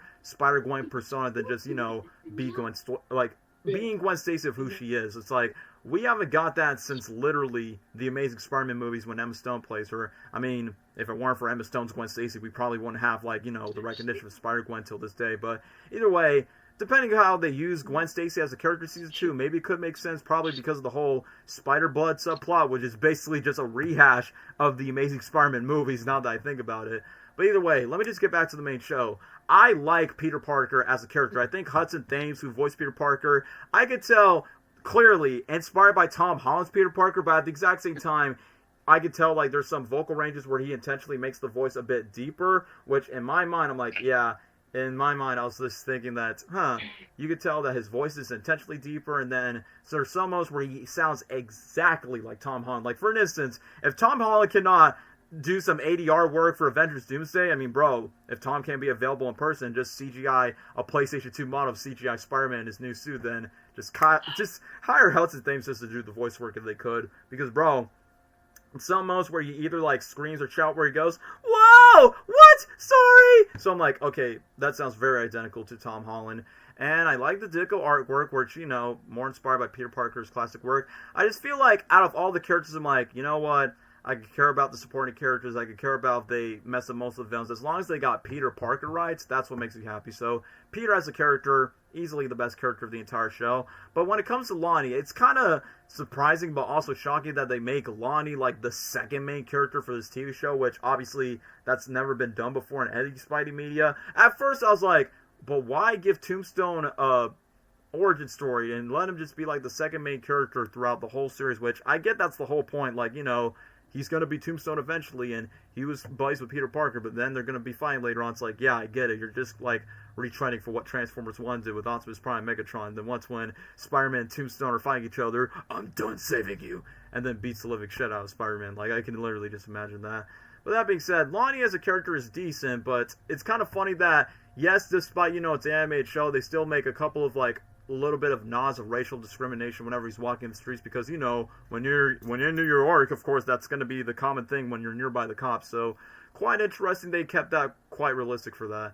And speaking of the other characters, so Norman Osborn. So look, aside from the race change, I mean, it's kind of funny. Norman Osborn's voiced by a black gay man, but despite the actor voicing the character, I could tell he's trying, like, I won't say he's intentionally, he sounds like Willem Dafoe's Norman Osborn at times, where it's like, you must be the Spider-Man, I think. But at the exact same time, trying to, like, make Norman his own. But I like the fact that Norman is wearing, like, a green outfit. It's like, haha, you get it? Some physical allegory that he will become the Green Goblin later on in this show. So, the one thing I do like about this show in particular is the fact that, in this iteration of the origin story of MCU Spider-Man is the fact that instead of just idolizing and worshipping Norman Osborn by saying, I want to be like the Iron Patriot like you, I should definitely get all the Oscorp tech. Like, I could tell that Peter has a more mutual respect towards Norman as his mentor, but he doesn't idolize him just like what Tom Holland's Peter Parker does in the MCU with Iron Man. Which, personally for me, I have no issue for Iron Man being the mentor, but the problem is Peter just idolized Tony Stark way too much, which is why he becomes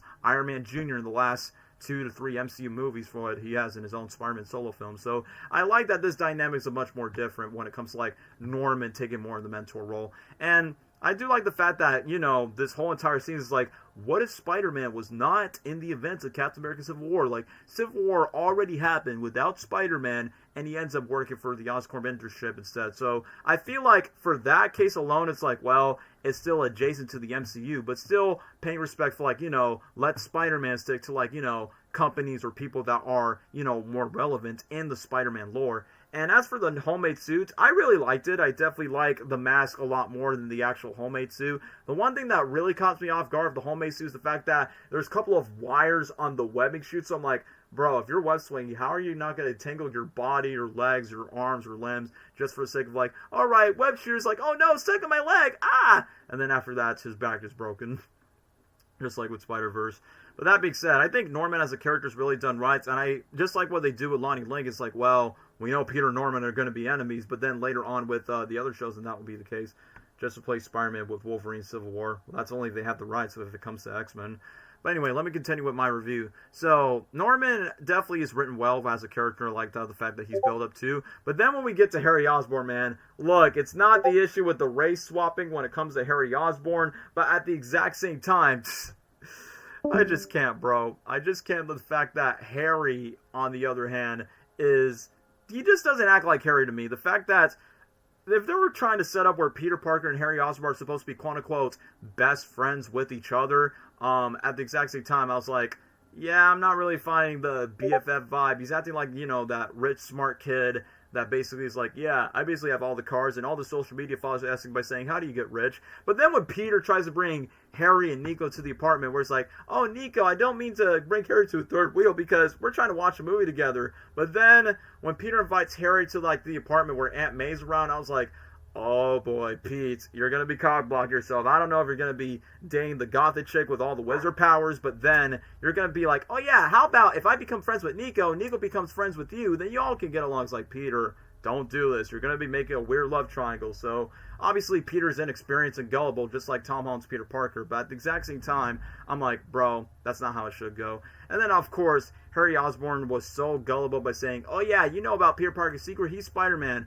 And then that pretty much, like, you know, sort of ruins the tangents, which, I get it. It's meant to be, like, a very different dynamic between Zendaya's Michelle Jones and Ned Leeds in the MCU, but, you know, I just wasn't a big fan of the changes. However, one of the biggest changes that I wasn't a big fan of was the whole, oh yeah, how did Peter Parker get the spider bite? Doctor Strange and this random alien Venom symbiote went from a different timeline where Peter gets the spider powers, and then this spider comes from Spider-Man in the final episode, and I'm like, bro, can we just have, like, a simple spider bite? Like, it doesn't have to be Oscorp. Like, maybe, like, I don't know, a spider from Oscorp that somewhat get to, like, Peter Parker's high school science lab, and then Doctor Strange got first introduced, and even Peter Parker doesn't know who Doctor Strange is, and then he just got the spider bite from recently just meeting Nico for the very first time. So I'm like, I don't know, I wasn't a big fan of how they incorporate the spider bite. I just feel like they just did too much and just take away the grounded aspect of the spider bite origin. But however, since the show is literally called Your Friendly Neighborhood Spider-Man,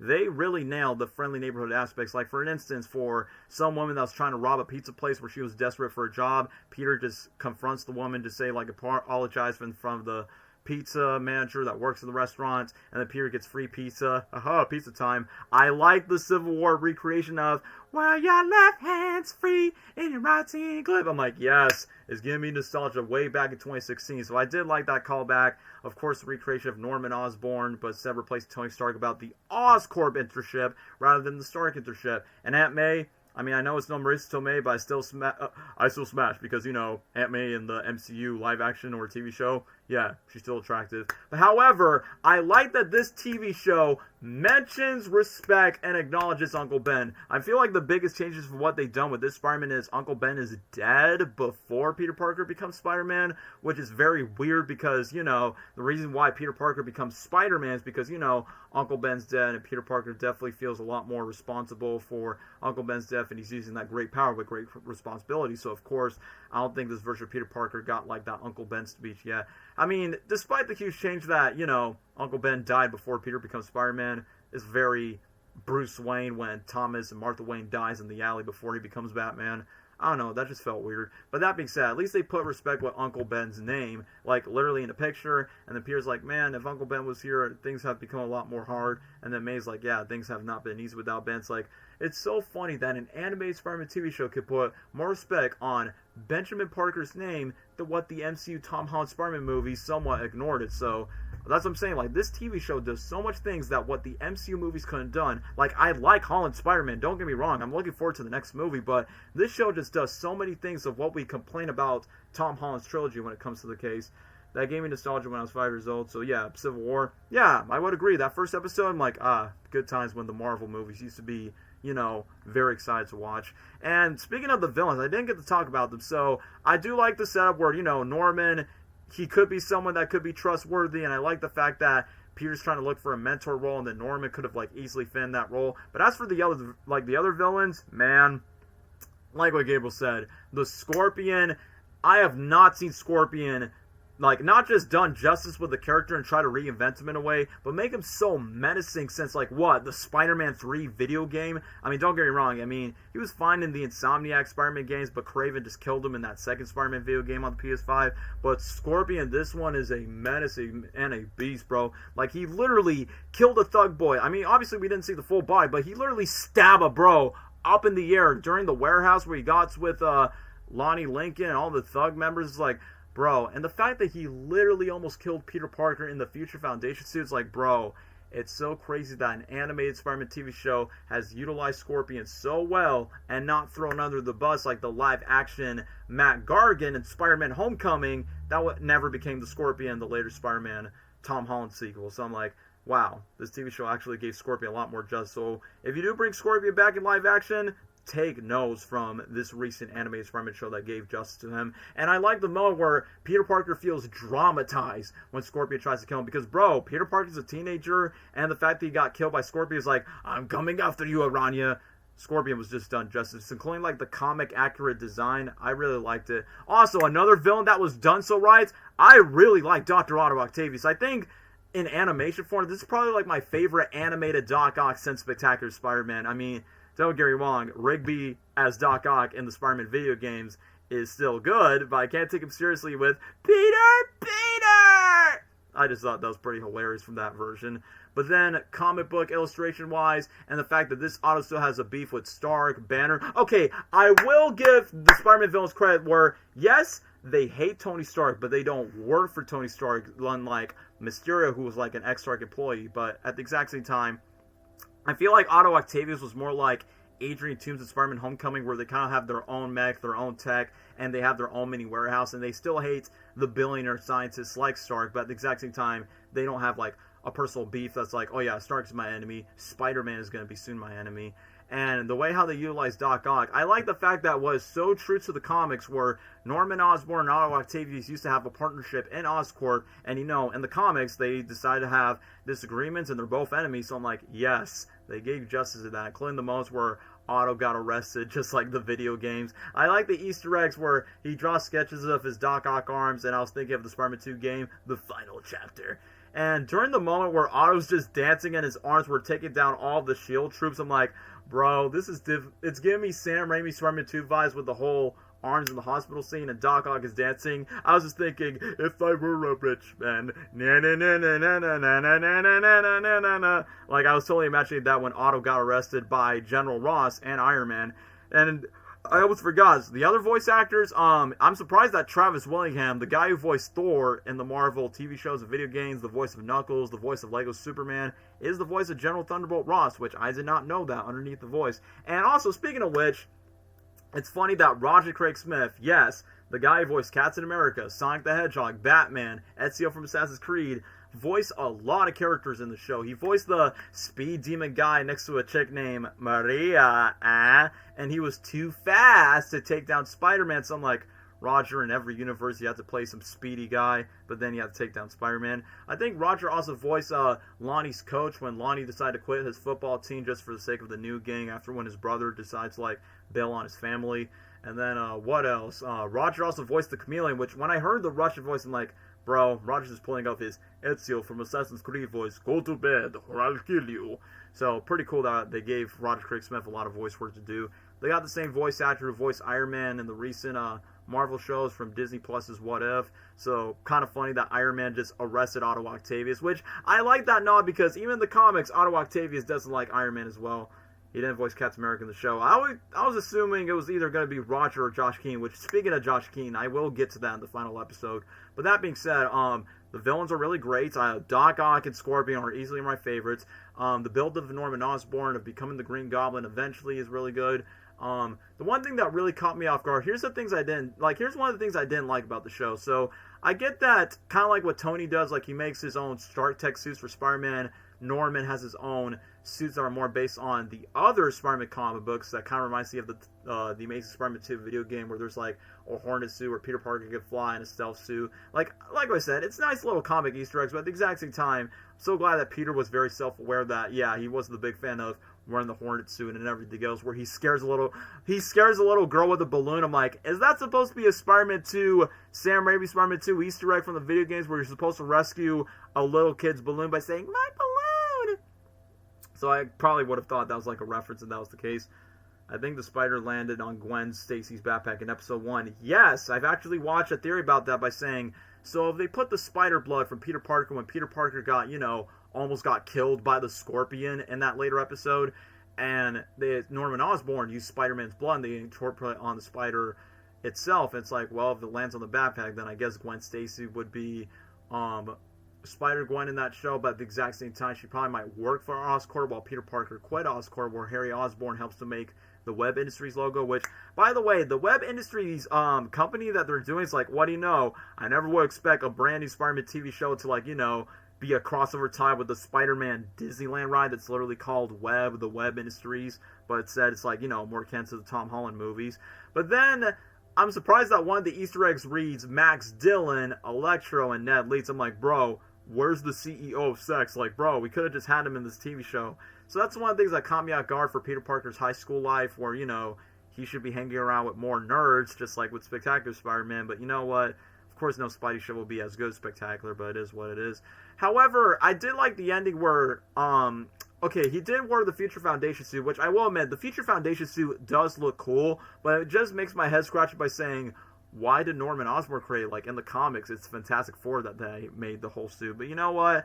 I guess for different alternative reasons, I guess it somewhat works. And then, I like the fact, like, once when the suit is out, Peter Parker finally has the red and blue suit. But the thing is, just like the MCU, he didn't make the suit. They just modify it, just like what Tony Stark did to Peter in the live-action movies, and Harry does the exact same thing for Peter.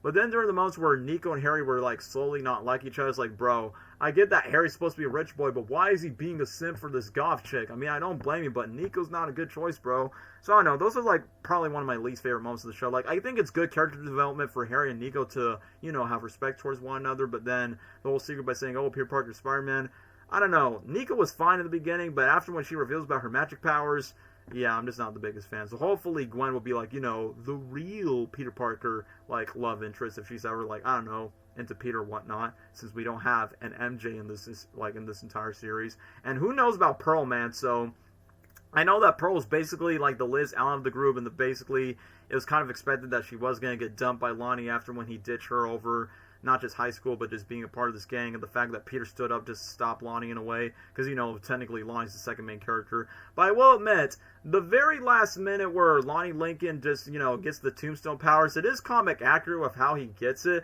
but it's so weird to see him finding the Scorpion in his high school jersey. I mean, it's cool that in the final episode, when he's evolving to the gray skin, he just ditch off the jacket. It's like, yeah, bro, you're not going to look like that forever. But yes, I will agree, Cameron, that suit, chef's kiss, a muy masterpiece. I mean, first of all, I guess aside from the No Way Home suits, it is really great. Like, it's good animation for it, and even the web swinging, like, throughout the sequence, when he got the suit in the last 2 episodes, including the final swing, which it kind of reminds me of the first Spider-Verse movie where Miles is, like, web swinging through the streets, but instead it's Peter Parker. It's like, bro, how does the web swinging in this animated Spider-Man show has more fluid, more aura than the live-action Tom Holland movies? I mean, don't get me wrong, the Far From Home one and the No Way Home swings are, you know, pretty decent for what they are, but I feel like this Spider-Man show has more sauce with the Spider-Man web swing, including with the new suit at the very end. And I will admit, even though the show does a good job for Spider-Man, like, having his revenge to fight Scorpion, but I would have to agree with Gabriel that, bro, it's kind of weird to see, like, you know, average Lonnie not being the Tombstone. And yeah, I did appreciate the No Way Home reference, but I will have to disagree with Dwayne, but I will agree with Gabriel. Come on. No Way Home did it better because, one, the Green Goblin messed up the multiverse in No Way Home. Secondly, he killed Tom Holland's Aunt May in his universe. And thirdly, Tobey Maguire hopping in and stopping Tom Holland's Peter to not kill Green Goblin, because Tobey Maguire's Peter Parker regrets that he let his same Goblin die in his universe that caused the conflict between his Harry from his universe in the first 3 Spider-Man movies. So that version of that in No Way Home, in my personal opinion, is more impactful than it is in the Spider-Man TV show. But in No Way Home, that should be something to me. That's how I personally felt like during around that conflict. And I know that Peter was easily angry and just slowly but surely trying to get to the dark side. That's where I just feel like the symbiote was, you know, self-explanatory to be there in the first place.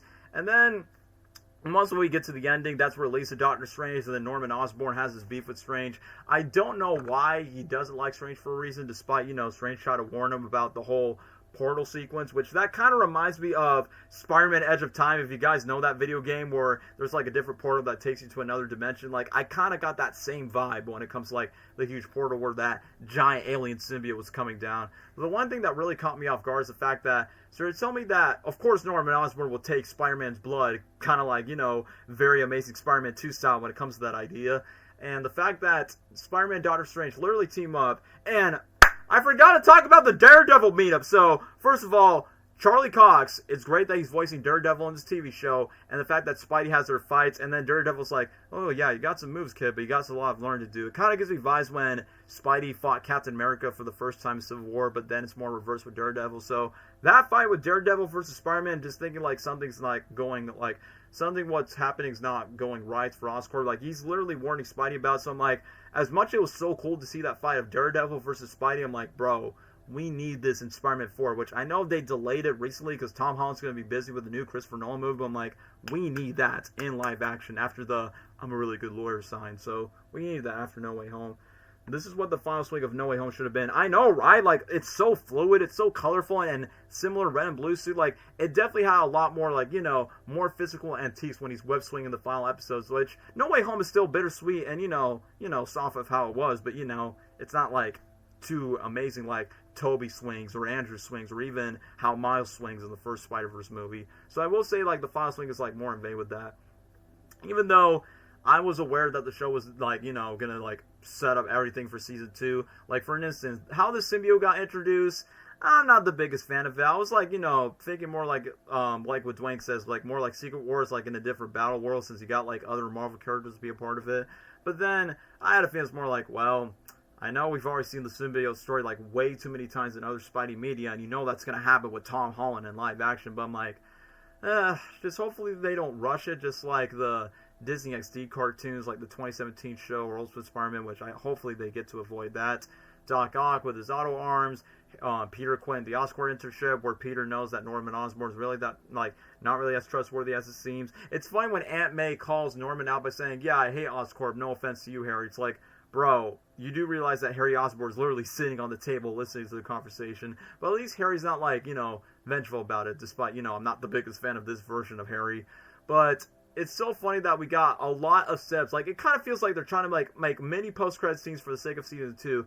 But the biggest plot twist of them all is the fact that Richard Parker is alive, just like the Amazing Spider-Man 2, but Josh Keaton, my GOAT, my favorite Peter Parker voice actor, is the voice of Richard Parker, a.k.a. the father of this version of Peter Parker. In my head, I'm like, bro, in my personal opinion, I know Josh Keaton can, like, voice any other character that he wants. He could be Electro in the PlayStation Spider-Man games, he could be Iron Man, he could be Captain America, he could be, like, any Spidey villain, but, bro, him being the dad of Peter, perfect casting in my opinion. It's like, well, this Parker played Spider-Man in the best Spider-Man TV show in animation form and then passing the torch. So as cool as it was to cast Josh Keane to voice Peter Parker's dad, I'm like, so wait a minute, if Richard Parker's arrested, and how is he alive? I'm like, great, now it's going to give me parallels of the Amazing Spider-Man movies, which hopefully, I think the new Spider-Man TV show might do better than the TASM movies, where if he's arrested, then did Richard Parker had a history with Oscorp? Did he had a beef with Norman Osborn back in the day?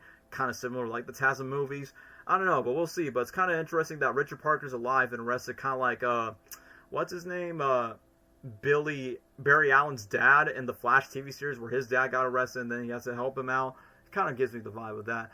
So overall, I am looking forward to a season 2, which I've heard that they probably might wrap up season 2 a lot more sooner, and it's just been confirmed that there is a 3rd season, which, don't get me wrong, what I would have loved to see a revival of Spectacular Spider-Man or the 90s Spider-Man cartoon, 100% for sure, especially after that one cameo in X-Men 97. Like, personally for me, as much as I would love to appreciate the nostalgia of the past, but you know what? It's like what I said earlier in my long ramble. This is the best Spider-Man show that Disney produced. This is Disney's best Spider-Man animated show they made compared to the other last ones that they made. But that being said, I don't think Norman's going to become the Green Goblin like probably around season 3 if I had to take a guess, because they probably want to focus on Otto Octavius as Doc Ock, Lonnie slowly but surely turning to Tombstone. How would they do Venom in the season? Just don't make it Harry Osborn for the 3rd time. We need Eddie Brock, like, in some way or another. And the one thing that feels missing out of this Spider-Man is, I know that Tom Holland's Peter Parker never works at the Daily Bugle, but at the exact same time, I mean, we could have, like, you know, seen J. Jonah Jameson, Peter Parker, like, record himself, like, make YouTube blogs, or probably, like, make some posts by saying, like, get these pictures for Spider-Man, because I like the moment where Peter looks at Aunt May's bills, where they're, you know, it's they have to pay, like, over the apartment payments and the mortgage for what they have to do. It's like, very Spider-Man 2. We're like, you know, when you get older, you got to get a job. You got to help out your family just because they help to provide and protect for you, and they also got to do the same for one each other. But as for the villains, so I could definitely see Rhino. Chameleon's definitely going to be set up. Doc Ock as well. And Scorpion, he's defeated, but, you know, some way or another, they probably might bring him back. And Venom, like I said, as long as if it's Eddie Brock and they do the design right and do the character right, hopefully it's done justice and not, like, you know, rush. And then for Green Goblin, probably for later down the line. But I wonder how they utilize Gwen. Like, the spider on the backpack could end up being with Gwen Stacy, even though I'm kind of tired of seeing the whole Spider-Gwen in every Spider-Man cartoon nowadays. I'll let it slide for the Spider-Verse movies, because, you know, the movie stands out on its own. But for the Disney cartoons, hopefully it's the last time, because I just miss the days when Gwen was Gwen, even though Spider-Gwen is cool. But, and also, that kind of, like, proves the point where Peter Parker's like the only Spider-Man in his world, even though he's in a universe with different Marvel characters. So, I don't know. Whatever they're doing, just keep the Marvel animators keep on cooking. So, whenever Season 2 is out, I'll be looking forward to seeing it. I'd definitely say there's definitely a lot more rooms to improve. Like, the first 5 episodes, I was like, nah, not as good as Spectacular. But once we get to episodes 7 to 8 to 9 and 10, I'm like, alright, the Spider-Man show is slowly but surely getting better. So, that's why, for my valid reasons, Your Friendly Neighborhood Spider-Man is easily on the A tier ranking. And that's pretty much our completion for all the 10 Spider-Man TV shows for the past 50, 60, 70 something years. I don't even know. I just lost count. So, I was aware I didn't get to talk much because, one, Dwayne had to go. But hey, on the bright side, at least Dwayne said what he had to say. So I'm so glad that he decided to say with these words. So anyway, let's just go back to let's just get to our list. And we're seeing a lot of booty in our Marvel Rivals pros because our streamers know what we want. Let me just wrap this up by saying, alright, easy get-go, Spectacular Spider-Man, 90 Spider-Man, easily S tier. The recent one, Your Friendly Neighborhood Spider-Man, A tier. The original Spider-Man show, B tier. Spider-Man and His Amazing Friends, C tier. The MTV show, C tier. D tier is Unlimited. And the Ultimate Spider-Man is D tier. F tier is the 2017 cartoon. And Spidey, His Amazing Friends, that's a baby show on its own. Whether if I want to put down the final edit or not. But yeah, that's our personal ranking for Spider-Man for all the TV shows. Sorry, Gabriel, what were you going to say? Yes, sir. So... Nothing. I was stretching. It's fine, bro. Anyway, so that'll be the end for the Spider-Man TV show tier list. I mean, if we are going to do other Spider-Man stuff, there's 2 ideas that we could do in mind. I probably want to save movies for another time, but since I mentioned the video game so many times, I would not mind making a tier list for Spider-Man video games in particular, which I think that would be fun. But that being said, this might be like my last major stream for February because, you know, February was like such a big month for me for making content and, you know, try to make the revenue. Already talked about Sonic long enough and Spider-Man just for the sake of a new Spider-Man TV show. It's a good thing that you guys, it's kind of cool in the chat that you guys got so into the conversation for talking about Spider-Man and the fact that you guys care about the conversation, sharing similar opinions, different opinions. It's like, you know, that's what's part of being the pop culture dude community. So yeah, after this long ramble where I'm talking for like almost 4 hours and my lips are getting dry and I definitely need some stretching because I need my blood flowing. So since Dwayne is gone, thank you Dwayne for joining along with us, even though you're not part of the stream. Thank you for joining by. Gabriel, since you're the only one here, you could just take it away for the stream and then we'll just call it a night. Thank you everybody for stopping by for the stream. Thanks for sharing your opinions and hearing ours. We'll see y'all next time in the next stream. Daniel's next video, whatever it is. Stay tuned for whatever comes next. And we love y'all. God bless and have a good day, good night, good evening, whatever time it is for you right now. Adios. Adios, mi amigo. So, yeah, and the words of Spider-Man is, go Web, go! I'm just kidding. See ya, chump. Anyway, guys, thank you guys so much for watching. Definitely see you guys. Take care now. Bye-bye then.